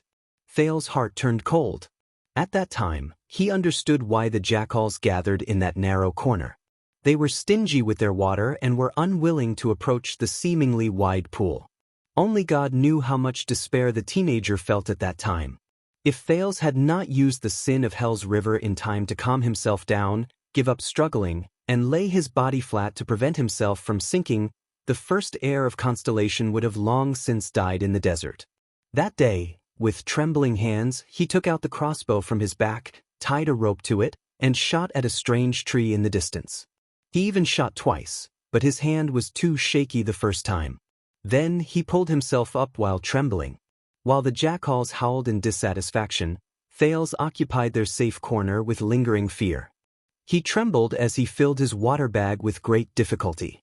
This was the first time Thales discovered the dangers of the desert. Thales, who had rested enough under the sand dune, sighed and brought his thoughts back to the present. He grabbed the second stone and placed it on top of the shadow of the staff, which had moved quite a distance. It connected to the first stone. Thales looked at the path he came from. He frowned and compared it with the line connecting the two stones. It's a little off. I have to correct it. He corrected his direction to the southeast, grabbed the staff he used to orient himself, and set off again. Huff. The sandstorm grew stronger. This was another threat in the desert.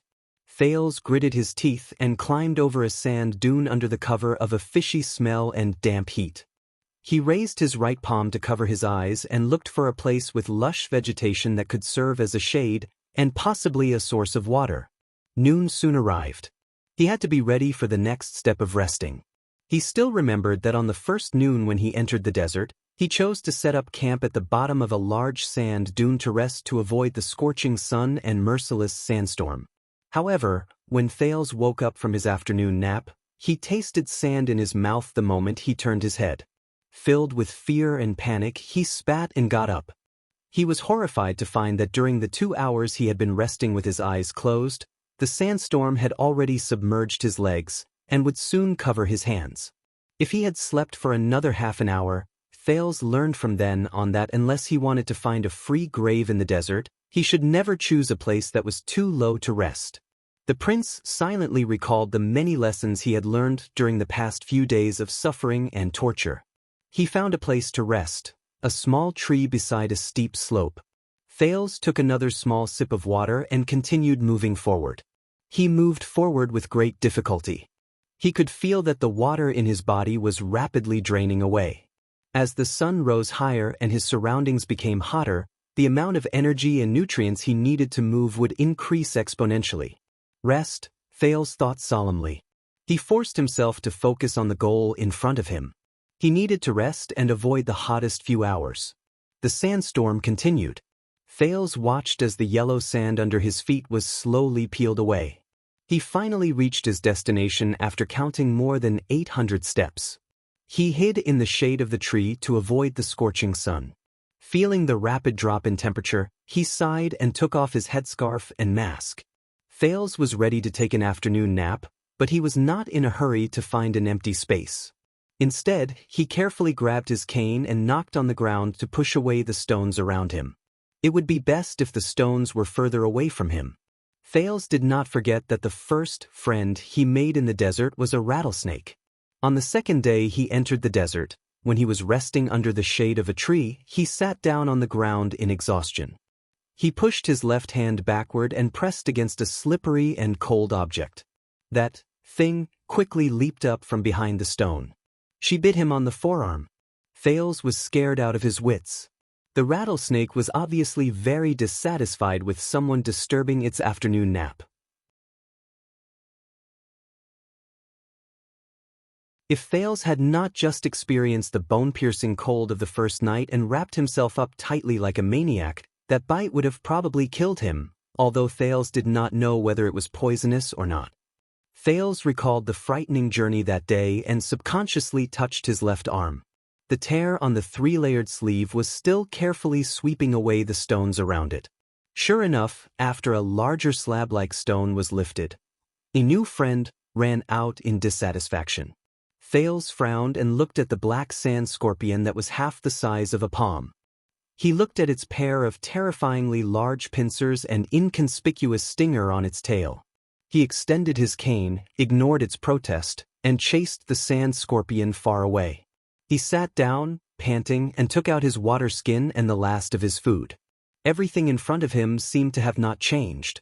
Just as the old crow said, there were only 3 things in the desert: the sun, sand, and sand. Thales suddenly understood why the old crow mentioned sand twice. Everything he saw over the past few days told him that this was a world that was completely different from what he usually knew. A teenager who grew up in the slums of the city and was used to the streets and castles could not imagine such a world. When he recalled the countless dangers he encountered in just 3 days, Thales could not help but shrink his body. Here, the heat was as deadly as the cold. Day and night were both terrifying. Here, life and danger appeared at the same time. The side of the pool, which was the source of life, was often the place where most animals were buried. Here he rarely saw living creatures. Even if he did, their habits had changed a long time ago. The snakes in the desert never walked in a straight line. Instead, they folded themselves into waves and bounced horizontally like springs. The strange lizards dug into the sand, as if they had made up their mind not to go out until nightfall. The rats in the desert did not seem to need 4 legs, because they rarely walked normally. They preferred to touch the air and leap forward. The vultures that occasionally flashed across the sky did not seem to stop. They traveled long distances every day.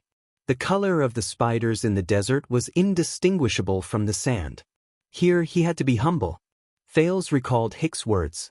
He had to relearn everything, such as the jackals by the pool. From then on, Thales learned to follow the footprints of the animals. At the very least, he would not make any major mistakes. Thales sighed, ate the last piece of cheese, and began to think about the most serious problem he faced. He ran out of food. It was not that the prince had never suffered from hunger before.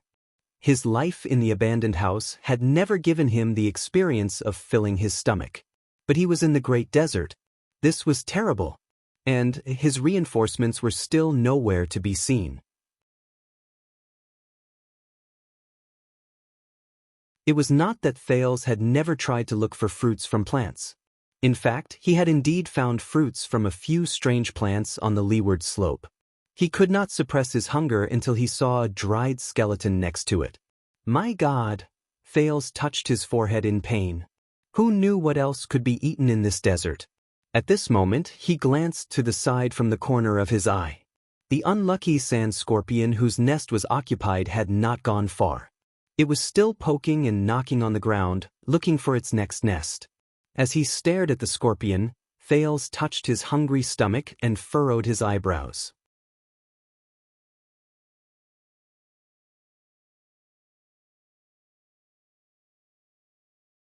Chapter 372. Thales sighed in frustration. In the next moment, Sand Scorpion realized that the destruction of its nest was not the worst thing that could happen to it. Above it, Thales' face was ferocious. He raised his staff and pressed it against the scorpion while he struggled with his thoughts. Finally, Thales swallowed painfully in his dry throat and made up his mind. He took out his JC knife and cut off the scorpion's stinger. As it struggled madly, he ended its life with a single slash. The desert god is merciful.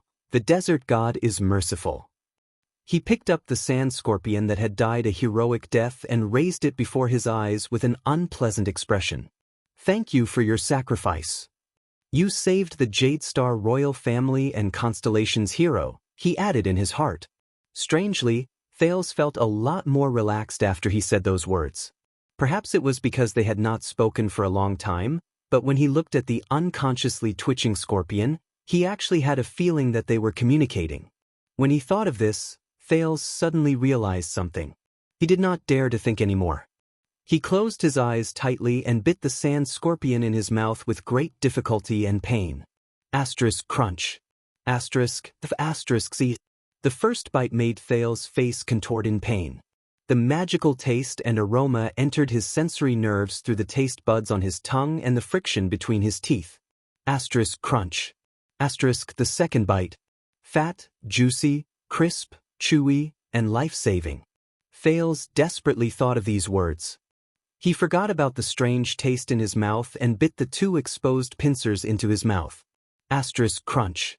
Asterisk it felt like a fruit shell filled with a foul smell. As he chewed, pieces of salty and wet juice exploded from the inside. It filled his mouth and seeped into his throat. Asterisk splash. Asterisk and soft meat with the same strange taste. Should I clean its internal organs first? Finally, Thales resisted the urge to turn his stomach upside down. He twitched and swallowed the thing in his mouth. Feeling the vague strange feeling in his abdomen, Thales wiped the sweat off his forehead and let out a sigh. He raised his head expressionlessly and looked at the merciless and emotionless desert again. I'm also a part of the desert food chain. Thales thought sorrowfully. When there was a first, there was a second. Thales searched the sand for stones and chased out a shivering Mr. or Miss Spider. He frowned, but still cruelly cut off its head, put the whole thing into his mouth and chewed. Sizzle, this texture and taste seem okay? If its stomach was bitten open, I was wrong. I shouldn't have thought that. I was really wrong. Thales swallowed it with tears in his eyes. A few hours later, in the slightly cooler evening, Thales set off again. This time, his footsteps were much lighter. Until the next resting point. Thales caught an innocent, big-bellied lizard in a cave that was not well hidden. This time, he delightfully removed its internal organs. Since it was night time, they had to start a fire, so Thales enjoyed a handful of roasted lizard meat. After the meal, his hunger slowly subsided. In fact, Thales was starting to miss the taste of eating it raw. The moment he ate the scorpion, Thales felt that he was different. It was as if he was instantly accepted by this place. What a pity! Thales touched his stomach and shook his head regretfully. That rattlesnake a few days ago, how could I let it run away? The problem of food was solved. As long as you did not care about enjoyment and taste, human resilience was far beyond your imagination. With a slightly better mood and the same loneliness, he closed his eyes on the 4th night. But soon, on the morning of the 5th day, Thales faced a new problem. He did not have enough water. Thales was anxious as he shook the leather waterskin that could no longer pour out a drop of water. What should I do? Using stones to collect dew at night would not work. At least, it would not last him through the day. As for the water source, Thales tried to dig into the roots of a plant yesterday, but even if he dug 2 meters deep, enough to bury himself alive, there was only sand. At most, it was a little cold. Instead, he sweated a lot. How ironic. To be honest, Thales was fully prepared for the possible high temperature after entering the desert. But the truth was that the prince, who was exposed to the sun, was not worried about the heat, nor was he struck down by heatstroke. Instead, he was worried about food and water. Thales touched his chapped lips and began to frown. Water source. I have to find a new water source. With such a heavy heart, Thales continued his journey under the sun. Soon, the symptoms of dehydration manifested in his body. Thales' mouth became drier and drier. He felt that every step he took consumed a lot of energy. He persisted in breathing through his nose. Gleeward had told him before he left that it could help him retain the necessary moisture. His emotions became calmer and more lifeless. So thirsty, Thales thought in a daze. Every cell in his body was protesting against his master's exploitation. So thirsty. Want to drink water. Water. But not long after, when the sun rose to a tricky angle again, Thales's hands went limp. He did not manage to hold on and fell to one knee on the ground. He began to feel dizzy. The prince's heart immediately rang with alarm. T. Dehydration? Or heatstroke? Thales shook his head hard to clear his head. In short, he needed to rest. He could not wander around under the sun and waste his energy and water. He raised his head and glanced at the scorching sun with narrowed eyes. Thales was sleepy and thirsty. But he knew that he could not just sit down and rest. The sand under the sun was extremely hot. Increasing his contact with the sand would only make him lose water faster. I need to find the next resting spot, Thales thought in a daze and took the next step. One step, another step. Every step he took was as heavy as 1,000 pounds. His throat was burning. His mouth was rubbing. His entire body felt weak. But he could not stop. He could not stop. Thales stumbled to the next resting spot. It was a shade under a dry willow tree to avoid the scorching sun. He rested for a while and recovered his energy in the shade. Thales even began to seriously consider whether he should live on his own urine. But at this moment, Thales raised his head. He was on a high slope, overlooking the plains below him. He was stunned. At the end of the horizon, far away in his field of vision, a glimmer of light appeared. The prince stared into the distance in a daze. As he watched the ripples of light reflected in his field of vision, his heart trembled uncontrollably. That's a lake? Thales stood up abruptly. He could not help but use Hell's senses to confirm the distance in his field of vision. That's right. It's the reflection of the lake. There's a lake in front. There's a water source. The prince, who had survived a desperate situation, suppressed the excitement in his heart. But he did not even wait for the sun to completely set before he set off impatiently. Based on his experience over the past few days, although it was in his field of vision, it would take him at least an hour to travel such a long distance. An hour? Just an hour. Thales took a deep breath and strode forward. He swung his staff and walked towards his hope. 1 step, 2 steps, 50 steps, 100 steps, 1,000 steps, 1,500 steps. He climbed over a sand dune and another. A shrub and another shrub. Very soon. Seeing that he was getting closer to his goal, Thales became more and more excited. Water. Oh my God, I'm saved. Thales laughed in his heart. His emotions fluctuated. There's no disaster for the desert god. There's no disaster for the desert god. He thought, that's right. The desert will never send disaster for no reason. Raphael was right. The weak are afraid of disaster. In the desert, only by abandoning weakness can one. However, Thales gradually became anxious. He did not know how long he had been walking, but he knew the number of steps he had taken. It seemed like it had been more than an hour, right? Thales gritted his teeth and licked the blood on his dry lips. He persisted and continued moving forward. His whole body began to ache, even numb. But he could not stop. Thales stared at the water source in front of him and moved forward desperately. I can't stop. Why isn't it there yet? Finally, the sun slowly sank and dusk arrived. His surroundings became shady and cool. Thales panted hard and supported his body in waves of dizziness. But his heart was also cold. There was no other reason. In his field of vision, the water source in front of him, the lake in front of him, the hope in front of him, it disappeared. There was only sand. Thales trembled and looked at the empty scene on the horizon in front of him. He trembled and shook his head hard. He felt his vision begin to blur. The dazed prince instantly reacted. What he saw during the day, what he longed for, and what he tried his best to reach, it was not a lake. It was not a lake. It was an illusion. It was also known as a mirage.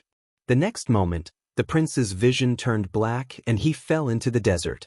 He lost consciousness. He sank into deep darkness. Mr. Wu, we have finished collecting evidence for this accident. We have studied the surveillance video of that day, and the scene, including possible break marks and eyewitnesses. All the evidence shows that. We are still looking at her medical records, including her mental state. That is why we are here today to make a statement with you. But you better be mentally prepared. No, Mr. Wu, please don't be agitated. After all, you are still in bed. Maybe, we are just saying that it is possible. Everything is still under investigation. He did not know how long had passed. It felt like a lifetime. Or an instant? Maybe, Mr. Wu, your girlfriend took you for a ride that day, maybe to suicide. In the next second, Thales trembled violently. Ah! He hurriedly took a breath and shouted, waking up from the boundless darkness. His heart palpitated. Oh! Take it easy, kid.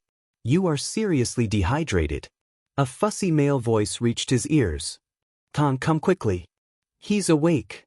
Thales opened his eyes while trembling. What he saw was a glaring bonfire. There was also a bustling crowd around him. Is it nighttime? Thales thought in a daze while he was extremely weak. As he woke up, the bustling sounds around him grew louder. Teasing, noise, and conversation. It was so noisy that his head hurt. A long and narrow face squeezed into his field of vision. It was a red-haired man in leather armor with freckles all over his face. He looked to be in his 20s, and he was a little dirty. His eyes darted around, and he looked rather comical. Oh my God! I knew that you would come back to life. The red-haired man was in high spirits. He rubbed Thales' face hard, causing the latter to feel dizzy again. Con, we can talk to him about the reward for saving him. Move aside, quick rope, stop shaking him. An old man's voice came from afar. There was a lot of dissatisfaction in his tone. You're not helping. The owner of the voice seemed to be quite dignified. As he spoke, the noise around him slowly died down. The man named Quick Rope also stopped shaking him. The old voice came again. Thales felt his head being lifted up, and something hard was shoved into his mouth. The moisture in his mouth made him slightly confused. Water.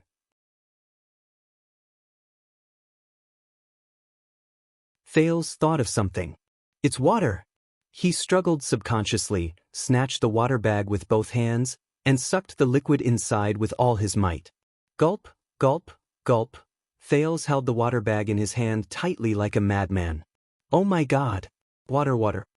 He had never felt as if water was a gift from God as he did at that moment. Slowly, sip by sip. The dignified and old voice was very gentle. He supported Thales back while holding the water bag gently, controlling the speed at which Thales drank. You have just recovered. You cannot drink too quickly. Finally, a few minutes later, Thales let go of the water bag and leaned back, exhausted. He saw the owner of the old voice clearly. It was a bald man with a rough face. He was in his 30s, had a fine stubble, and was dressed in leather armor, just like Quick Rope. His eyes were deep, and he was staring at Thales with a thoughtful expression. Thank you, Thales said weakly and laboriously. Under the night sky, the bald man named Khan smiled under the light of the fire. Very good, you look much better. At that moment, hey Big Khan! A sharp voice tore through the air, like a germaphobe who saw a cockroach. There was a commotion in the area again. The third voice sounded rather slippery and old. It came from afar, and there was a hint of dissatisfaction in his tone. I heard that you were a busybody again and picked up a piece of trash on the road. I'm protesting against you. Although I respect you, you have to understand the risks of this journey and prioritize our safety. Thales frowned slightly. He saw the red-haired man named Quick Rope, who was the first to enter Thales' field of vision, sigh. He said to the bald Khan with a bitter expression, Oh my God, it's that profiteer Seth. He's here again. The bald Khan raised his head and frowned slightly. I'll go negotiate with him. And you keep an eye on him, Quick Rope, Khan said faintly. His old voice gave people an inexplicable sense of security. Wait for Louisa and Old Hammer to come back and take over. Khan stood up. Thales only then noticed that the man in his prime was burly, and the diagonal belt on his body was full of tools ranging from knives to ropes. Leaving the range of the firelight, he moved towards the acerbic voice. Thales struggled to get up and leaned against the luggage on his back. He looked around and was surprised to find that the fire in front of them was not the only one. There were a few other bonfires around them, and there were many people surrounding each bonfire. They were dressed differently. Some of them had their faces covered with scarves, some were protected by leather armor, some were covered in trinkets, and some were sitting in a pile of miscellaneous items, gesticulating as they talked. Many people looked at him curiously. Further away, more than 20 camels knelt on the ground and rested, chewing happily. Thales stared at the strange camp in a daze.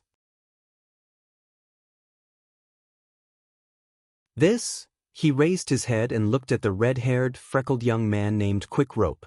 The man was also staring at him with interest. "Where am I?" Thales asked with difficulty. He felt that his tongue was heavy. Quick Rope was slightly stunned. "Where are you?" He scratched his freckled nose, then his eyes darted around. He grabbed a handful of sand from the ground and rubbed it away from his hand. "Of course you're in the great desert. Did you sleep too much?" Thales thought of something when he saw the sand in Quick Rope's hand. "I'm still in the desert." "But," Thales stared at Quick Rope and mumbled, "So, who are you? Who are you?" When he heard this question, Quick Rope's eyes lit up. The expression on his face changed rapidly, and he instantly changed a few times. "Who are we?" He seemed to be hesitating. Thales looked at him suspiciously and urged him to speak with his eyes. After a while, Quick Rope finally made up his mind. He put away his hesitation and answered happily and decisively, "We."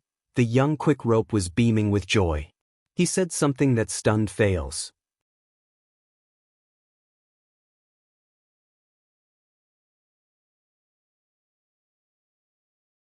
Chapter 373.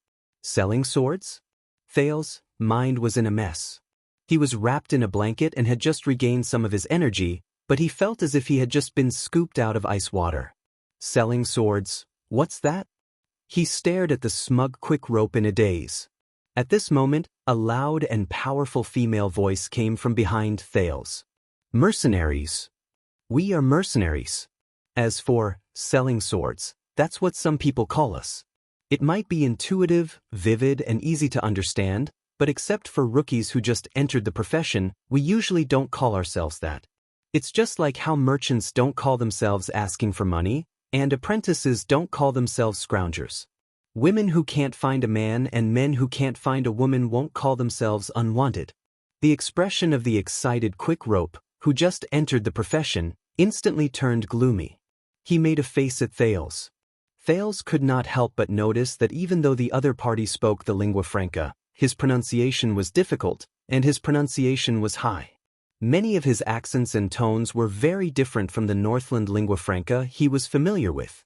They also did not match the accent he had in Eternal Star City. He turned his head around. 3 masked warriors who were dressed in light armor appeared in his field of vision as they stepped on the sand beneath their feet. They looked travel-worn. When the others saw them, they made way for them. They walked into the bonfire, and one by one, they took off their masks and headscarves to block the wind and sand. One of them was a young man with slightly darker skin. His entire face was painted with unknown black stripes. He carried 2 cross scimitars on his back, and the hilts of the scimitars protruded from each of his shoulders. His gaze when he looked at Thales was filled with vigilance. The other was a gray-haired warrior in the prime of his life. He put down a frightening warhammer that had spikes on its head. He stared at the warm bonfire with a contented expression on his bearded face. The last one was the owner of the loud female voice. She was a female warrior with chestnut-colored hair of medium height. Her facial features were regular and plain, but there was a hint of weathering in them. Her back was straight, and her bandaged arm was always pressed against the sword at her waist. The 3 of them walked into the small camp together and each found a comfortable spot by the bonfire to sit down. The hammer-wielding warrior even happily stroked Quick Rope's hair, causing the latter to protest in dissatisfaction. "By the way, I'm Louisa Dante." Louisa, the female warrior who spoke, put down her longbow and untied the saber at her waist. She grinned lightly at the weakened Thales. I'm glad to see that you're awake, child. You're very lucky. Not every trapped loner can survive in the desert. Her smile was bright and warm, giving people a good impression. Thales was slightly stunned, but he immediately returned her a grateful smile. Mercenaries. He had heard of these people. In fact, he had encountered similar targets before. 6 years ago, when he first arrived at Mindy's Hall, there was a small team of people who were instructed, or deceived, by the Duke of Iris Flowers to probe the royal estate that was visited by the king in the middle of the night. In the end, all of them perished. But that was all. In the chaotic downtown area of Eternal Star City, there were many people who were willing to sell unusual labor in unusual and often illegal ways for a few silver coins. Debt collectors, prostitutes, pickpockets, killers, swindlers, bounty hunters. As long as it did not affect the protection fees and did not cause trouble, the Blackstreet Brotherhood often turned a blind eye to their own people taking up private work. Even the Sixth House, where Thales was, had once taken up the work of making a ruckus on the street for a few copper coins. But within the high walls of the towering capital, Thales had never seen the pinnacle of this trade. The people who sold violence purely for money were full-time mercenaries who only appeared in bardic poems and rumors. It was said that they would usually only rush about in remote and desolate places far away from the law, in unstable borderlands, or in war-torn countries where the flames of war were raging. They would look for employers, point their blades at those who had no grudges against them, and then take the blood-stained rewards from the hands of those who had power and influence. There were even fewer mercenaries in Dragon Cloud City, where the people were valiant and they worshipped martial arts and heroism. Almost all the men in their prime had served in the military, and killing enemies and fighting were their pride. Even old men in their 70s could swing their axes fiercely for more than 10 rounds. Who would be willing to rely on a stranger's weapon? As the political center of Eternal Star City, there was no need for mercenaries. Dragon Cloud City, which was self-reliant, did not need mercenaries either. But here, Thales stared at the long and short equipment these people wore. They were suitable for both long and short distances. They were completely different from the professional or conscripted soldiers who pursued a single function. He turned his head slowly and looked at the dangerous desert under the howling cold wind. He looked at the few bonfires in the distance, at the unknown darkness beyond his field of vision, and at the camel team who were kneeling and resting in a circle outside the camp. He suddenly understood something. So, the female warrior untied her sword and patted the sand off her body. She looked at him expectantly. Thales snapped out of his daze and looked at her politely. So what? I told you my name, boy, and as a courtesy and a response, Louisa smiled as usual. Oh, I'm sorry. I am, Thales only reacted then. He hurriedly pushed himself off the ground and tried to sit up, but he felt his vision go black and his arms go limp. Whoa, take it easy. Quick Rope quickly caught Thales, who was about to fall, and put him down gently. He made a fuss about nothing. He made a fuss and said, "You can't stand up yet? When you were discovered, you were lying face down in the middle of the road.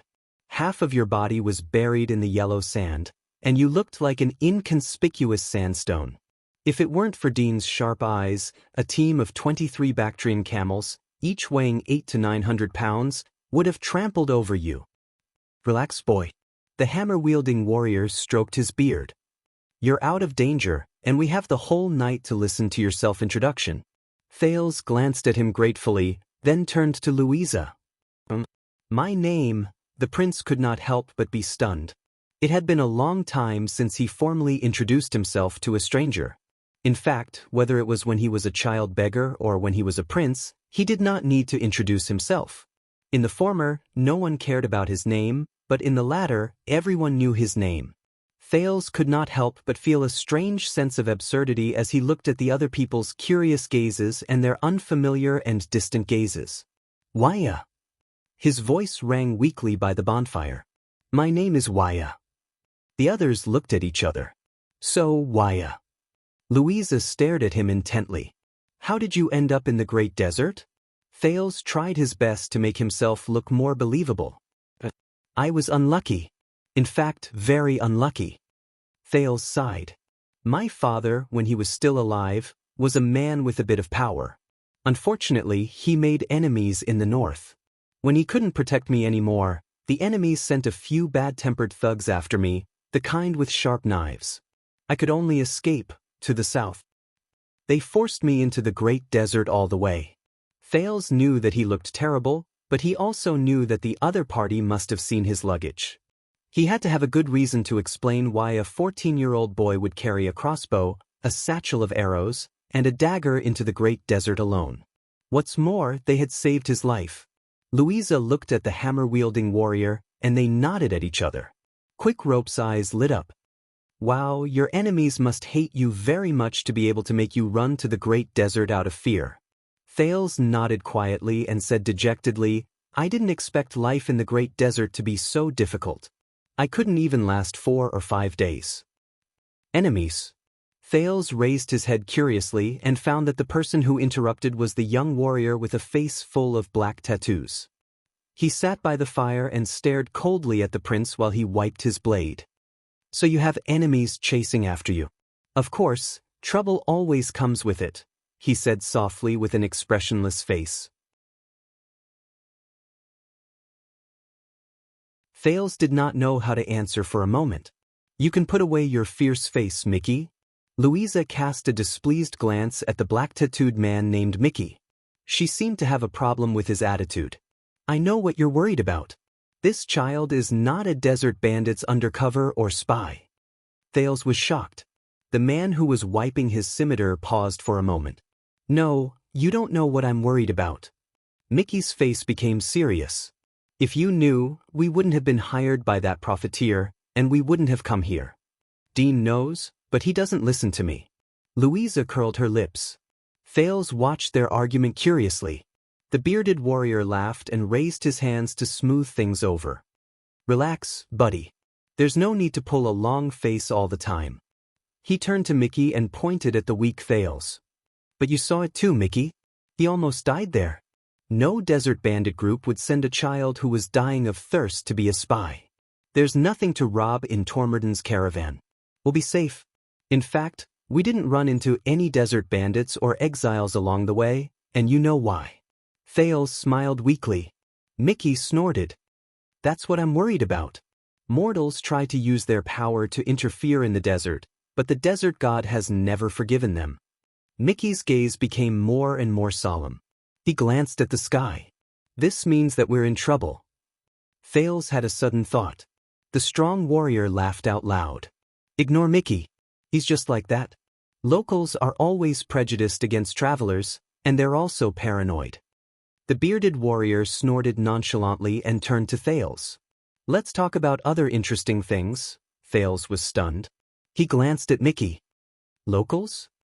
At this moment. So, you're a Northland noble who was forced to flee to the Great Desert? Louisa said faintly. You know, your accent is very much like a Northlander's.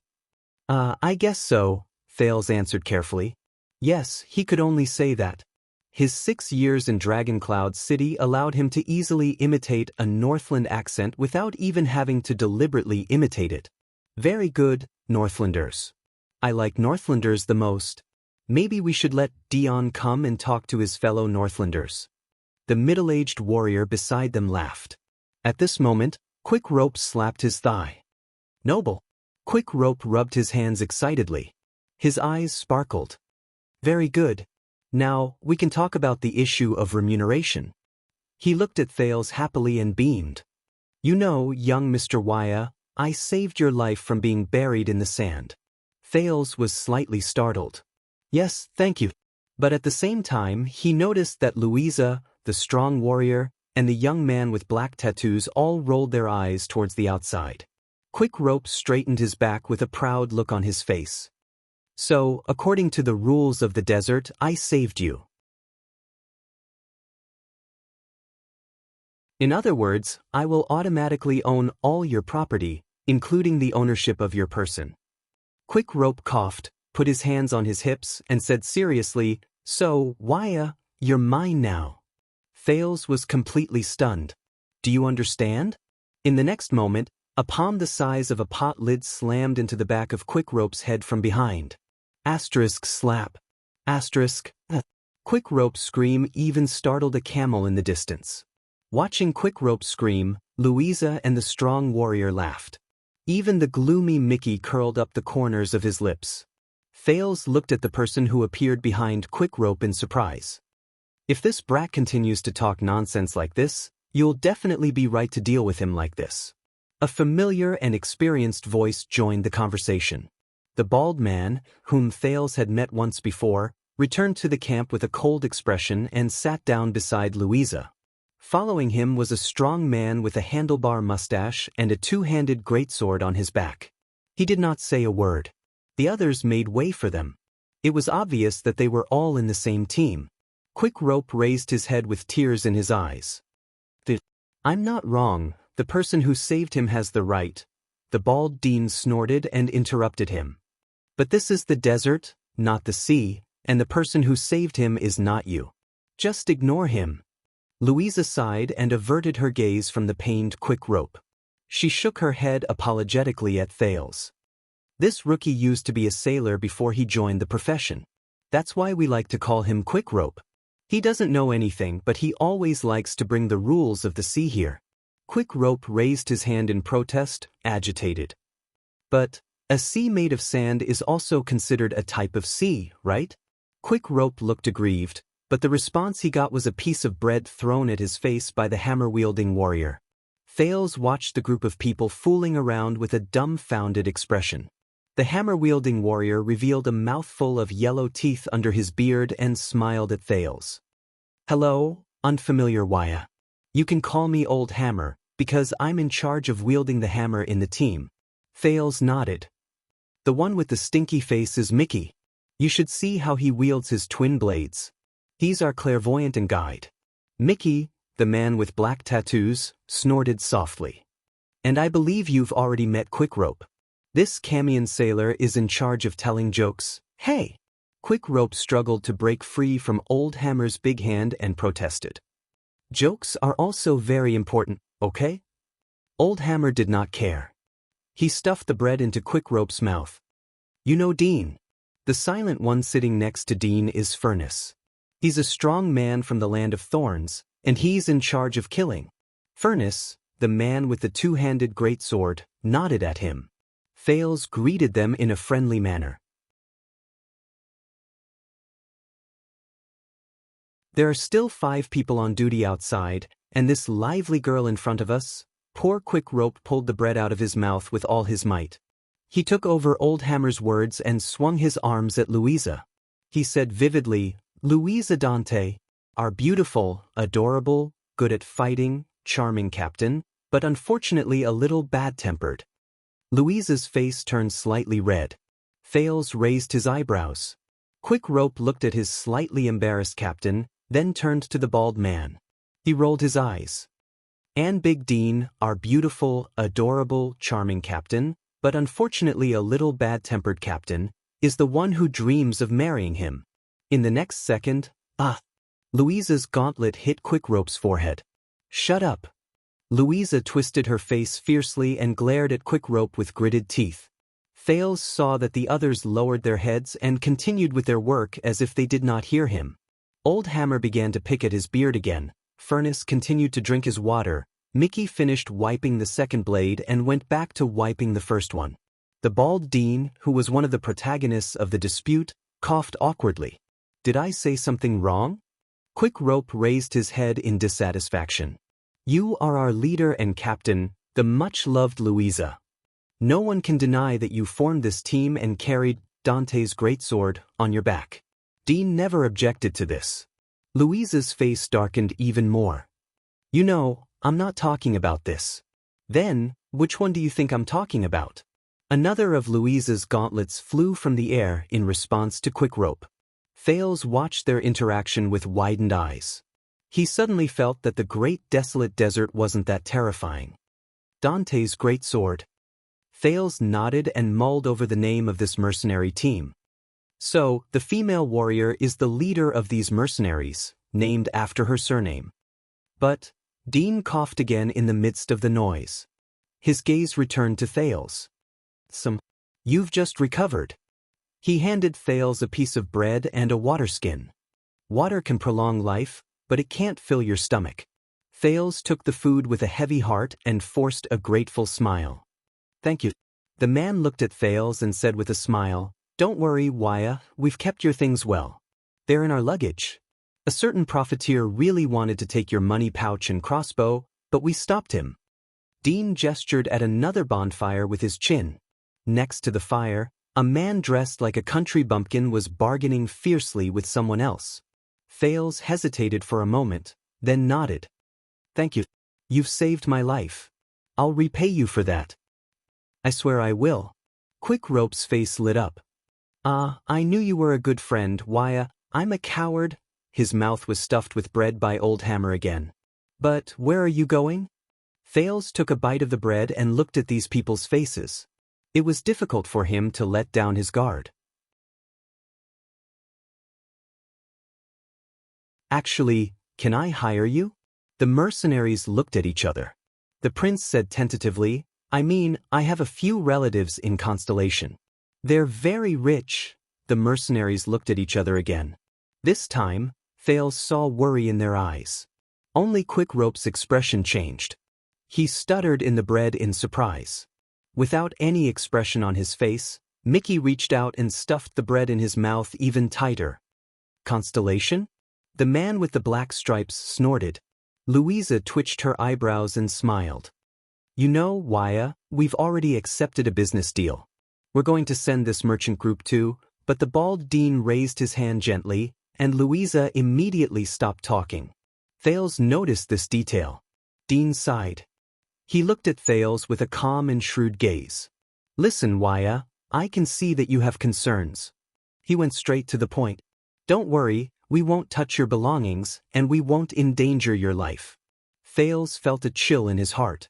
This is the Great Desert, so I won't ask about your surname and origin, including how you offended your enemies. We're not interested in those things, and they won't be able to chase us here. Saving you is just an obligation in the desert. Dean stroked the stubble on his face. So you don't have to worry. Thales frowned slightly. Dean's words were obviously quite prestigious in the group. Once he said this, even Mickey, who was hostile towards him, did not say anything else. Only Quick Rope, who pulled the bread out with great difficulty, raised his hand with a long face. What about our remuneration? No one paid attention to him. I just want to ask about a few other things, Dean said solemnly. Wuxia, you came down from the north. Thales was a little baffled and a little nervous. Right. Dean muttered to himself and pressed his fingers on his knees. The others waited patiently for his question. And you didn't run into Constellation's army along the way? Thales frowned. No. Dean's expression changed slightly. Extet and Constellation didn't fight in the desert? No, Thales said flatly. At least, I didn't see it. You didn't run into desert bandits? No. Once he said this, everyone seemed to breathe a sigh of relief. Looks like the road ahead is smooth, Louisa said happily. Guys, we're very lucky. We're on the right path. Quick Rope chuckled and punched Old Hammer, but he was pushed back by the latter's great strength. Thales looked at them in puzzlement. He did not quite understand. But Dean seemed to be very cautious. He continued to ask, But you didn't run into any tribes that gathered at the oasis? I didn't see many oases, and I didn't see any tribes. You didn't run into any exiles. What are exiles? You didn't run into grayskins either? I mean orcs. No, I was alone from the beginning to the end. Dean did not speak again in the face of Thales' question. Strange, the desert shouldn't be so calm, Dean muttered. I have to discuss this with Tormorden again. What's wrong? Louisa asked in concern. Dean shook his head. It's nothing. Hopefully, I'm just worrying needlessly. He seemed to have finally finished asking his question and nodded at the others. So, can you send me to Constellation? The prince looked at Dean, knowing that he was the backbone of this team. It doesn't have to be too far. Just go to Western Desert, to Blade Fang's Dune. As I said, I have relatives there, the others laughed. How unfortunate, poor Wuxia. Old Hammer smiled faintly. A few days ago, we just came out of Bladefang's dune, and that place is Constellation's territory. Obviously, we won't go back so soon. Fail's heart sank.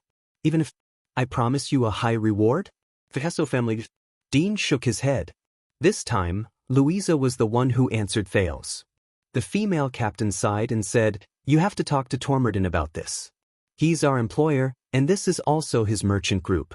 I guarantee that he won't agree, no matter how much money he offers, just like us." But, let's put it this way. The female captain shrugged, tilted her head, and looked around. The day before we departed, Constellation issued a ban in Bladefang's camp. Within a month, no one is allowed to enter the Great Desert. Fails was stunned. Constellation's ban. So that's... Louisa shook her head.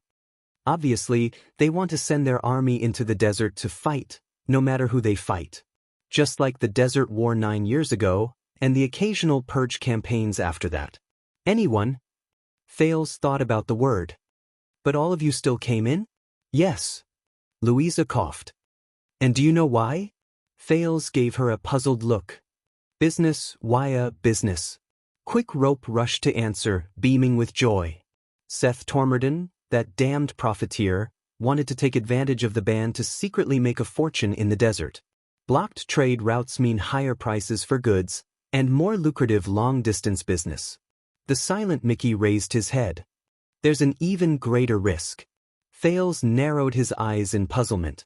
Dean sighed and explained, "I know that you want to meet your family as soon as possible and get rid of the threat, Wuxia, but..." The bald man stroked his stubble and sighed. "Once we run into Constellation's army, Tormorden will not be able to keep his goods. He will also go to prison. As for us, Dante's greatsword, who he hired, no matter how lucky we are, we will still have to pay a huge fine. If we are unlucky, we will be chased out of Bladefang's camp. From then on, we will no longer have to take on any business there, nor will we have to take on any business related to that place." Fails could not help but frown. So, Dean said faintly, "Do you think that our employer or our team will be willing to return to Constellation before the ban is lifted, and even deal with Constellation's officials?" Fails understood, and he sighed as well. "Then, where are you going?" Dean and Louisa exchanged glances. A second later, Dean lowered his head and smiled. Now, aside from the increasingly tense alliance of freedom and the city of faraway prayers, there is only one place left. It is a place where merchant groups who venture through the desert from Constellation can earn the most profits.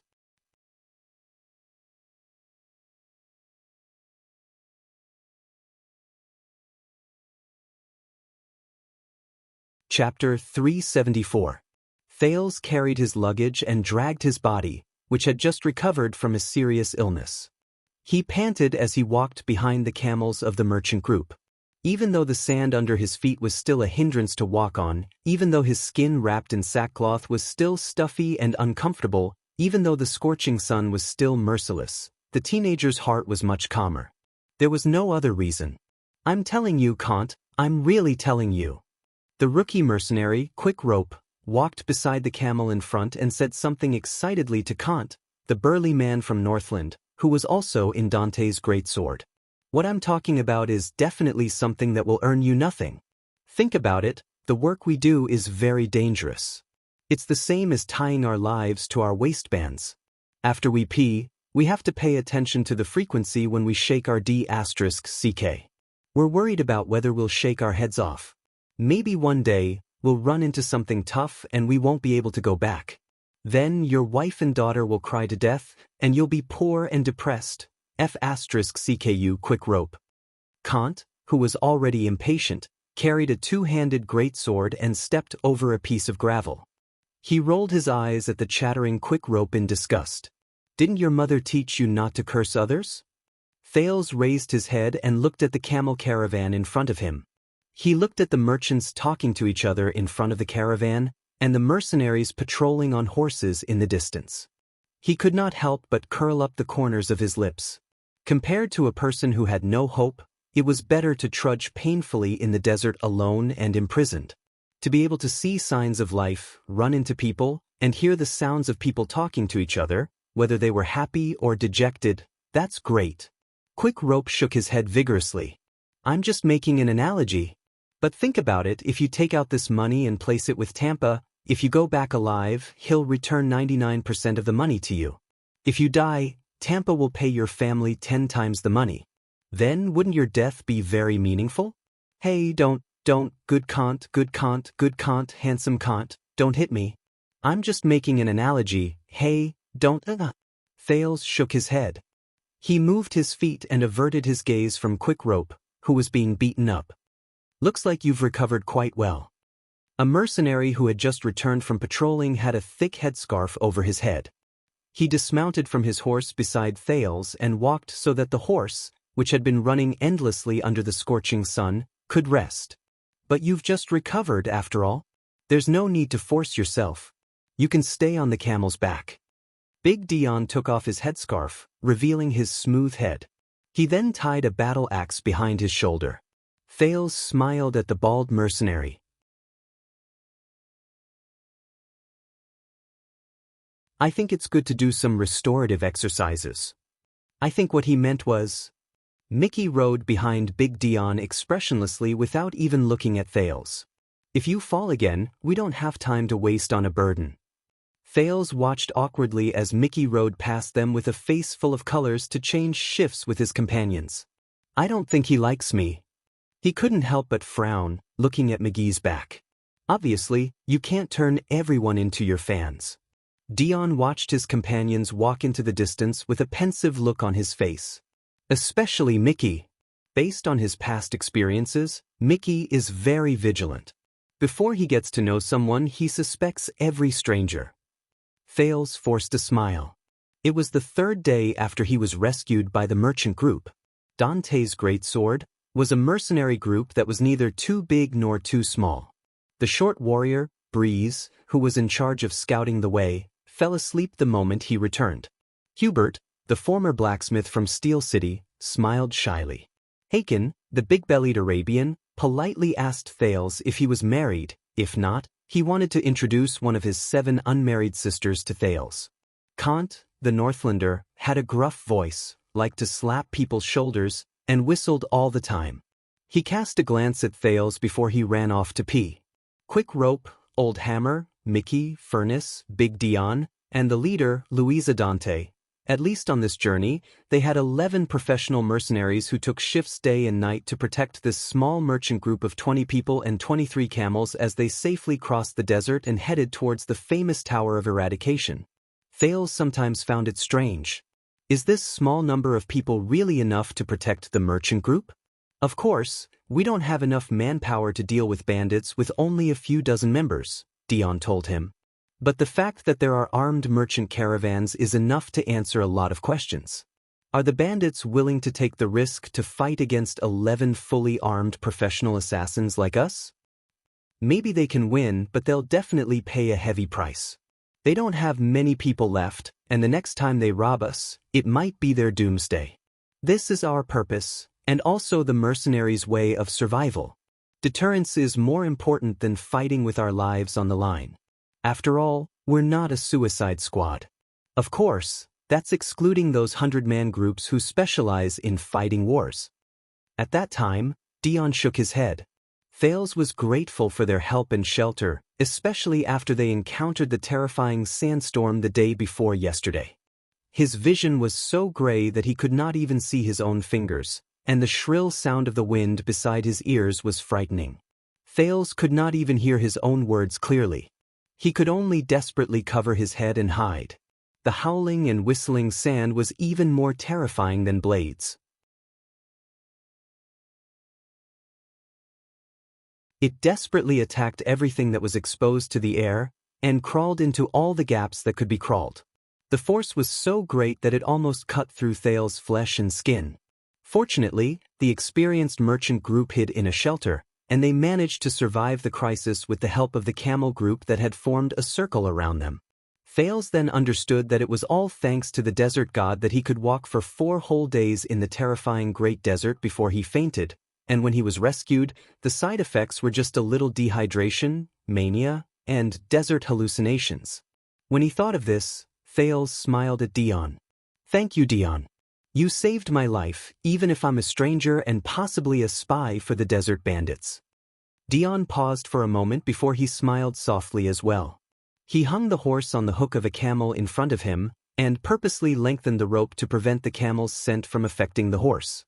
Taking care of each other is the creed of us merchants and mercenaries who rely on the desert for a living. Dion exhaled and felt a little sentimental. "Many years ago, Wuxia, I was like you. Of course, at that time, I was much older than you are now. I was at the end of my rope, and I was alone in the desert, struggling at death's door, waiting for death in despair." He shook his head. "It was Louisa's father, old Dante. He was the one who used his passion and persistence to redeem me from the hands of the ferrymen of Hell's River, even though they themselves were in a terrible state at that time. People have to rely on each other, Wuxia. This is what Dante told me. A person cannot survive alone in the Great Desert." Thales nodded as if he was deep in thought. "I see. So you entered Dante's great sword and relied on each other," Thales said quietly. "That's why you saved my life, even if it was very risky." Dion looked at the sand dunes in the distance and nodded slowly. "In the Great Desert, if we do not help each other, we will only be devoured by the desert." The bald mercenary patted his steed. "You have seen the sandstorm, and in the face of the most terrifying black sandstorm, even enemies who fight to the death must find a chance to coexist and escape. Don't worry, Wuxia. We can get along well during this journey, and you will definitely be able to return home and to your loved ones. You will be able to let go of your worries." Thales sighed. "Thank you." Dion smiled and did not say anything. "Yes," Thales said quietly. "I have no other choice. Drought, heat, sandstorms, and cold. If I leave the group alone, I will die in a few days in this merciless desert. In comparison, this merchant group has experience, supplies, protection, and a clear route. Following them is undoubtedly the right choice. I can only make plans after I reach their destination." Thales sighed secretly in his heart. They have to return to Blade Fang's dune and western desert, right?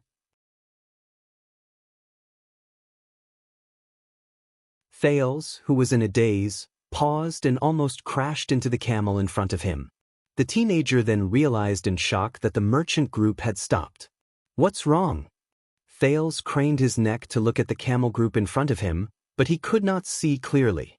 He could only ask Dion, who was beside him, in puzzlement. But Dion only furrowed his brows and did not answer. "Dion, you have to come and see this." As the unique muffled sound of horse hooves stomping on the sand rose, the mercenary pathfinder, the short breeze, galloped past many confused merchants and anxiously stopped his horse in front of Dion. He said anxiously, "Louisa found something in front of us." Dion's expression changed. The bald warrior picked up his single-edged battle axe and got on his warhorse with a solemn expression. "Mickey, quick rope, grab your weapons, get on your horses and follow me. Can't stay where you are with Schubert. Stay alert, and pay special attention to the back slopes of the sand dunes on both sides." His orders were decisive and swift. The mercenaries obeyed and acted without hesitation. "What's wrong?" Thales clutched the crossbow of time nervously and watched the serious-looking mercenaries ride past the merchant group and head in another direction. He was not the only one who was puzzled. The other people in the merchant group whispered to each other in bewilderment. Thales even saw someone with pale faces unload their goods and get on their camels. They looked like they were ready to run if anything went wrong. Around 10 minutes later, Mickey and Quick Rope returned, but their faces were a little gloomy. The merchant group continued their journey. Dion and Louisa went to look for the leader of the merchant group. They have to discuss this. Under Thales' indirect questioning, Quick Rope pulled a long face and whispered to the teenager, "We found a small camp not far away. But the people in there are all dead." Thales was horrified. How did they die? Quick Rope led his steed forward with the merchant group gloomily. "They were killed." Thales frowned and looked suspiciously at the uneasy Quick Rope. What? Who did it? I don't know. That's why I'm worried. But Quick Rope immediately rolled his eyes and looked at Thales with a smug look in his eyes. This is your first time in the desert, right, Lucky Waya? Quick Rope sighed and coughed, pretending to be experienced. Apart from temperature, drought, and of course, sand, there are two well-known threats in the desert.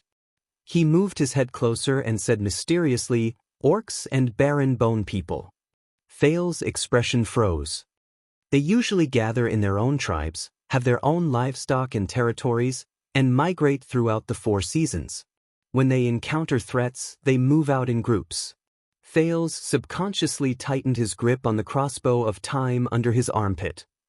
You mean the ones who killed those people were… No.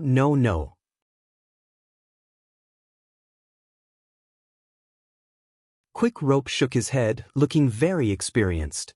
Even if you're unlucky and fall into the hands of a slightly larger tribe, you might not necessarily die. Based on experience, the barren bone people will estimate your value, and the orcs will weigh you before they decide whether they want to F***ck you or sell you, or if they want to F***ck you before selling you. Based on experience?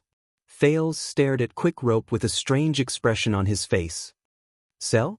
Thales coughed and repeated, sell to where? Quick Rope flashed a happy smile. Do you know Caligri? Caligri?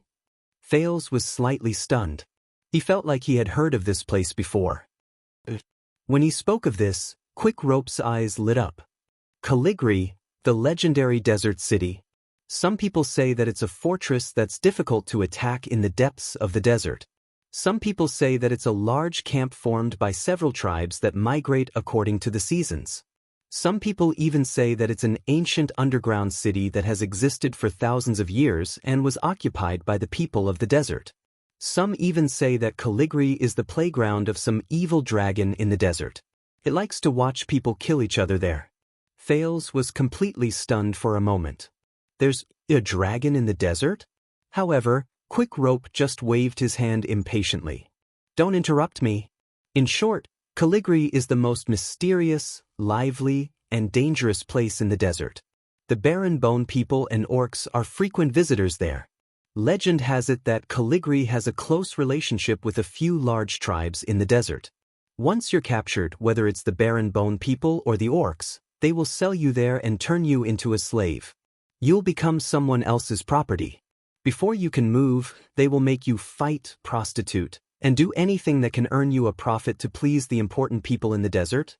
But Quick Rope's gaze became stern, and he suddenly changed the topic. Whether it's the organized orcs or the barren bone people, they're not the biggest worry of the desert merchant groups. At least they have order and their own rules, no matter how inconceivable those rules seem. Sometimes, some tribes even welcome merchant groups to visit. Quick Rope narrowed his eyes and raised his index finger. But what if you run into desert bandits? Outlaws who have fled into the desert from the outside world, scum and lunatics who are already at the end of their rope and have nothing to lose. Quick Rope's expression became very scary. Then pray to the desert god or sunset and bright moon. They don't know what it means to be soft-hearted, to be captured, and to be merciful. Thales looked at him anxiously. But Quick Rope was not done yet.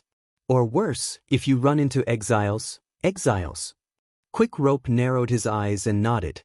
The barren bone people and orcs are the most dangerous existences in the desert.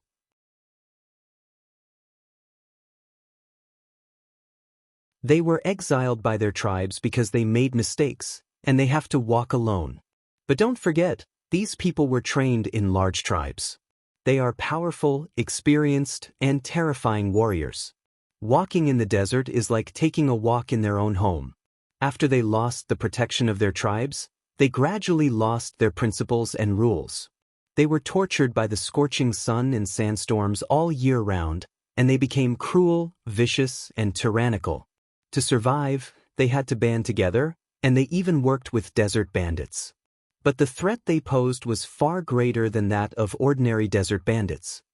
Quick Rope's expression and tone rose and fell as he spoke. He looked vivid and lively. His voice became gloomy. They often have no bottom line. To survive, they can even do things that are beyond imagination. Things that are beyond imagination, Thales muttered, such as? Quick Rope's face tensed up. He took a deep breath, shrank his neck, and said a few words in front of Thales in an extremely mysterious manner, cannibalism. Thales' breathing froze. So, the rumors that people have been spreading about cannibalism in the desert, and that children are even sold into the desert to be eaten by barren bone people or orcs. It's true. Quick Rope looked at him coldly. Or at least part of it. Wuxia, the desert is very dangerous. A well-behaved person might not be able to breathe tomorrow. Quick Rope's voice was filled with melancholy. The fear of death occupies our bodies and minds all the time. So, to overcome this fear, Wuxia, we have a way. Thales stared at him in a daze. He suddenly felt that something was wrong. Quick Rope coughed. Let me tell you, there's a tavern owner named Tampa in Blade Fang's Dune. He promises that as long as you deposit a sum of money in his place, if you return alive, he will return 99% of the money to you. If you don't return alive, at this moment, slap. A woman armed to the teeth suddenly appeared behind them and slapped the back of Quick Rope's head. Arg, Louisa! Quick Rope, you brat! The leader of the mercenaries, Louisa Dante, angrily slapped Quick Rope's head, causing him to cover his head and scurry away. Stop messing around with your crooked ways to make money whenever you see someone. Also, you're tuning in to the Wandering Hero YouTube channel. Don't forget to subscribe and join us on this journey to catch the most captivating stories.